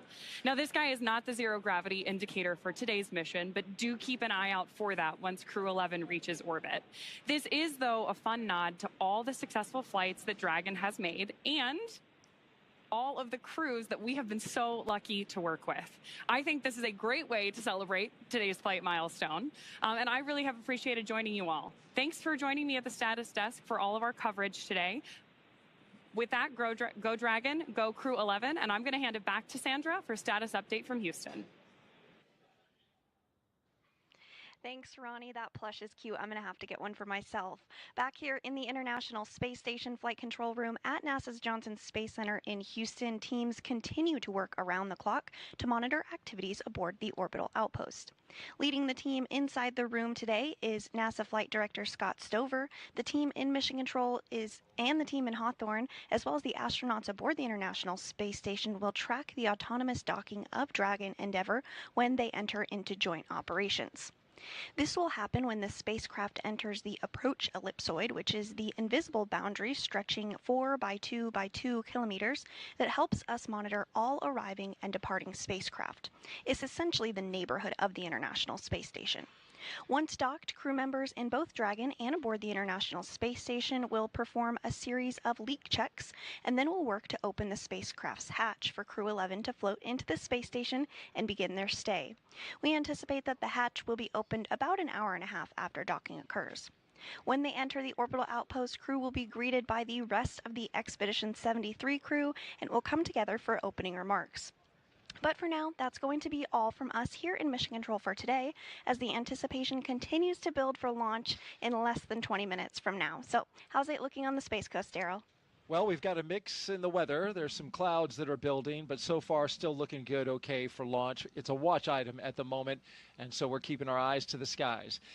Also, this is a first for our broadcast team right here. An astronaut who once sat right here where Nick is sitting as a commentator is now minutes from flying to space. Zena Cardman was once in this very seat, the one that Nick Hague is sitting in now, less than a year ago. She was supporting Nick as he launched with Crew-9. She was originally set to command that mission, but when Crew-9 had the shift and had the change up of assignments, she had to step back to help get the team off the ground. And here's what she said, Nick, after watching you and your crew go into space. Every crewed launch that I have ever watched has really brought me a lot of emotion. This one today was especially unique. I think it was hard not to watch that rocket lift off without thinking, that's my rocket and that's my crew. But I also know that I'm not the only person who can think that. Of course, we have Stephanie Wilson here today, but I mean there are many, many people who made this mission happen, and there are people on orbit who will be taking this capsule home. And it makes me very proud to know that I am one of many people who can say, that's my crew, that's my rocket. Makes me really proud, makes me feel very connected to this mission that we all get to take part of. Go Crew-9. An emotion-filled Zena Cardman in that moment, and she is going to give us some words any moment now. Dragon SpaceX, confirm crew displays are configured for launch. Your thoughts on hearing that after you launched? SpaceX, Dragon, displays are configured for launch. It is our honor, our privilege, and our choice to take part in something much greater than any individual, but it's the individuals who make this endeavor great. To each of you at SpaceX and NASA, to our partners at JAXA and Roscosmos, to family, friends, and mentors, you fly with us today. Arigato gozaimasu. Spasibo большое. Thank you. With gratitude and focus, Crew-11 is ready. And more words. Crew-11, sentiment is the same on the ground from everyone staying here. We have enjoyed working with you in the preparation for the mission. Looking forward to doing the same in flight. Good luck. Enjoy the ride. And more words from Zena Cardman. We just heard from her live. Yeah, it's like I started the show. There isn't any place I'd rather be than here today. What Zena said is so true, you know, and it's this palpable feeling that, hey, that's my crew. Those are my friends. You know, hey, that's my commander. And just to be here and know that, you know, I've done my small part to help support them along their way, and there'll be more support that happens in the future. And to be able to see behind the scenes everybody else that is contributing to that is, that's what makes this all so special, is it's not about the individual. Spaceflight has nothing to do with individuals. It's all about us working together. 100%. Well said, Nick. And kudos to both of you for showing an immense amount of class. You signed up to do this role almost immediately after getting into space, and we heard from you saying, I want to be there for Zena. Thank you for being here. And go Crew-11. And so with just 7 minutes to go, a little over 7 minutes, we want to send it back to Hawthorne for the final countdown. Thank you, Daryl. Thank you, Nick. And those were beautiful words from Zena Cardman. You can hear the emotions behind them and what they're looking forward to getting ready for launch. And they say Crew-11 is ready. As you mentioned, about 7 minutes and change to go until we have liftoff, and we're still awaiting the final propellant loading to complete, and then we'll get into engine chill, and more milestones will be along the way. It's going to be about a 9-minute ride to orbit, and then Dragon in the second stage will continue to coast for a few minutes after that once the first stage and second stage have performed. You'll be hearing some of those performance calls as we get into that final countdown, and then after liftoff. These are SpaceX flight controllers reporting on the trajectory, speed, booster, and performance, and the key milestones, but there are some other calls that you'll hear the crew make as well, especially after liftoff. The crew will report out a few number and letter combinations which mark different abort zones throughout the flight up the eastern seaboard. The first two, 1A and 1B, are abort modes available. Has started. And right on cue for the engine chill that has begun. And those first stage abort zones, again, 1A and 1B for that first stage. Next are 2A through E. Those will come into play once the second stage kicks in. They'll only hear that 2A call. And diverting a little bit from the other naming systems, we'll hear the call Shannon, which refers to Shannon, Ireland. This means that the crew could target off the coast of Ireland if they needed to abort late in that second stage burn. You'll hear these different calls throughout the flight uphill along the way, and the performance callouts from the guidance, navigation, and control officer, and also the propulsion lead. So we're coming up on T-minus 6.5 minutes. We heard that the engine chill is started, and that means that that small trickle of fuel making its way into the engine to prime it Stage for 1 fuel load launch. complete. So we already heard that stage 1 engine chill has already started, which is a key process that prepares the engines for flight. Right now, the prop in the tanks is isolated from the engines. Sorry. The prop in the tanks has already started trickling into the Merlin engine pumps as the engines are chilling for the start sequence. And we do this because the super chilled and densified liquid oxygen is really, really cold. And we use this process to bring the engine hardware down to a cooler temperature before flowing all of the LOX and propellant into it during flight. At liftoff, Falcon 9 is consuming 700 gallons of fuel per second. So engine chill helps us to prevent thermal shock and ensures nominal engine performance. Shortly coming up, we should also hear the call out for stage 1 RP1 load completion. As you mentioned, engine chill is now underway. We're getting ready for those next call-outs that'll be coming up here shortly, as we are now almost 5 minutes away from liftoff, and that's where they're going to configure for terminal count. And that will be a call for Dragon to configure to terminal count and transition into internal power. Falcon 9 tanks are pressurizing for Strongback retract. And at this point, the Dragon onboard computers configured for terminal count.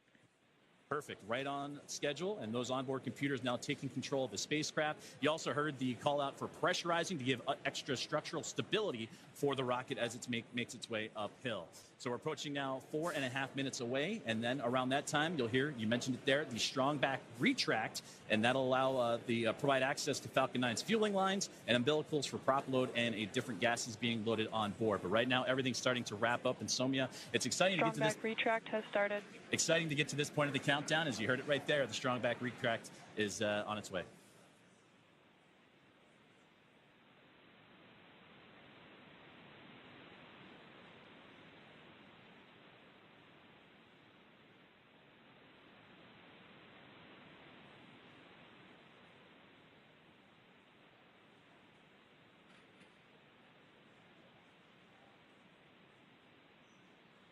So we have a great view on our screen of the clamp arms opening up just around stage 2 under Dragon in preparation for Strongback retract.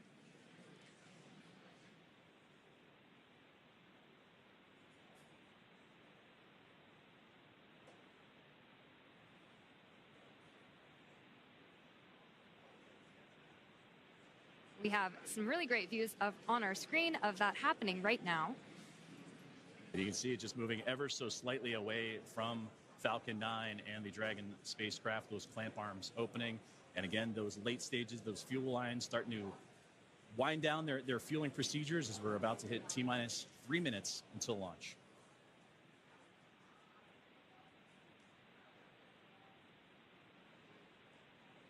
Second stage loading will wrap up shortly after the first, and you've probably noticed those white clouds venting from around the rocket. That isn't smoke. Stage 1 LOX load complete. That's condensation, as stage 1 liquid oxygen loading has been completed. As liquid oxygen warms slightly inside the tanks, some of it boils off, and that gas is vented to manage pressure. When the vented oxygen hits that warm Florida humid air, in terminal count and on internal power, it instantly condenses into those clouds. As you just now heard, the Dragon now in prop load complete on into internal power. It's fully fueled. The rocket and Crew-11 are ready for liftoff. And this rocket now transitioning into internal power. The gas closeouts will also begin to purge all the feed lines and allow Falcon 9 to be isolated. And then they'll get vented overboard through the umbilicals and Strongback retract.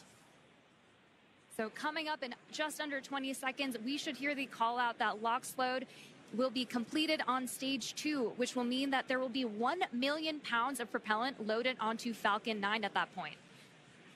We're coming up on that call out in just a few seconds from now.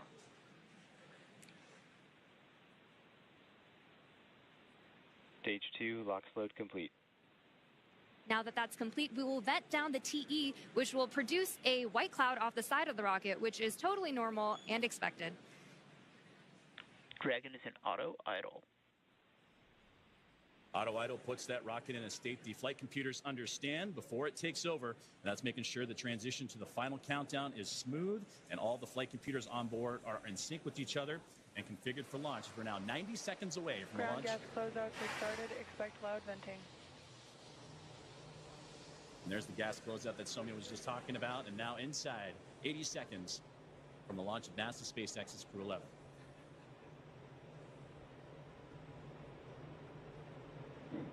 On countdown net, hold. We are standing down for violation of weather rules. Launch auto sequence is aborted.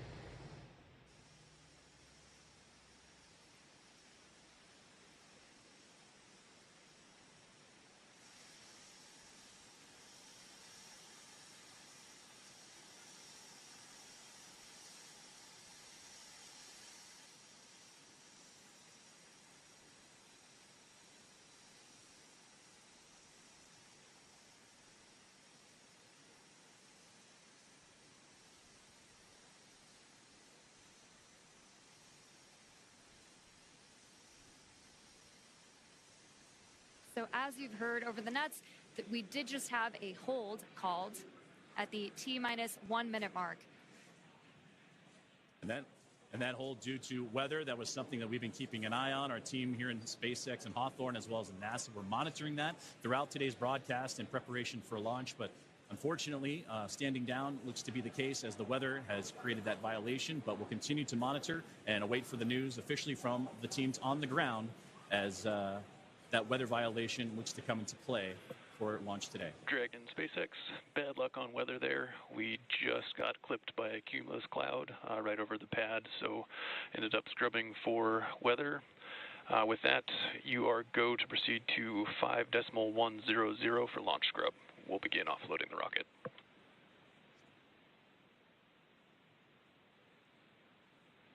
Dragon copies all 5.100. Too bad, but we'll be ready next time.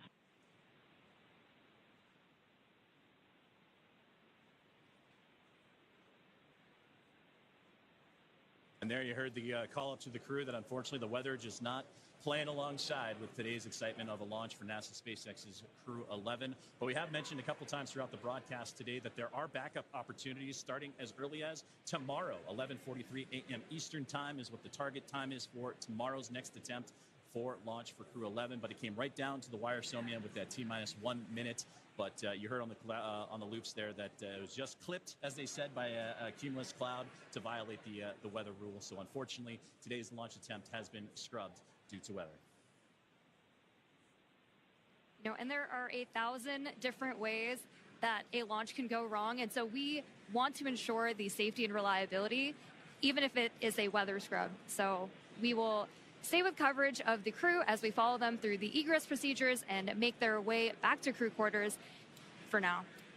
And you said the key word right there, and that is safety, the safety of the crew and everyone involved on this launch and opportunity, because that's what was talked about even in yesterday's press briefings with all the program managers and representatives of NASA, SpaceX, Roscosmos, and JAXA, is that we'll launch when we're ready and everything lines up the way it needs to be. And unfortunately, due to weather, not the case today. But to recap and look back at everything that Crew-11 has done, they walked right up to the T-1 minute to launch mark as everybody was safe and sound. They went through their procedures earlier today, did Sukhleton checks, also did communications checks, and were able to go all the way to the pad, climb aboard the Dragon spacecraft, and get ready for launch today. But again, unfortunately, due to weather, it will not happen, and we will target that next launch attempt, which again is going to be tomorrow at 11:43 a.m. Eastern time. We will stay with coverage of the crew as we follow them through the egress procedures, getting out of the spacecraft and making their way back to crew quarters. And to do that, we're going to head back out onto the Space Coast of Florida and join Daryl Nail and team as today's launch attempt for NASA's SpaceX Crew-11 has been scrubbed due to weather. Daryl? All right, thank you, Joseph and Soumya. We appreciate your coverage there. And now back here with NASA astronaut Nick Hague. We just returned from being outside. We were planning to watch the launch right there from a nice viewing spot here at the press site, the Kennedy Space Center in Florida. And unfortunately, even as we walked out, Nick, we got a sense that this might not happen because clouds had been building in and around the area. We had dark clouds overhead of us. We got up on our area to watch the launch and heard a Phase 1 lightning alert go off. And then my heart kind of sank a little bit because I thought that might be it. Yep, then you see the clock stop. Yes. And you know it's happened. So it's disappointing. But there's a reason we do it, and that's to keep everybody safe. It's so critically important. As you look at this shot here, you can see that just right over top, you've got some darkened clouds in the area. This was a result of a sea breeze that when we started the day, the launch weather officer improved our forecast to 90% go, but there was a 10% concern that the sea breeze was going to develop earlier in the day than originally forecast. And that sea breeze, which is this is very common here in Florida in July, once that air starts moving over the ocean and onto land and meets the warm air, our blue skies went to cumulus clouds scattered across the spaceport. And we just had one get just inside the 10-mile radius. Dragon SpaceX, for awareness, we're looking at approximately 50 minutes for the prop offload time. So it should be approximately 1700 UTC when we are able to proceed with 5.100 and rotate the seats.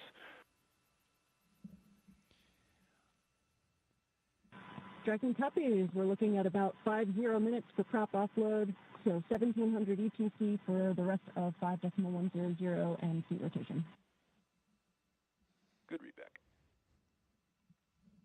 And so real quick, what does that mean, Nick? They are going to rotate the seats? Yeah, so it's important to know that right now you're looking at a fully fueled rocket with an armed launch escape system. And so the crew is in the same posture that they were in the 45 minutes leading up to launch. They've got to be in that posture until they can offload all that propellant, which takes about the exact same amount of time to offload as it took to put on, as well as disarm that launch escape system. And so this is a very active rocket right now, and they, that launch escape system, if something went wrong, even now it's still protecting them. It's a great note there. But this is very much a dynamic situation even now with a scrub called. The teams have to work through their procedures to safe the launch pad, the rocket, and the capsule from being just minutes from launch.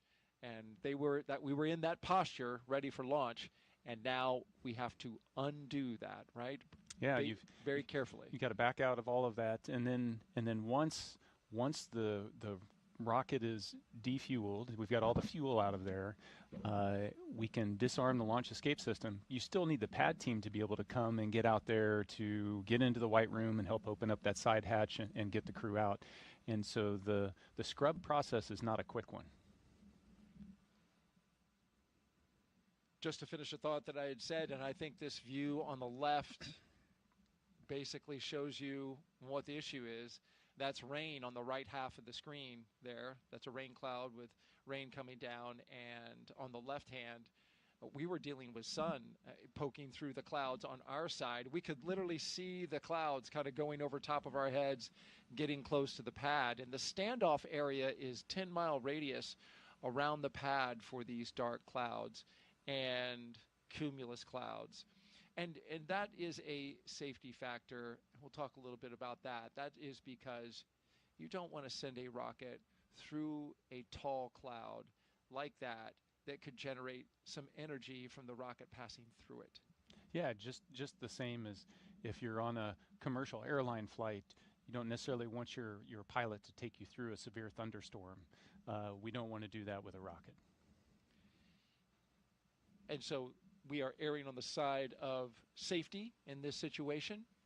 But as Nick pointed out, the rocket that you are looking at is a fully fueled, ready to launch Falcon 9. As we now see, they are starting to allow some of the liquid oxygen to vent off as they begin detanking the rocket from its super chilled liquid oxygen and it's RP1, which is the kerosene-based propellant. Dragon, SpaceX, propellant offload update, estimating about 45 more minutes for propellant offload. Dragon copies. Additional 4 or 5 minutes for prop offload.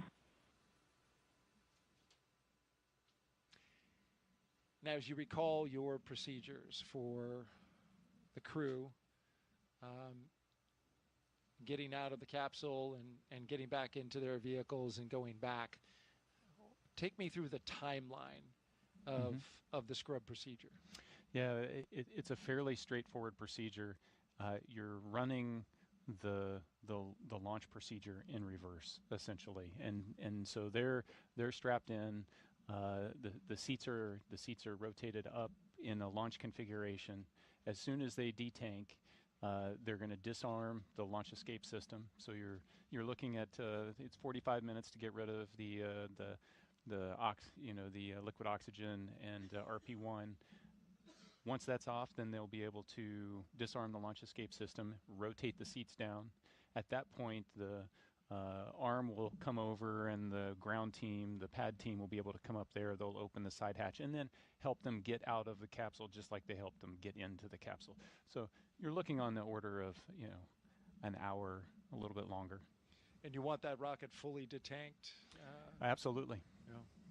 You've got cryogenic propellants, oxidizers, moving, flowing, and you want to make sure that that's all secure before you put people around it. That's the way the system is designed.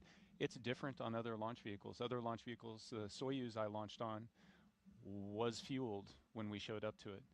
But while you're moving the fuel on and off, you minimize the number of people that are around.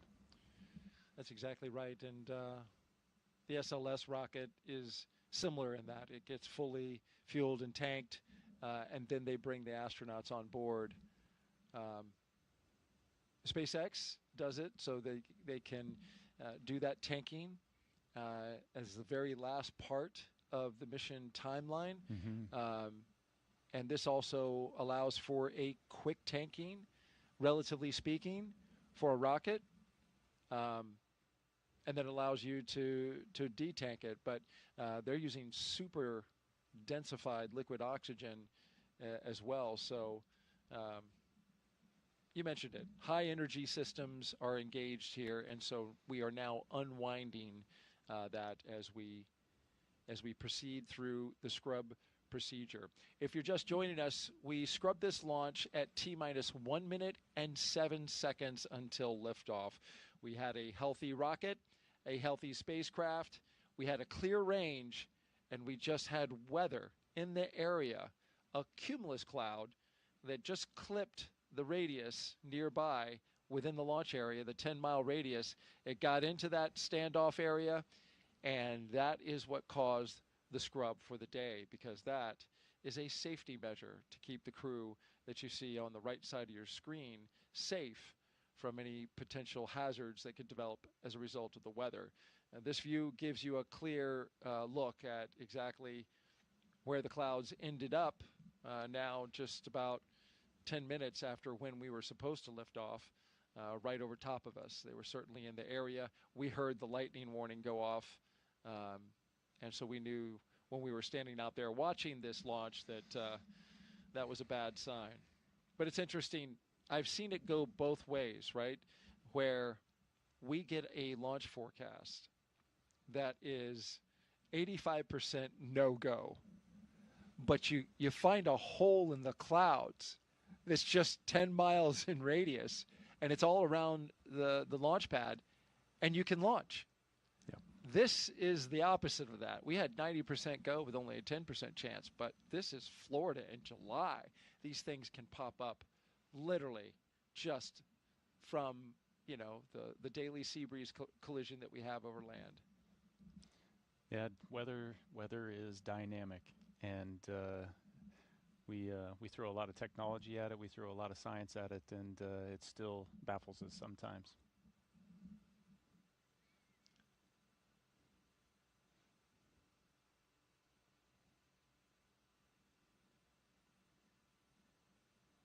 also the mental shift that you make when this happens. You've got to attempt to not make the mental shift immediately, because it is it is a live launch escape system that you're in, but inevitably there's the okay, so once we get out of here, what's the next step? When is our next opportunity going to be? They've already been looking at weather predictions for days out, so they understand what the impacts to the phasing and the mission profile might be, the potential for bad weather in the upcoming days, and so they're already starting to think about, okay, so what's the next opportunity, and then having to get into the psyche of, okay, let's do this again, and it is to the T, to the minute, do it again. So it's very much a Groundhog Day. All of it, every single minute of the, roughly what do we 6-hour countdown where it begins for the astronauts. Mm-hmm. And you mentioned the backup days. Joseph mentioned those before he tossed over to us, but it's worth mentioning again. Our backup opportunities are tomorrow, Friday, with a T0 at 11:43 a.m. Eastern Time. Our coverage would begin at 7:30 a.m. on NASA Plus. The weather for tomorrow is just a little bit better than it was today, but what does that tell you, right? We scrubbed today. It's 85% go. The concern is the same, because the same pattern could develop. It's cumulus clouds building up and around the pad, but I will add this. We have moved a little earlier in the day, so the later that sea breeze develops, the better opportunity we'll have for getting some clear weather. If we can't do it tomorrow, then our next opportunity would be Saturday, August 2nd. We'd still have an 85% go for Saturday. Same concern with cumulus clouds here at the launch pad. In both of those cases, well, let me talk about the backup number 2. The T0 for that day would be 11:21 a.m. for a launch, and that would be an instantaneous window. And you can see the pattern. We move about 22 minutes early every single day that we delay from this particular T0 today. And of course, that's orbital mechanics. We've got time. You want to explain that one? Yeah, sure. So the international. Oh, yeah. No, you got to wait for the plane of the orbit of the station to cross overhead, and it just works out each day that it's a little bit earlier. Unfortunately, if it had come overhead a couple minutes earlier today, they would have been able to launch. The weather would have been clear.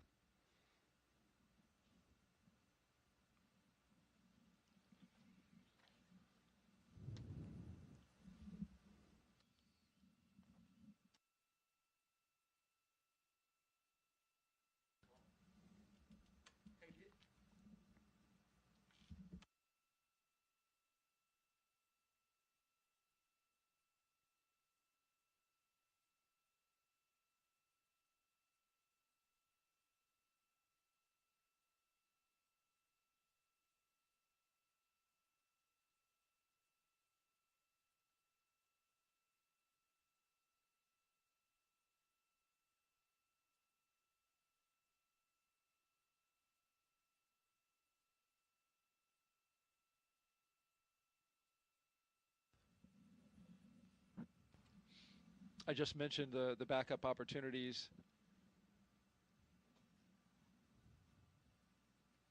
One thing about both of these next launch opportunities, unfortunately, we're going to really have our eyes set on the ascent corridor, because now there is a trough that is approaching a line of storms coming across the eastern part of the U.S., and it is going to make its way out into the ocean, and so that could disturb the weather along the ascent corridor, which is an area where if Dragon were to suffer some kind of anomaly something that wasn't expected and needed to come off the top of the rocket, it would splash down along the ascent corridor.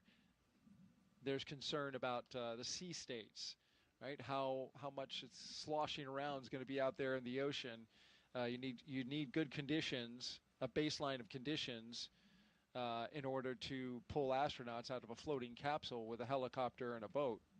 Yeah, it just shows the complexity, the scale of the problem that you're dealing with. It's not a forecast at a particular point, on the surface of the Earth, at the launch pad. It's, if you imagine this 3D trajectory of the rocket's path going up to orbit, you've got to clear all of that for weather, but not just clouds and rain and severe thunderstorms, but like wind shear and drastic changes in the wind direction can create problems for the rocket. And then, in case there was a need to return them early or to abort, you also have to clear the weather on the surface along that path as well.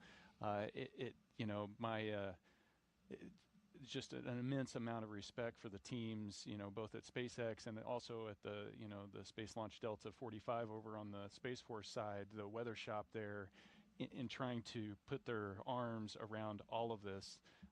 Like I said, weather is really complex.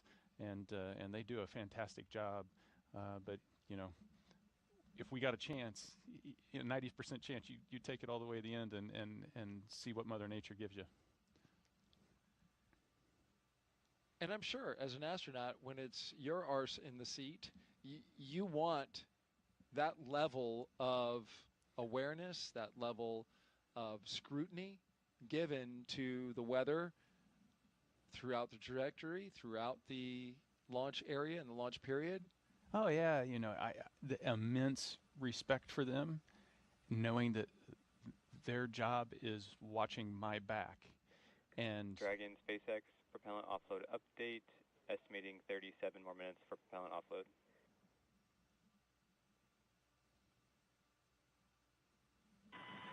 Dragon copy. 37 more minutes. The clock ticks slowly. Hope you got 37 minutes worth of stories, Nick. But I, like I was saying, it just takes so much to do that when you're sitting in that seat there, if you get the call for a scrub, there's no question. It's, you guys are the experts. This is the safest thing for us to do right now, and you're all in. You're not second guessing. But you also have that moment, and like when we were standing out there, you're like, oh. There's the disappointment. There's the knowing you're going to have to go through this all again. The disappointment not just for the crews, but the team that's in quarantine with the crew has got Groundhog Day again. The families, the litany of goodbyes that you'll say again. There's a psychological, emotional toll of going through all of that again, and that's why. Earlier on in the broadcast, I mentioned the psych support team that NASA has in place that's there to provide support to the crew members, to the family, is just so important. Even when something like this, relatively minor, not stressful, something happens, there's still an emotional toll, and they're there to support everybody through it. And that's just because NASA recognizes the importance of that kind of support. And so I can't say enough about what they do. So critical. If you are just joining us, you are watching live coverage of the launch broadcast for NASA and SpaceX's Crew-11. Today we scrubbed the launch attempt due to weather in the area.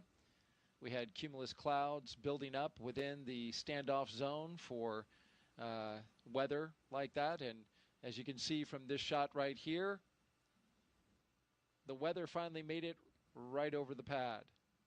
And so now, while we have a fueled rocket on the pad and we're looking, and in fact, detanking at this moment to bring the dynamic nature of the situation out there at the pad down to basically ground zero, reset everything, detank the propellants, offload them, pull the astronauts off, and get them back to crew quarters. We look ahead to our next attempt, which is tomorrow, Friday, August 1st, at 11:43 a.m. Eastern Time. our coverage would begin at 7:30 a.m. for what we will now affectionately call Launch Groundhog Day.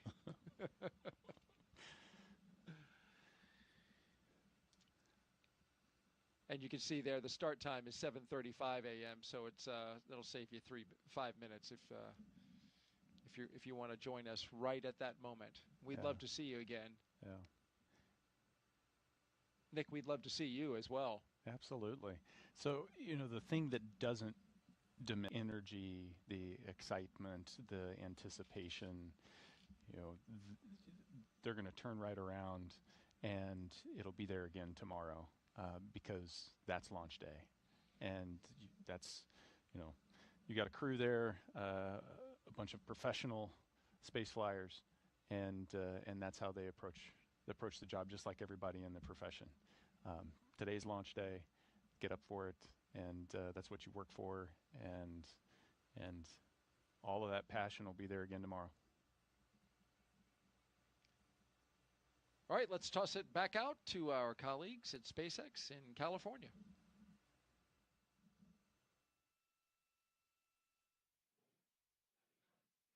Thanks so much, Daryl. So couldn't agree with you both more. What we're doing here is trying to make sure that we are effectively doing the launch procedures in reverse. Right now we're detanking Falcon 9, so we're taking about 1 million pounds of RP1 and liquid oxygen off the vehicle so that our crew can safely exit the spacecraft. On Monday, our crew actually worked through a dry dress rehearsal. So they went through a lot of the procedures that they did today exactly as they did them today in preparation for launch. Now that we've called that hold due to weather, we're standing down for tomorrow. We're actually just following through with the rest of the dry dress rehearsal procedures. The crew is going to exit or egress the spacecraft, and then, as we were just discussing, go back into that quarantine process. Meanwhile, our teams on the ground are going to go ahead and keep an eye on the health of the vehicle and our crew, of course, but also continue those vehicle side checkouts to make sure that we are ready for that next launch opportunity tomorrow at 11:43 a.m. Eastern.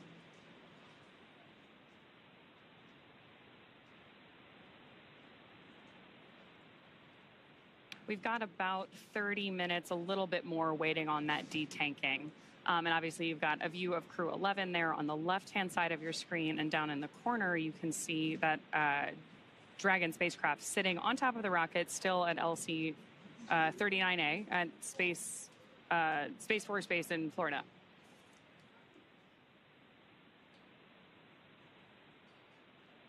We're, of course, going to keep following the crew, keep a close eye on them as they follow through these egress procedures and then make their way back to the crew quarters to maintain that quarantine environment that they've been in now in the lead up to launch for several days.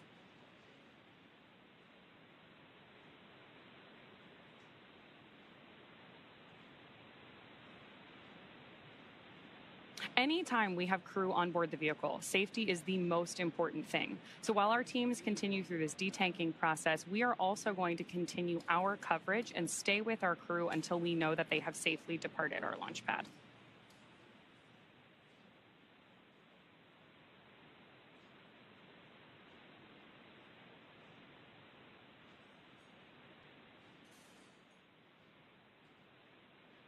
Of course, one of the other things we'll be keeping an eye on tomorrow is to understand how these weather systems evolve. Anyone who has ever joined us for a launch from Florida or followed along with our coverage of previous missions knows that weather, especially on the Space Coast, can evolve pretty rapidly. So as we're keeping an eye on everything for the next 24 hours or so in the lead up for launch tomorrow, we'll be watching the same things that we were looking at today. We're not just looking at weather at the launch pad either. We're also tracking the entire ascent corridor and the splashdown locations. In the very unlikely event that for some reason we had to abort our crew in flight, wherever Dragon exits the flight path to with our crew safely inside also needs to be a safe zone for recovery. So especially for these astronaut missions, it's really important that we have good weather kind of around the planet because we are moving so quickly.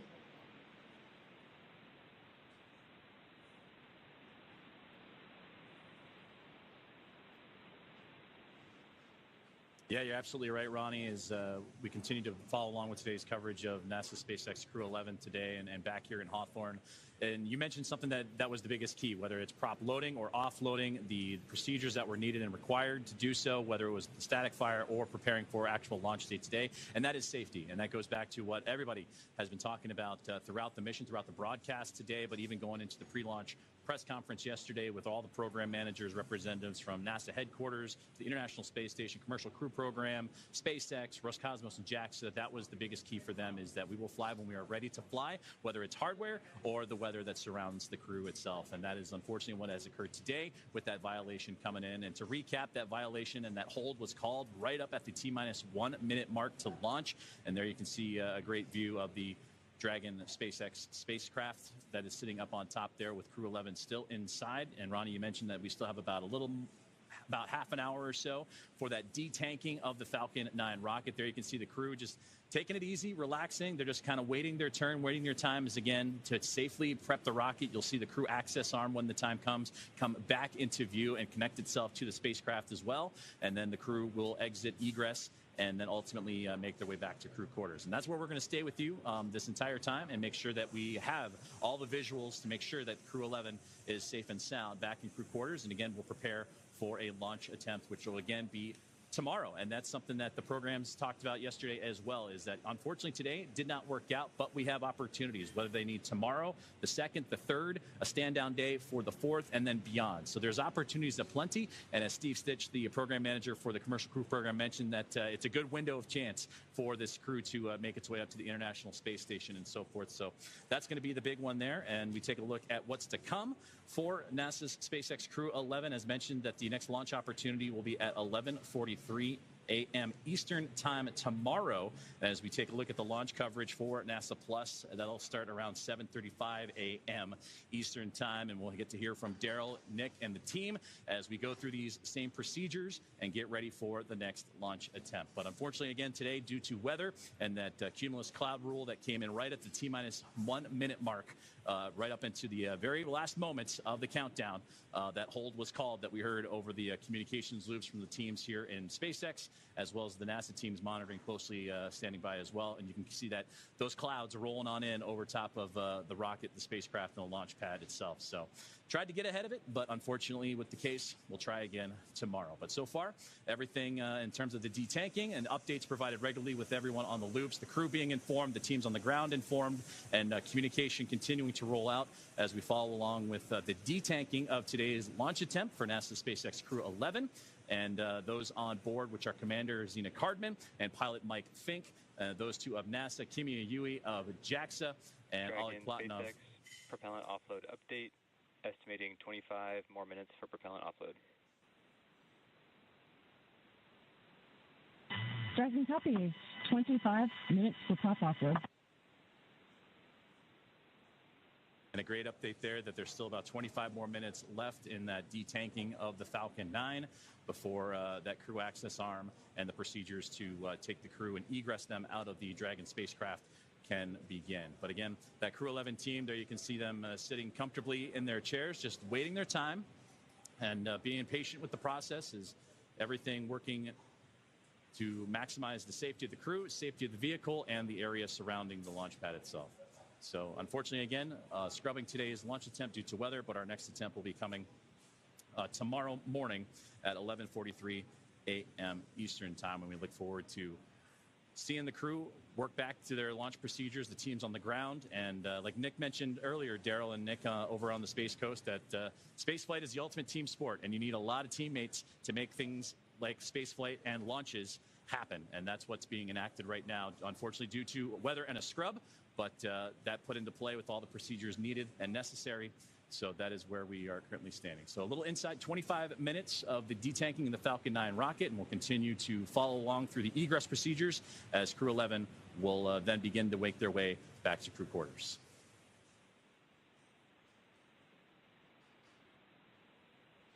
We are... So, of course, we are disappointed in that weather scrub today. But in a lot of ways, this is actually a really interesting testament to that huge team working together, like you just mentioned. We have, of course, Crew-11 safely on board Dragon and Falcon 9 right now. It's important to note that we had no issues impeding today's launch from either Falcon 9 or the Dragon spacecraft, or any of the ground systems supporting this vehicle. There are a lot of different engineering teams at play here. We obviously have everyone supporting the crew, the ground side teams. All of that was working as expected. Ultimately, the safest way to launch a rocket safely is to have done it before. So the fact that we're able to step through these procedures, we have these critical flight rules about saying when do we know this vehicle is going to be safe to operate, is a really important part of making sure that we execute every mission safely. So even though it is a bummer that we aren't able to go through with launch today, it is a really good sign that we saw no vehicle side issues, everyone working together. And calling it off when that was the right thing to do.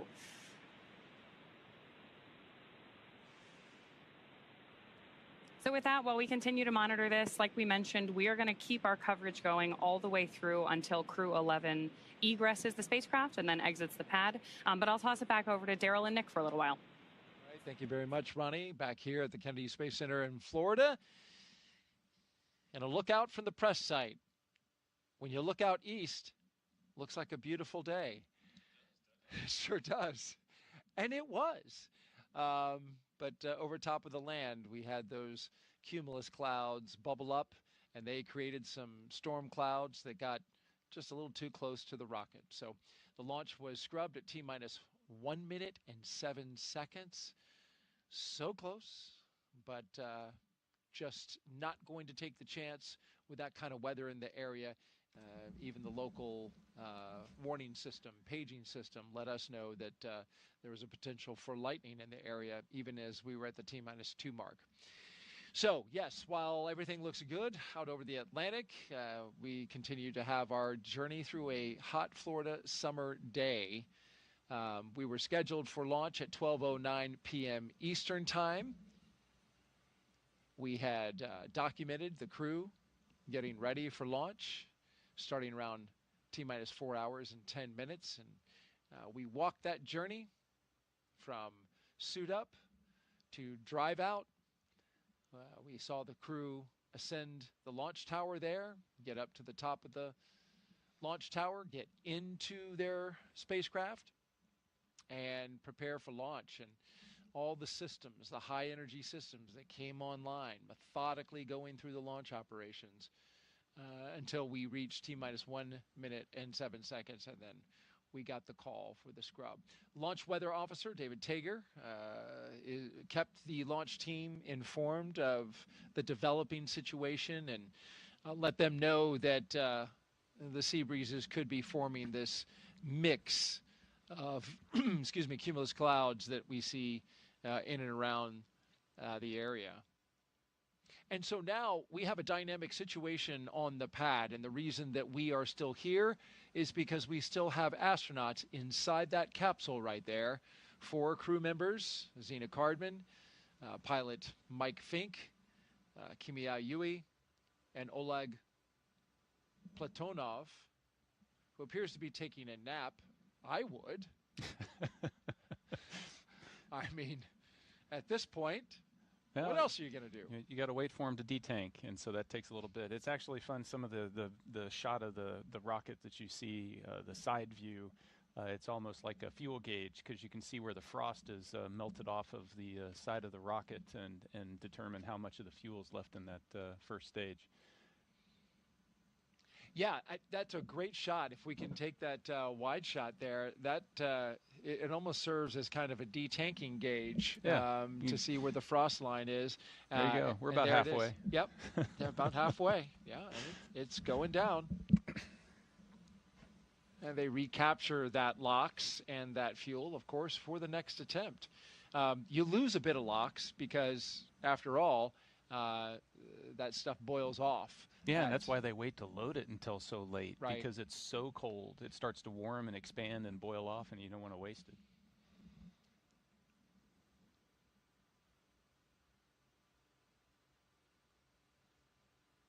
So the question now becomes, or the question that I will ask now is, what do the astronauts do after they get out of their capsule and go back to the astronaut crew quarters. This kind of served like a dress rehearsal. They have now had 2 of them, which is good practice for an operation like this. But you don't need to practice anymore. So what do you do? Yeah, so you're gonna get out of the capsule. Everything runs in reverse all the way back to the ONC building to crew quarters. You're gonna get out of your suits. The suit techs, you're going to get those all cleaned up so that you're ready to try again tomorrow. And then I guarantee you that all 4 of them, the first thing on their mind is, okay, so when are we having the meeting to talk about, is tomorrow a viable launch opportunity? Is the weather good? Are the systems good? Is the phasing work so that we can get to where we need to be? Is that good? And then get the thumbs up to press for tomorrow. Or if things aren't lining up right, then when is the next opportunity after that?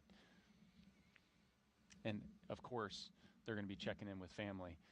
I imagine they're probably going to be checking in with family on the ride back to ONC. Absolutely. And have also heard, and I have seen crews do in the past, check out what's the schedule at the beach house.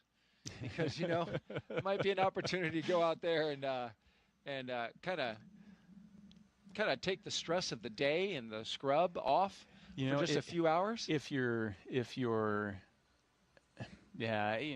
trying again tomorrow, then there's probably not enough time. You may want to try to tag up with family again. And if you're going to scrub and it's going to be a few days, then you can, hey, let's just have a quiet evening and step away from the crew quarters, go out to the beach house, put your feet in the ocean. So too quick of a turnaround. It can be. So in that case, maybe, since there's 4 of them, they, just have a little bit of a pickleball match, kind of let off some steam, and then get back to quarantine. No, maybe not any athletic events. We don't want to risk any late injuries prior to launch. I hear that, it's a pretty somewhat safe sport, but you're right. It is a sport at the end of the day. Jessica Meir and Christina Cook, they played pickleball. Oh, yeah? Yeah.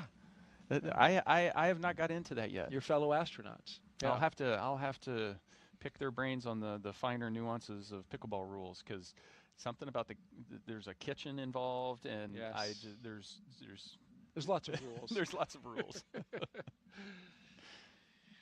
Well, we have a crew that plays here, Nick, and in fact, after our launch broadcast here, we're going to be going out. So if you want to learn, okay, you're welcome to join us. Thank you for the invite. In the 90-degree heat.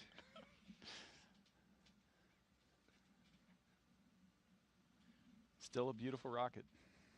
It is indeed, and it's going to stay there overnight.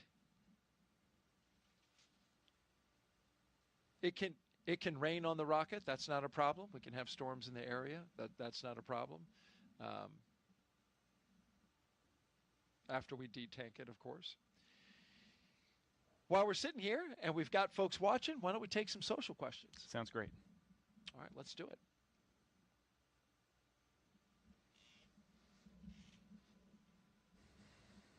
If you're just joining us, we scrubbed our launch earlier today at 12:08 p.m. Eastern Time, T-minus 1 minute and 7 seconds. Our question comes from Hey Aviate. I want to be an astronaut. Any advice that will be really helpful apart from the usual requirements? I'm going to assume the usual requirements would be a STEM background, right? Mm-hmm. Science, technology, engineering, or mathematics. But what gives people an edge these days? Because it's so competitive, Nick. Let's be honest. It is. It's highly competitive. How many people in the astronaut corps? Less than 50. Right. Yeah. In each class, there's maybe 10,000 applications for a dozen spots. 10,000 So it is very difficult. The minimum requirement is you need a STEM master's degree. Okay. And so you've got to get that foundational educational baseline. Yeah. So there's lots of things that you wouldn't necessarily think about that get evaluated. For example, we're watching Crew-11 here. They've been strapped into these seats for about 3 hours now. They've got another 30 minutes or so. And so patience and the ability to have enough personal discipline to be able to sit still and wait for long periods of time. It's some of those soft skills, the interpersonal skills, how you manage yourself, how you manage your interactions with the people on your team, that are really important when we bring people in for interviews and we look how they interact, because you're going to be in tight, confined places with your crewmates, and it's going to be stressful situations, and how do you manage that stress, and so those are things that are tough to put on a resume, but they really come out when you start to evaluate candidates that come down and interview for the job. That's so key, and that's something I've observed with many of the astronauts who I've had the honor and the privilege to do launch broadcasts with. As we look at a screen that can show us, if you look closely, Nick, you can see the rain coming down now out there at the launch pad. Oh yeah, you can. So it did finally rain on the rocket. This is a sun shower though at the moment, because the sun is shining on that rocket at the same time. It got a little rain coming down. But to the point that you were talking about, those soft skills, it's after having done a number of launch broadcasts with astronauts, it's like almost every single one of them easy to get along with, super smart, adapts to situations real quickly. I see these common characteristics in everybody. I say almost all because, well, some people you have to put up with. I apologize. The jury is out. The jury's still out on this one. No, I tease greatly. This has been nothing but a pleasure since Nick walked in the door yesterday and we did our launch broadcast debrief. It's really great having you. It really, truly is. So the advice I would give somebody is, how do you develop that? Because you can develop those soft skills. And it's trying to step out of your comfort zone. And you become more adaptable if you've been in different situations, and try to figure out how to expand your comfort zone, and then trying to just be a great teammate. You don't always have to be the leader, you don't always have to be the follower, but what does my team need me to do? And those simple things, if you focus on that over years, and it takes decades to grow into the people we select, you can get to where you need to be. If you're seeking fame and glory, if that's the reason that it sparks you. Wrong profession. Wrong profession. That's right. I think I said it earlier. It's not about this sport is not about individuals. That's right. It's team. And that was never better exemplified recently in our commercial crew. And this is just an example that we're aware of. But Zena Cardman, the commander who's aboard the rocket and spacecraft today, her standing down and supporting you and your team when you launched after she got pulled off that mission. Another question in from Aqua. What does it feel like when the rocket is launched? We talked a little bit about this earlier in the broadcast, but this is talk me through give me some sensory detail here. Yeah, sure. What are the feels? Yeah. Before I do that, I want to double down on your last comment and just say, so we put the spotlight on Zena because she's the one strapped into a rocket today. Stephanie Wilson did the exact same thing, and I'm equally excited to see her strap into a rocket and get her flight. They are the epitome of the professionalism that the astronaut corps strives to be. 100%. Yeah. So what's it feel like to so as you're walking to, we'll just take it, you push space on the elevator. Going from the very beginning. Absolutely. You ride the elevator up, and it's actually, the elevator goes fast enough that your ears pop, because you're going up a lot of floors of stairs, so you'll feel the pressure change in your ears, just like if you were in a big skyscraper and going from the bottom to the top. Huh. And then you step out of the elevator, and then it's just this, for me it was this gentle breeze coming off the ocean, because you're so high up, you just get this nice cool breeze, and it's just green as you look out, green, and then the blue of the ocean, and then it's this metallic structure that's there, and so the launch tower doesn't really sway or anything. It's so beefy, you can see it there in the photo. And then you get into the gantry arm and you start walking out to the capsule, and then you're surrounded by this this visual of this tube leading you to where you want to go. And so then that's where like emotion starts to color how you're seeing everything, and the white room is chilled down, it's cool, so that the vehicle's cool, and you climb in, and as soon as you cross that threshold of the side hatch, it feels, before it was like you've done it once, maybe twice, and it's unfamiliar, but it's still sensory overload to some degree. As soon as you get inside the capsule, you've trained for so long, it feels like home.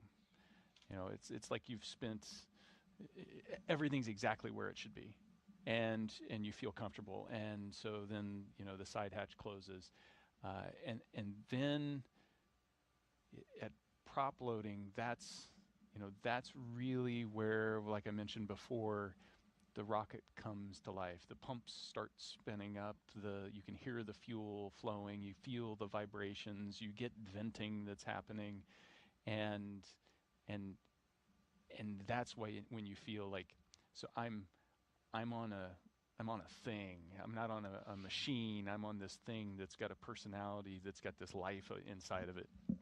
And then at the moment of liftoff, there's just, the engines light up, and you get this subtle vibration, and you feel the pressure of your body being pushed into your seat. Just, your back is being pushed in, and it's that all the the millions of pounds of thrust that are happening, and it's just squeezing you in that seat, and it's just continuing to push you in that seat as you kind of creep off, it's smooth.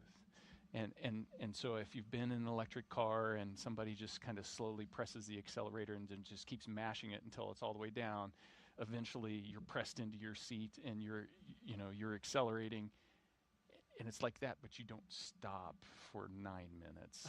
And you go the from feeling of acceleration goes that long. You've got staging in the middle, so it starts at 1G, and then you build up to 4.5, and then it drops off during staging to nothing for a few seconds, and then it starts back up again and builds up, and then it stops, and you're in space. And so those 9 minutes are just this amazing roller coaster ride that is like super smooth, with a little bit of vibration. And the whole time you've got these windows that you can look outside and watch it all happen as the Earth kind of disappears down below. And it's just phenomenal. I wish everybody could do it. No doubt. I wish I could do it. That is, what a great explanation of what you experienced from beginning to end. If you're just joining us, we are live with launch coverage of NASA and SpaceX's Crew-11. The launch to the International Space Station scrubbed for the day. You see the weather in the area caused a scrub at T-minus 1 minute and 7 seconds, just at 12:08 p.m. Eastern Time. The crew is inside the capsule at the top. They are safe. They are waiting for the completion of detanking the rocket of its highly energetic propellants, which we are currently doing now. Just should be just another 15 minutes or so. Our next attempt for today's launch, provided that after they review the data from today's scrub, should all that look good and check out, the next opportunity to launch is August 1st at 11:43 a.m. Eastern Time. Weather for tomorrow is 85% go. The only area that is a watch item, that is a significant watch item, is the weather that's going to be disturbed along the eastern seaboard after we get a trough of disturbances make their way into the eastern Atlantic.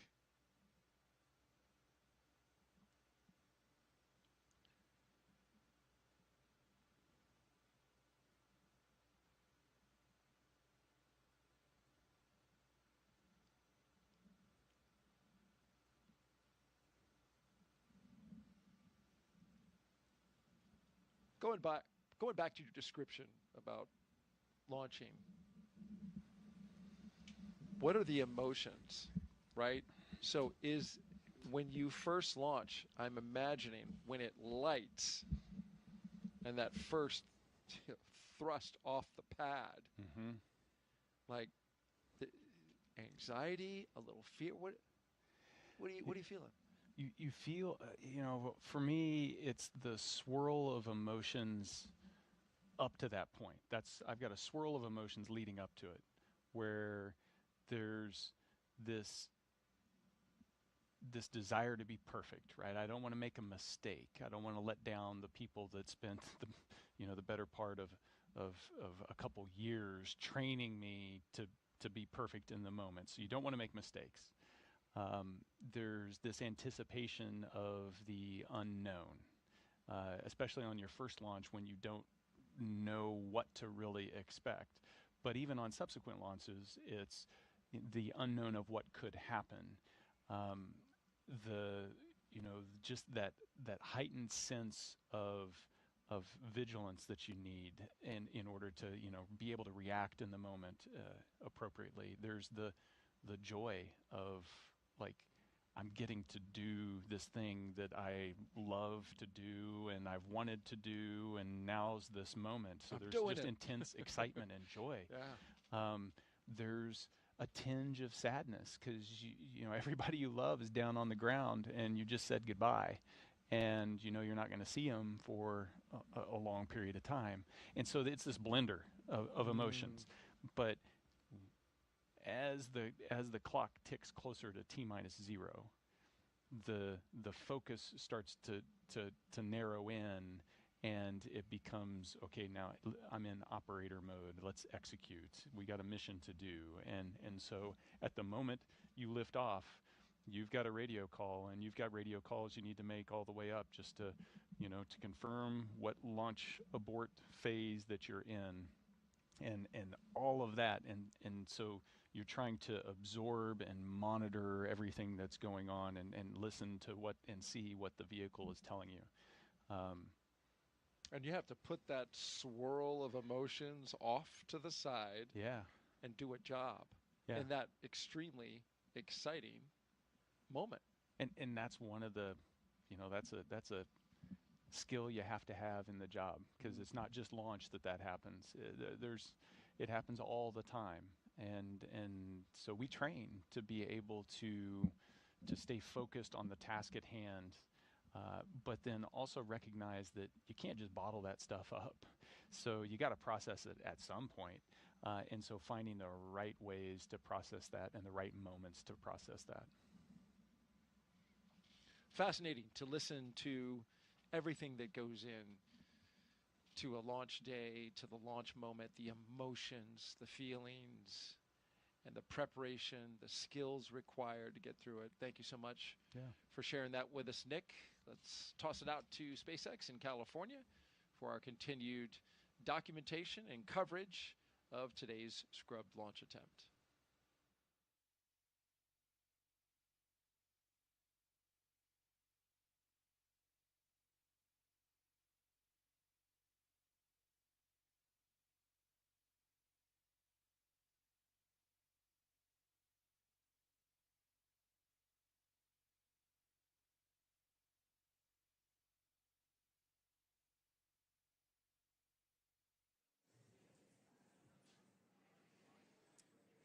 Thank you, Daryl. Thank you, Nick, and for all that insight, especially with the process as intricate as this one, with the detanking continuing for Falcon 9 as, again, today's launch attempt for Falcon 9, or for Crew-11, NASA SpaceX Crew-11. Captain copy.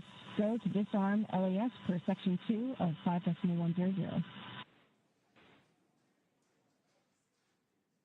And that was some great call-outs right there from up in the crew capsule, the spacecraft, is Crew-11 receiving updated information from the teams here on the ground, and the core here in Hawthorne communicating the step-by-step procedures needed to detank the vehicle in Falcon 9, and then again they'll go into those procedures of bringing the crew access arm, disarming the launch escape system, the ground support teams that helped Crew-11 into the vehicle. They'll become on site and then help them out of their vehicle as well, and then we'll stay with... SpaceX Dragon, disarming launch escape system.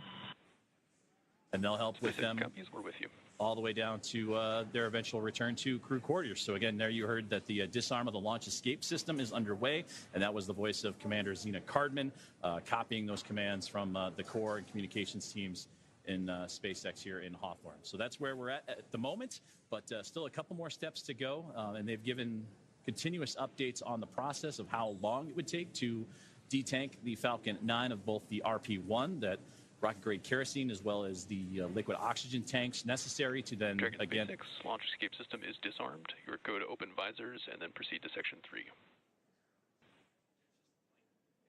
Dragon copies. Go to open visors and proceed Section 3.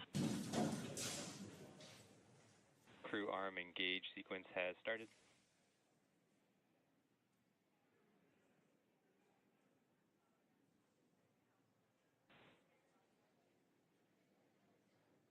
And again, great communications there as you're looking inside the crew access arm as it's beginning to swing back towards the Dragon spacecraft. And you saw just moments before that, Crew-11 being issued the okay to open up their visors and begin their process, continue their process of what will be egressing or exiting the vehicle here in just a little while. But again, that crew access arm slowly but surely making its way, be buttressed up against the side of the Dragon spacecraft as we continue on our... SpaceX Dragon, ready for seat rotation. Copy, crew are ready for seat rotation. We will initiate that now.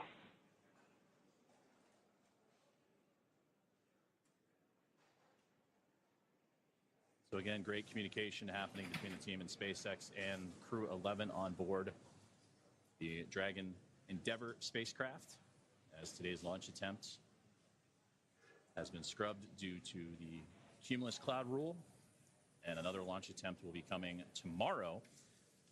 And that launch attempt will be at 11:43 a.m. Eastern time, and of course with Daryl, Nick, the team out in Kennedy, the team here at SpaceX and at NASA's Johnson Space Center and the International Space Station Flight Control Room. We'll bring you right back and get you prepared for another launch attempt for Crew-11. And again, that'll be tomorrow, August 1st, as we turn over to a new month at 11:43 a.m. Eastern time. And that's where they will hopefully begin their journey then, en route to the International Space Station and sync up with their Crew-10 colleagues, as well as those of Soyuz MS-27. And that crew of 7 on board the International Space Station will become... Dragon SpaceX, seats are in the upright position. We will be working through steps with the closeout team to return to the pad tower and open up the side hatch. I'll keep you abreast of their progress. Dragon copies.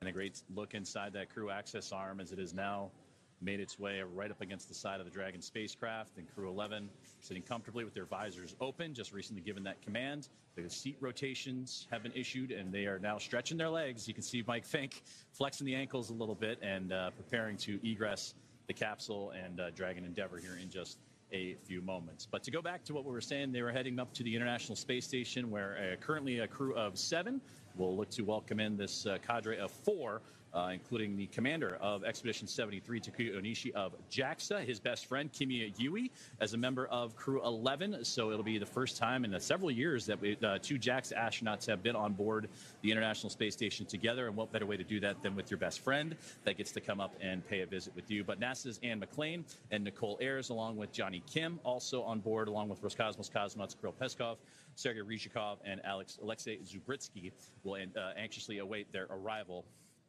once they can go for that second launch attempt, which again will be tomorrow, August 1st at 11:43 a.m. Eastern time, as today's attempt was scrubbed due to weather. So we're going to continue to follow along with the detanking procedures that should be wrapping up here pretty soon. As you saw, the crew access arm has swung back into place. The ground support team will make its way up towards the spacecraft to help the crew exit, egress, as they say, the capsule as well, and then we'll stay with live coverage all the way up to the crew's return to crew quarters, where they will remain in quarantine. And that's what Daryl Nail and Nick Hague have been discussing of those procedures and how things will shape up and ready to turn the page for another attempt to tomorrow.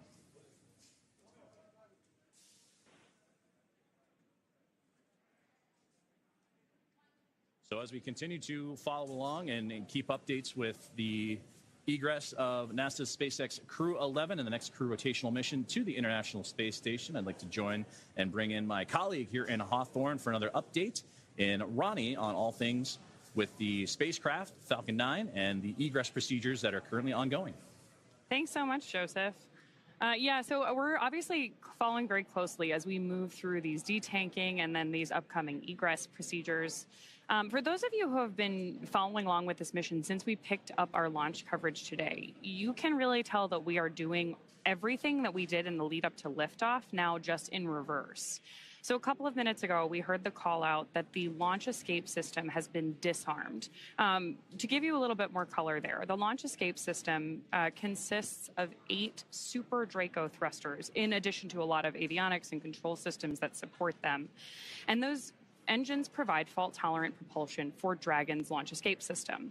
In the extremely unlikely event of an emergency, those Super Draco engines can actually power Dragon off the top of Falcon 9 and away from the launch vehicle in less than 8 seconds.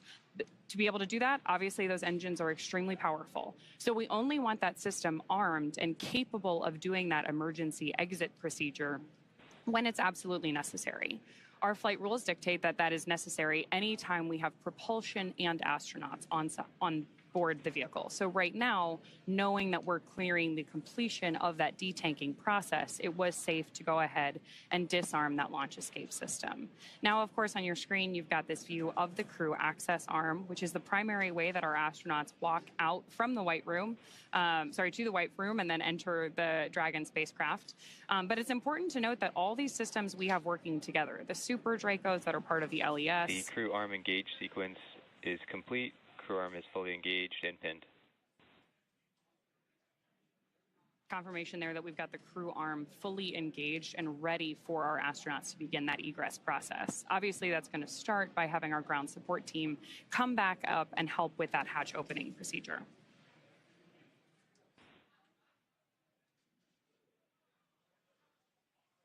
And I'm getting confirmation here that offload has been completed, which again is what we expected when we heard that we were okay to disarm that launch escape system.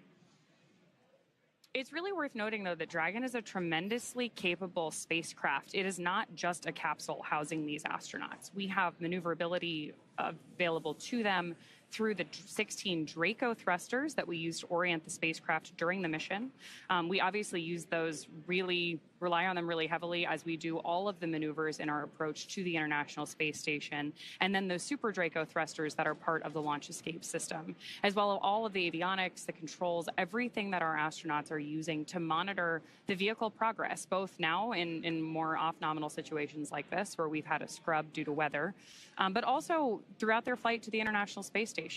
As we were talking about earlier, our crew today was scheduled for about a 38-hour trip to the International Space Station. All of the information that they're getting from our mission control team is displayed inside of Dragon for them. Still seeing little bits of rain. One of the things that we talked a little bit about earlier, but is still really interesting, anytime you are leaving Earth, we're monitoring weather not just at the launch site. It's really all the way along the ascent corridor. Obviously, Falcon lifts off and then does a gravity turn so that we can get up to space going 17,500 miles an hour horizontally. We're not just going up. So we're moving through a huge portion of the atmosphere on our trip to space. And the weather for that entire ascent needs to be clear. And again, if we were going to leverage that launch escape system in flight for any reason, you'd hear on a typical ascent, our crew will call out certain abort modes where the the spacecraft may have to eject to. In the instance that anything were to go wrong, that weather also needs to be good. We need to be able to get to the crew, make sure that they're healthy. And then, of course, anytime we have crew entering or exiting the vehicle, we're working those carefully rehearsed and fine-tuned procedures like we're seeing them step through now.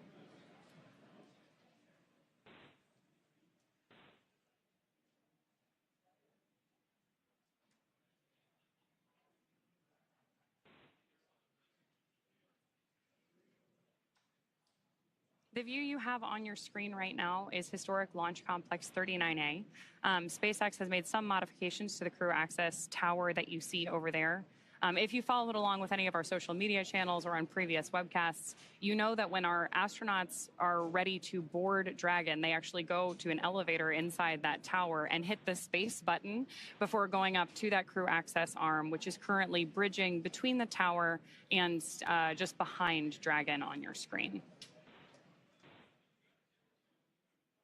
Right now, our ground support teams are preparing to ascend the tower and go over. And like I mentioned earlier, we're going to help with that hatch opening and then help our crew egress the spacecraft. From there, they'll be going back into quarantine. It's important that astronauts maintain that quarantine environment, often away from friends and family in the lead up to launch, so that they're 100% healthy when we get them up to the International Space Station. So to maintain their well-being ahead of our next launch attempt, which is currently scheduled for tomorrow at 11:43 a.m. Eastern, they're going to go back into that quarantine environment. Getting some nice views of Crew-11 in their seats there.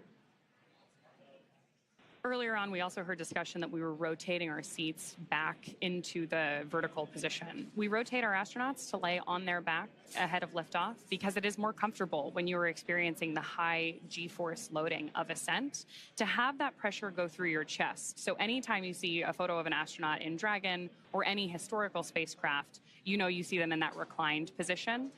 The seats on Dragon are another really nuanced and sophisticated part of the spacecraft. They have the ability to do that rotation and then move themselves back into the horizontal position in the event of an egress like this.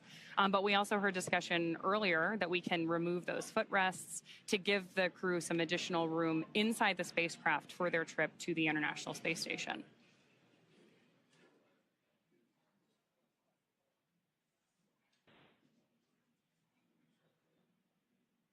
Seeing some smiles from the crew there. And of course, we're following along very closely here, not just with our coverage, but of course the entire mission control ground support team. Everyone's keeping a careful eye on all of these procedures because anytime we have astronauts on board the spacecraft, we want to make sure that we are doing everything we can to keep them safe. Again, all of this is rehearsed during dry dress. And you can see our astronauts are pretty comfortable with it, right? They seem like they're having a pretty good time, waiting to exit Dragon, go back, get a little bit of rest, and then try again.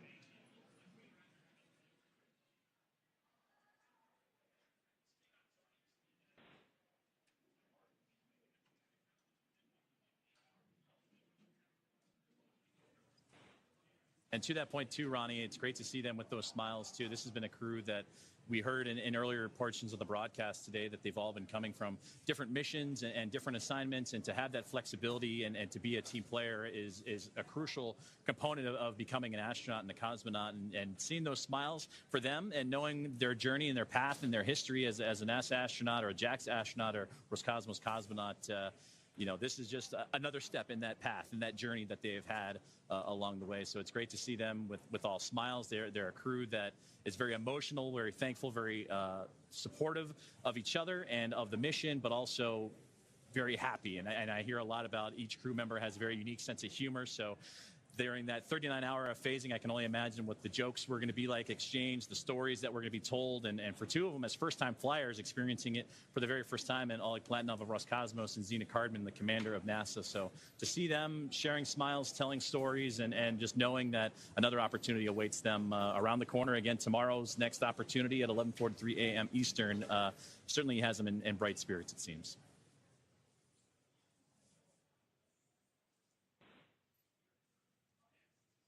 So we'll continue to stay with our live coverage of the egress procedures of NASA's SpaceX Crew-11 as their launch opportunity this morning unfortunately comes to a close due to a weather violation. They were scheduled to launch at 12:09 a.m. Eastern time, but the violation came into play right in the key moments of the countdown, almost right up to T-minus 1 minute left in the countdown. They called the hold and addressed the crew that weather, unfortunately, was not cooperating with them and that they would have to stand down from today's launch attempt and make their way back to crew quarters after detanking and safely egressing the vehicle for the next launch attempt. But again, opportunities tomorrow and for the foreseeable future, so there are opportunities aplenty here in the near foresight for NASA's SpaceX Crew-11 team. So with that, we'll depart from Hawthorne for the moment and head back out to the Space Coast and check in with Daryl and NASA astronaut Nick. Thank you very much, sir. We've been watching the crew I'm here with Nick Hague, NASA astronaut, and in a moment like this, when I look at the crew biding their time, waiting patiently for the moment to egress out of this capsule and get back to the astronaut crew quarters, I see Mike Fincke talking a lot. In a moment like that, it's pretty good to have somebody who's, you know, a jovial, talkable fellow like Mike Fincke who likes to crack jokes and. Yeah. Now, you know, humor is a great tool, and being able to find the humor in just about any situation is a true talent and a benefit to the team. So, you know, they're sitting here. You saw the gantry arm is back up to the capsule. Pad teams getting access. They're going to pop open the side hatch here and get them out of the capsule. So now's the time they can relax a little bit. They're in a safe state, and there's definitely they've turned the corner and they're looking for, okay, what's our next opportunity. Next to Mike Fincke is Zena Cardman, the commander of this mission. Is it the commander's responsibility to kind of regroup the team emotionally? I mean, these are professional astronauts and a cosmonaut, so I know they know how to, you know, gather themselves and gear up for another attempt. But it's also an opportunity to lead. Yeah, absolutely. The you know, every person on the crew is responsible for themselves and also feels a sense of responsibility for the team. The commander's the one that ultimately is accountable for the well-being of that crew, the well-being of that spacecraft, and making real-time calls. And so the commander's job is to read the room and understand what the team needs in that moment. And maybe that you need to recage, maybe it's crack a joke, maybe, you know, you've got to read the room. It gets back to those soft skills I was talking about before. We are awaiting the completion of detanking of the Falcon 9 rocket. A moment that, when it arrives, will allow for the astronauts to egress from the Dragon, make their way across the platform and down to their waiting Teslas, where they will be driven back a 20-minute drive across the spaceport under security escort back to astronaut crew quarters. And we hear the call that detanking is complete. Again, detanking is complete. That paves the way for the closeout crew. So a little hand battle there between the commander and pilot.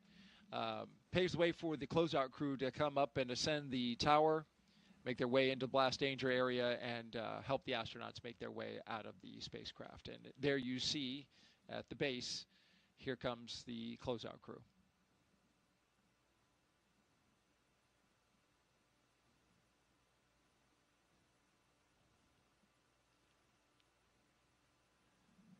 Have the first member of the closeout crew making their way across the access tower. And this is actually the final steps up to the 275-foot level, where they go into the crew access arm. At this point, Nick, you can say that the rocket has been safed. Yes. You've detanked the rocket, the launch escape system is off. As soon as those two things were complete, then they were able to rotate the seats and pop visors and essentially sit there and wait for the pad crew to show up. We saw pad crew walking down the arm. They'll put some safety restraints in place to secure the gap between the arm and the capsule and pop open that side hatch. Dragon SpaceX, the team has reached the White Room. We're now beginning preparations for configuring the White Room and side hatch opening. Dragon copies.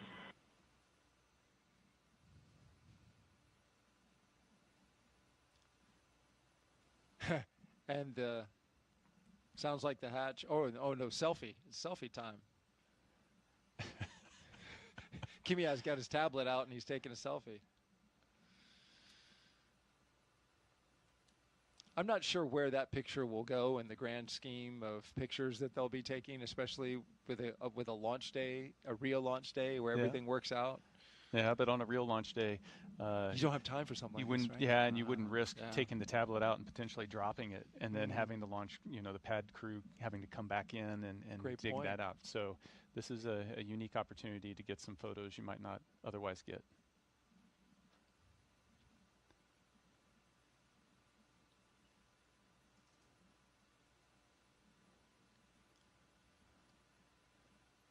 Not the easiest thing to work with a tablet like that when you're wearing big gloves. Right. Yes, those gloves. Yes. So now they're doing it again. Yeah, those gloves are touch sensitive. Yes. You can use them on the tablets and they work, but they do look pretty bulky. Yeah, and your fingers, there's some layers associated with it, so you're not as dexterous as you would be otherwise. And you get used to it, though, because you spend a lot of time in training sitting in the suit, working in the capsule, weeks at a time in Hawthorne out in Los Angeles. As the closeout crew brings their equipment necessary to unseal the side hatch, open it up, and get the crew out.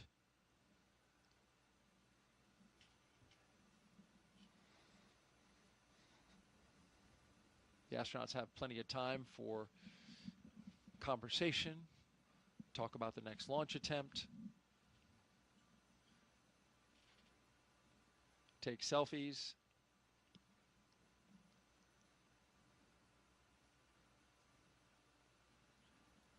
So you launched 3 times, and you never had a weather scrub? Never had a weather scrub. That is fortunate. Yes, indeed. We had a delay. We didn't actually scrub. We had a delay because of a hurricane coming through. Oh, right. But we saw that days well in advance. So yeah, never got to the point where we did that. Although, and the point was brought up earlier, every crew practices a scrub when they do dry dress. Right. And so you get to go through the procedures, minus all of the waiting for the prop load to go on and the prop load to come off. There have been astronauts who have scrubbed due to weather 5 times. Yeah. Famously, our former NASA administrator Bill Nelson tells that story all the time about 5 scrubs to get to launch. I thought, oh man. It's space is hard. It's there's a lot of factors that going into everybody feeling comfortable that it's safe to launch. Is there any way to put in a food order back at astronaut crew quarters? Food will be waiting because you got to remember they suited up almost 6 hours ago. So hungry. it's been a while since they've had a meal. Right. There'll be food waiting. And the staff at crew quarters does an amazing job of making sure that you've got the right food, it's nutritious food.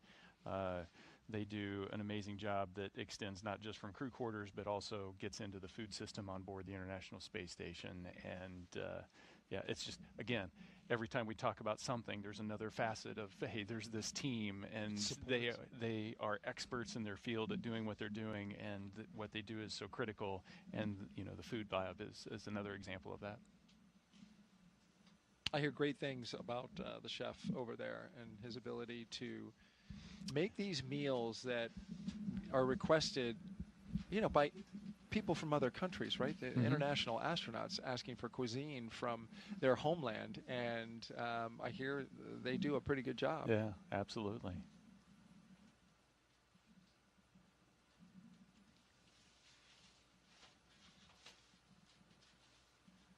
You see the closeout crew on the left. They are securing the white room to the capsule, and then they'll begin unbolting the fasteners that hold that side hatch in.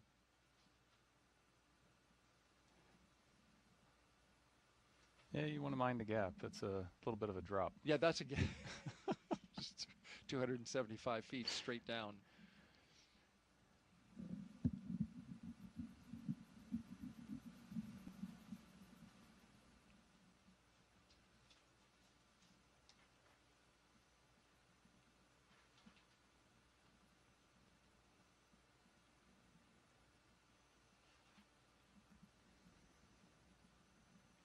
And so this crew, of course, is planning on a 3+2 handover.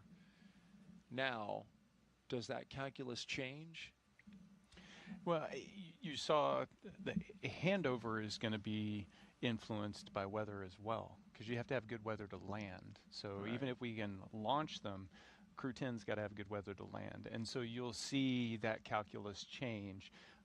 The importance of the handover activities and being able to have one crew, you know, essentially show the ropes a little bit to the other crew before they leave is still critical.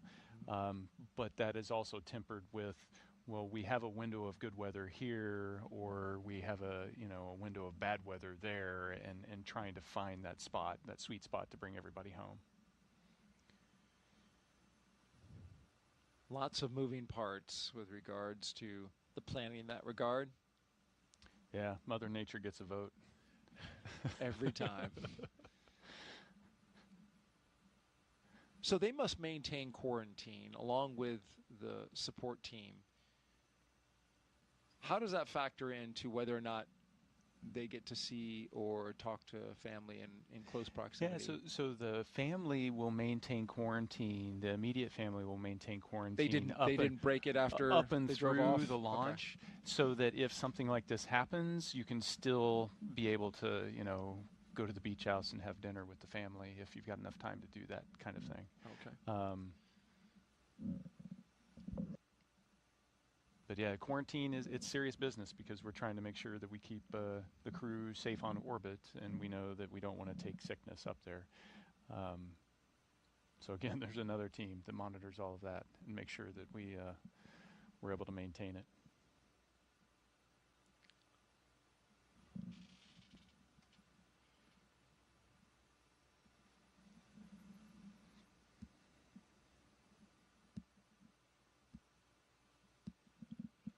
For pilot Mike Fincke, it's been 14 years since he last flew to space, doing so aboard STS-134 in 2011, the second to last flight, the penultimate flight of the Space Shuttle program.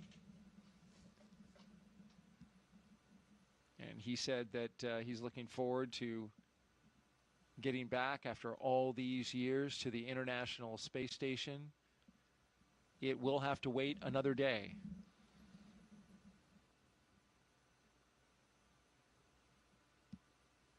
That's going to be really interesting for him, because he was telling us that he saw Space Station here on the ground, here on Earth, the segments of this incredible orbiting laboratory, which is the size of a football field in space.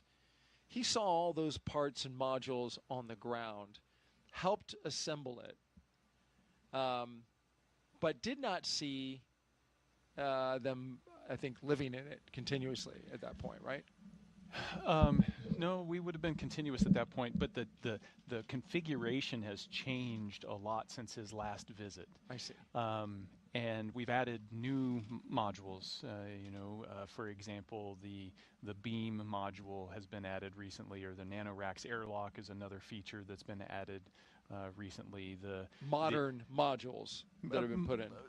Yes, modern facilities that have been experiments that they've been testing out, or commercial partners have been putting on board. The international commercial crew coming and going has dramatically changed the layout and just the way we live in the station from a Node 2 perspective, and so it'll be different than what he was familiar with the last time he was there. So as familiar as he is with it, the flow of life will be different on board. It was something that was interesting being on board with Don Pettit and Butch Wilmore and Sonny Williams. From a U.S. crew perspective, we all knew the station from previous flights, but we all knew it in different configurations and had different expectations. So it was interesting to see all of us adapt to the new way to live on the station. It's alive. Yeah.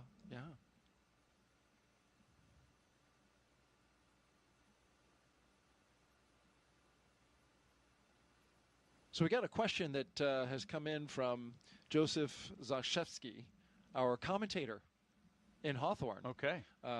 He has a question. He wants to know, do you mix up the procedures tomorrow? So, for example, instead of Eggs Benedict, do you eat oatmeal? Do you put your left shoe versus your right shoe? He's just curious. Yeah, you know, that's a personal question. Or how superstitious are you? Right. Do you need to change up something just to turn the tide of fate your direction? Or do you not want to change something because you're concerned it might throw your own personal, preparation off? And you know, for me personally, it was I keep a routine consistent. So even during quarantine and the weeks leading up, it's not like I'm trying to have every meal I'm going to miss crammed into 2 weeks, you know, the meals I'm going to miss over 6 months. It's having some level of consistency. What do I normally have for breakfast? What do I I don't want my body to go through that kind of shock. Right, because you can order anything, but it's probably safer to go with some food that you're used to having. You order anything, and everything carries some consequence.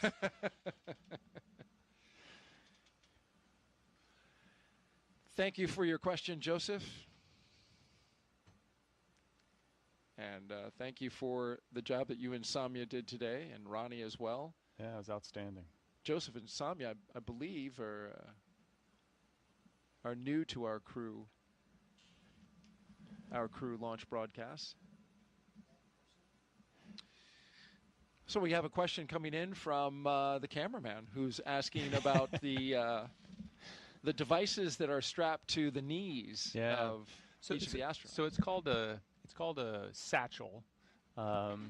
You know, in the aviation world, you'd have a knee board so that you could pilot an aircraft, and then also have a place to draw, write down, take notes. This is a little beefed up version, so it has the knee pad feature where there's paper that you can take notes and write things down so you don't forget them.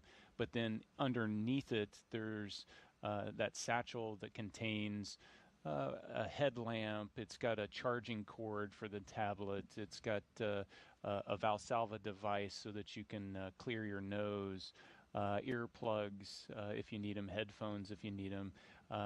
So it has the personal equipment that you might need while you're launching or just operating inside of Dragon, both uphill and downhill. Thank you for your question. If you're just joining us, we are walking our astronauts through the scrub procedures for an attempt at launch at 12:09 p.m. Eastern today. We scrubbed out at T-minus 1 minute and 7 seconds due to weather. A violation of a weather constraint for cumulus clouds too close to the launch pad.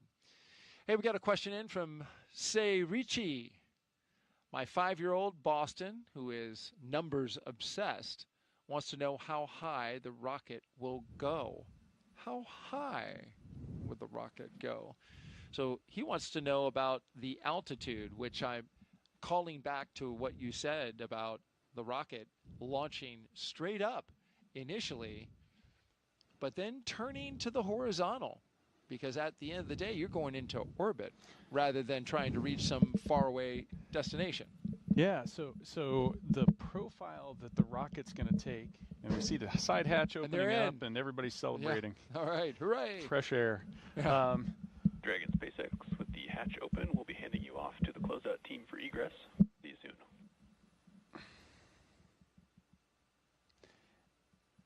And so the rocket's going to initially go straight up to get some clearance from the ground, and then it turns horizontal. And at about the 200-kilometer mark, it's turned horizontal, and all of its thrust is trying to accelerate it downrange. It's trying to cover ground on the Earth. And it essentially is coasting and slowly falling back down to the Earth until it's reached that 17,500 miles per hour, at which its arc of its fall matches the curvature of the Earth. But it's only a few hundred kilometers up. And then as we spend the next 40 hours, or what they would have spent 40 hours rendezvousing with the space station, they would have raised that 200 kilometers up to the 400 kilometers or 250 miles that the station lives at. So it's not that far up. It's, you know, it's the distance between major cities in the U.S. It's drivable if you could drive there. Cape Canaveral to Miami. There you go. It's not that far. And what's even more impressive is if you've flown on a plane and you look out the window of a plane, you can see a really long way, but you're looking the entire distance through the atmosphere. The space station, when you look down, you're looking a really long way, but it's only the last few miles that you're looking through the atmosphere. And so the Earth, the surface of the Earth is really clear. And so it doesn't feel like it's that far away.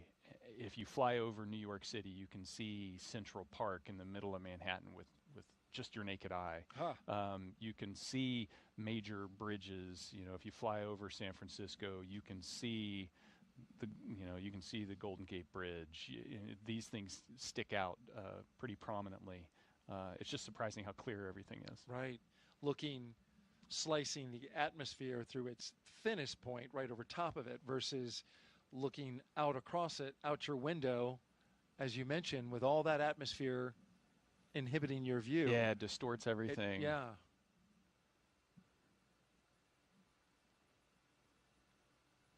Which is also why you get a sunburn between 11 and 2 o'clock and not at 7 in the morning or 7 at night, right? Yes, Because the indeed. sun has to travel through all that atmosphere. Wear your sunscreen. That's right. All this public service announcement brought to you by NASA.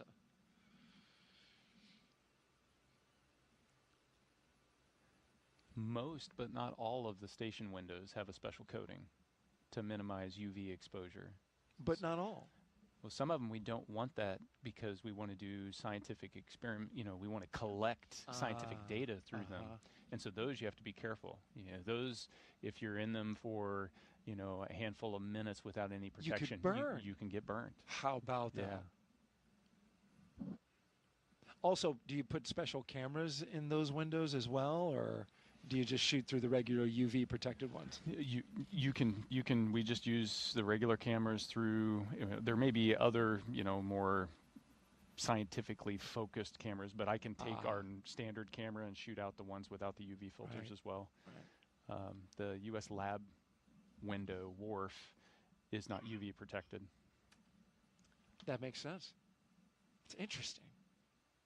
Fortunately, the window that looks down doesn't necessarily take a lot of direct sunlight, right? Unless the station's in a weird orientation. And what about reflected light off the ocean? It's still bright. Yeah. And even with the UV coatings in the cupola, when the sun pops up, you can feel the heat of the sun on your face. I bet. Yeah, sun's pretty powerful. Yeah, with no atmosphere to protect you at all. I mean, you're not that much farther away from the sun or closer to the sun than Earth is. But you feel it. Yeah. I see Oleg getting out. All right, we got one out. 3 to go.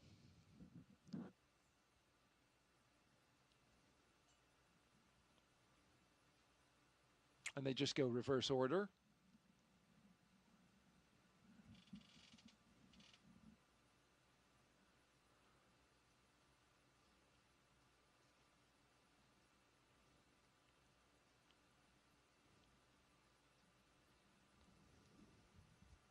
The operation will look very similar tomorrow, as you mentioned, the Groundhog Day effect. But there are some things that they're not going to do, right? They're not going to sign the side of the White Room. Yeah, right? It's your signature's there already. It's already there. What else would you not do? I've stumped the astronaut, I think. Could be a trivia question. Yeah. Other than sign, most of the things that you would do are all scripted out. Yeah. Even the goodbyes, you're still going to take the opportunity to say goodbye. Right. Even though you said it a day before. And here come our astronauts down the crew access arm. Looks like they're putting on rain jackets. Ponchos. That's a new one for me. I did not get trained in the SpaceX rain poncho. Well, now these are spacesuits that don't like water. Indeed, they're not. Not necessarily designed for that. And they also carry umbrellas with them. The closeout crew does, so that extra layer of protection. But this is a first for me. I've not seen this before.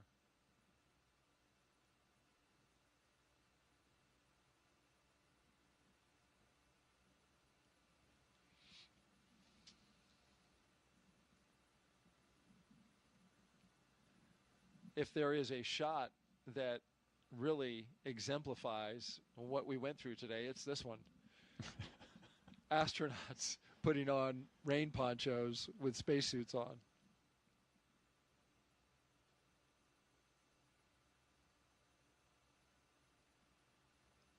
And so they come out of the gantry. They have to walk down a flight of stairs over to the elevator.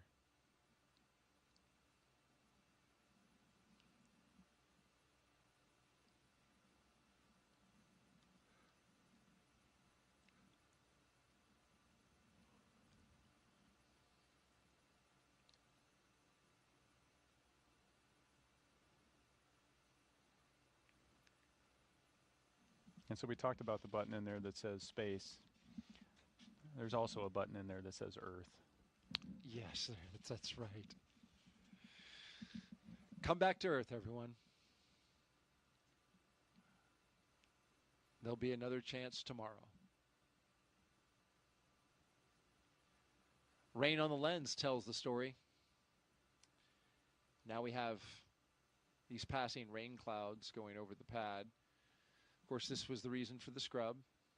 At 12:08 p.m. Eastern Time today, we scrubbed the launch attempt of NASA and SpaceX's Crew-11 launch to the International Space Station. Now looking ahead to the next opportunity, tomorrow at 11:43 a.m. Eastern Time. Our coverage on NASA Plus and our streaming channels starts at 7:35 a.m. Eastern Time. And so next up, we are watching as the astronauts go down the tower, making their way to their Teslas, which are parked at the base of the launch pad where they left them earlier today, about 3 hours ago. And they'll get back in their ride and head back to astronaut crew quarters, the safe and comfortable confines of the operations and checkout building.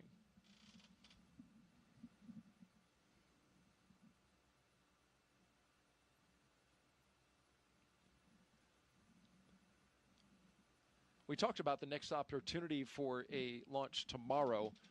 One thing that will be considered, teams from SpaceX and NASA and the Commercial Crew Program will take a close look at that weather in the ascent corridor to see if it is worth taking a shot. Yes, they have the opportunity to go to the space station, but they will want to see if that situation is going to work out, if the weather's not too difficult to extract the crew from the Dragon should they have an emergency abort, come off the top of the rocket and splash down in the Atlantic Ocean.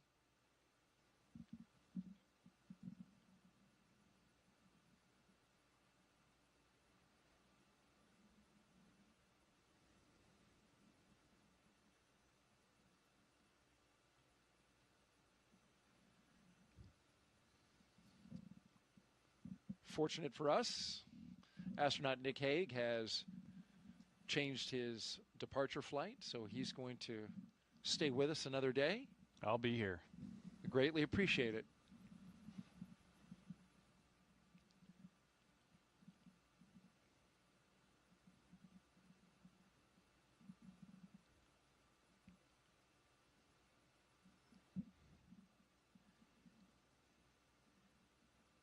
You talk about the support of the crew in throughout the operations, both getting ready for launch and, of course, in this capacity for a scrub procedure. But there are thousands of people who came to see this launch today in person.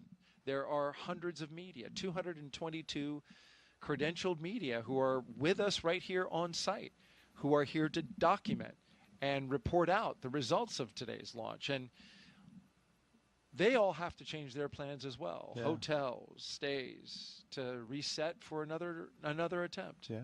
Yeah, you'd think with that much of a ripple effect, that much momentum and inertia to let's make this happen, that there'd be this go fever. And that just shows you how disciplined the process is to be able to say, nope, today's not the day. We're not comfortable with the way things are. We'll try again tomorrow. And, it does put a huge ripple and a lot of change on everybody. And it stresses the team, but it's the right thing to do. Absolutely. And the rainy ride back to astronaut crew quarters requires us to wipe the windshield if we're going to see out the front window. Did you bring an umbrella? Because we're in a studio where, it's not a straight shot back to the press site. I've got 10 feet to get to my car once that door's open, so I should be okay. You're going to be all right? I won't melt. No, you don't have a black rain poncho on you? No, Stuffed in your pocket? I'm not critical spaceflight hardware. Well, you are critical to our launch broadcast, I will tell you that, my friend. It's been fun. It'll be fun to do it again. Absolutely. We'll need you to bring all new material tomorrow. My son would tell you it's just the same stories over and over.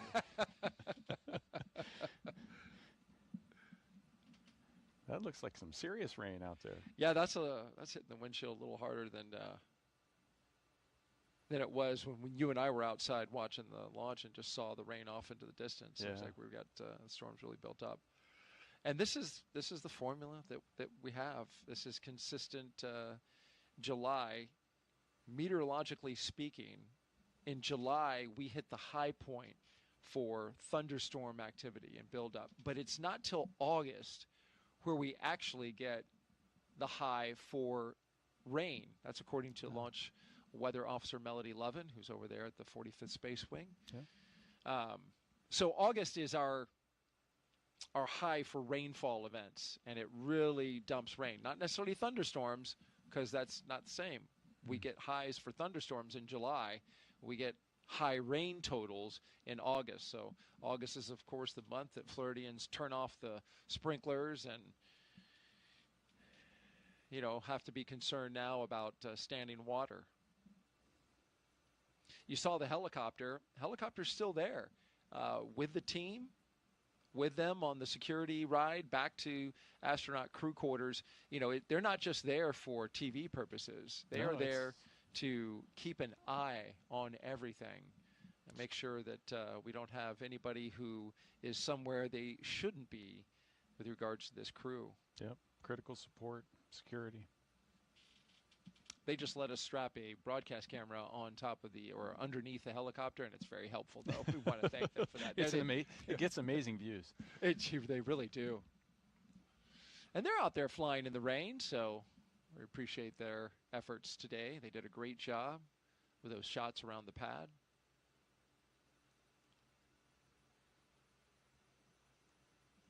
Another key aspect, for those of you who are still with us, as few as you are, NASA is required to provide a level of transparency. And so when the astronauts are in motion, whether it's a scrub or it's a path to the pad, we are required to let the American public and taxpayers know how we did it that day.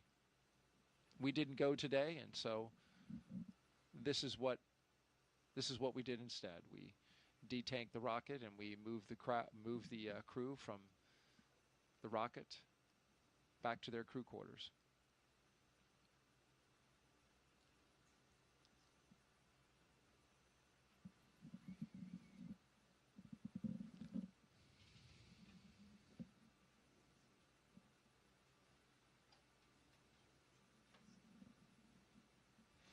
You know it's coming down when you can't see the VAB.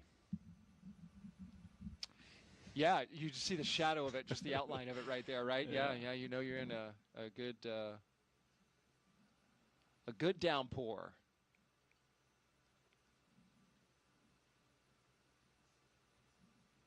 So again, for those of you who are still watching, want to emphasize we have an opportunity tomorrow, but like I was saying earlier, the teams at SpaceX and NASA are going to evaluate the weather downrange, and they're going to look at the entire picture to see if a launch attempt makes sense for tomorrow.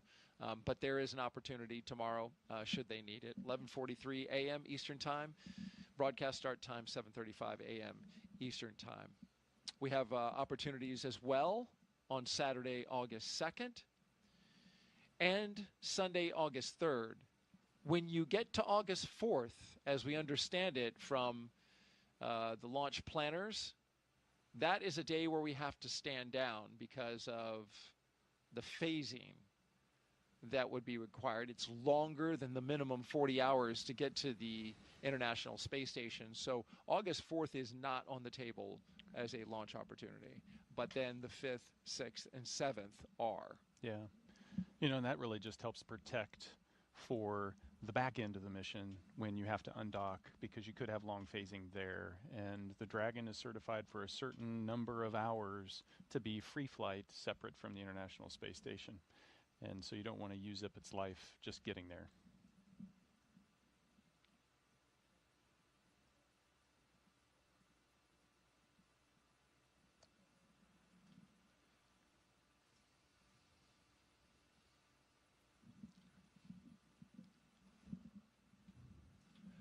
Making the left-hand turn now from Saturn Causeway onto NASA Causeway. Halfway home to astronaut crew quarters.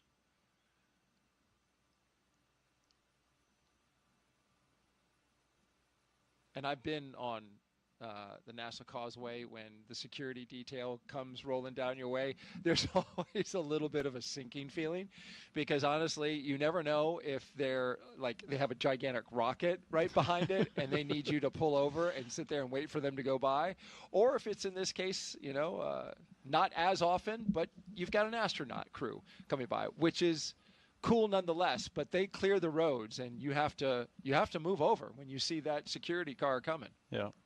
It's fun to drive around KSC and Cape Canaveral Space Force Station, because you just don't know what you're going to see on the road. And, that's right. And how often do you get stuck behind a rocket? You know? It only happens here, right? Only here. And places where you launch, but it literally. And I can't help. I got to roll down the window, and I just have to gaze at this giant rocket booster moving down the road. And it's and many times it's flown to space. Yeah. So you're looking at, you know, flown space hardware going right by you on the middle of the road. Yeah, this is a special place. Right through the red light, as it should be.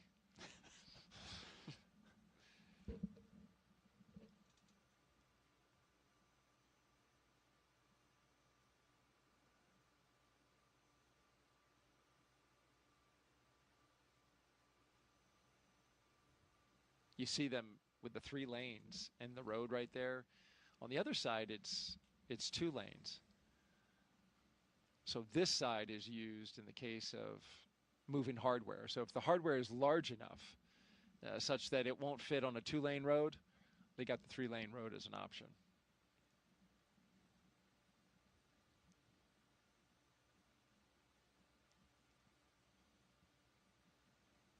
That's when you're talking big rockets. Oh, you're talking real big stuff right there, yeah.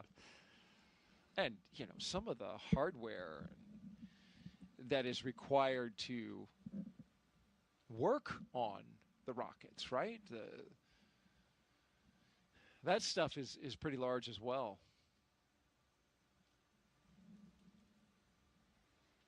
Yeah, it's amazing to, you know, you come out here and to get the glimpses of Artemis 2 and just the size and enormity of, you know, we've got Falcon 9 takes us to the International Space Station, and then you look at what it takes to get to the moon, and it's an order of magnitude more difficult. Absolutely. That's going to be an impressive launch to watch. No doubt. And as you say, and have said many times before, with Crew on it, not only is it an impressive rocket when it launches, talking about the Space Launch System, and Artemis 2 coming up early next year. We saw Artemis 1 back in 2022. But you've got just the enormity of that rocket blasting off and the thunder and the power that it emits. Just like you say, you got to have a lot of horsepower to get to the moon. Did you get a chance to go over to the VAB and see the SLS? I haven't been on this trip. That's true. I will. I'm sure. It's worth the price of admission. In your case, they will lay out the red carpet. Yeah, they're over there doing some pretty key testing that happened to coincide. So they've got the Artemis 2 crew over there and doing some initial checkouts, and so it's exciting times. The mission's right around the corner, and before long, 4 of my friends are going to strap to the top of that and go visit the moon. How cool is that? That is going to be. I'm really looking forward to that. So happy for Reed Wiseman and Victor Glover, Christina Cook, and innately. They know when they might have a little mood shift. They know when maybe they're not feeling so well or don't want to talk, do want to talk. Yeah. It's just that there's this unspoken thing, right? You know that person so well. That's where you want to be as a crew. That's right where you want to be, right? Yeah. You want to be, so, we're in a dynamic situation. I almost know what you're going to do before you do it, or your nonverbal cues tell me everything that I need to know. Yeah.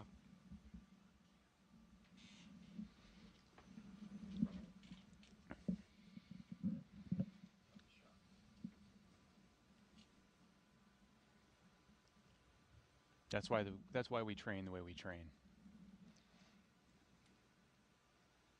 That's a great way to put that. Period into that sentence there, because that is exactly where you want to be. Sometimes I look at the training, I'm like, wow, that's a long time training. But the better integrated you are, the more you know your crew member, your fellow crew members. That just, like you just said, that has to lend itself to a higher level of mission success. Well, it's the last leg here as we make our way. You can see the operations and checkout building on the left in view. Getting ready to wrap up our coverage here. The astronauts, they're up on the 3rd floor of that building.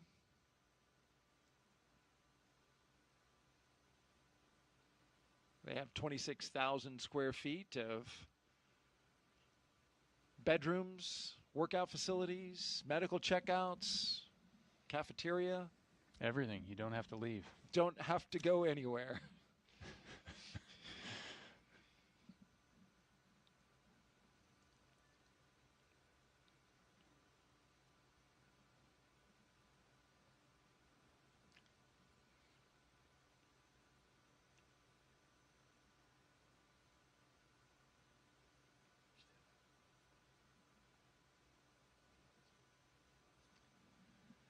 And we are back to where we all started this thing, about 6 hours ago, Nick. Yeah. This was the starting point. Well, we really appreciate, if you're still with us, joining us for our launch attempt today, the attempted launch of Crew-11 by NASA and SpaceX. We were scheduled to launch at 12:09 p.m. Eastern Time, but scrubbed out our attempt at 12:08, just about 1 minute and 7 seconds before we were set to lift off. We had a weather violation on the range inside the 10-mile radius area, had a cumulus cloud that just swooped on in and fouled the launch, the weather criteria. And so that's the way it goes. In the interest of safety, as we've said for the past hour or two, this is the reason that we have so much safety surrounding the astronauts and so many launch commit criteria. These criteria, when violated, We don't take any chances. We follow through and pull the crew out and reset for another time. Yeah, absolutely. Safety is paramount. Today's an example of that. I want to thank all of our guests who were with us today. I want to thank SpaceX, of course, and the team over at Johnson Space Center for joining us on this launch attempt. And thank you, sir, Brigadier General. My pleasure. You'll be back tomorrow? Absolutely. Happy about that. We hope to see you there. And if we do choose that attempt for tomorrow, we will be on the air at 7:35 a.m. But stay tuned to our NASA social channels. We will update you with the latest information about which launch attempt we end up looking for. We've got a number of them, as I mentioned, going up to August 3rd. We skip the 4th and then have the 5th through the 7th. So stay tuned to our social media channels. We'll bring you the latest information on when that next launch opportunity will happen. Until then, have a great rest of your day. Thank you for watching, and we'll see you next time.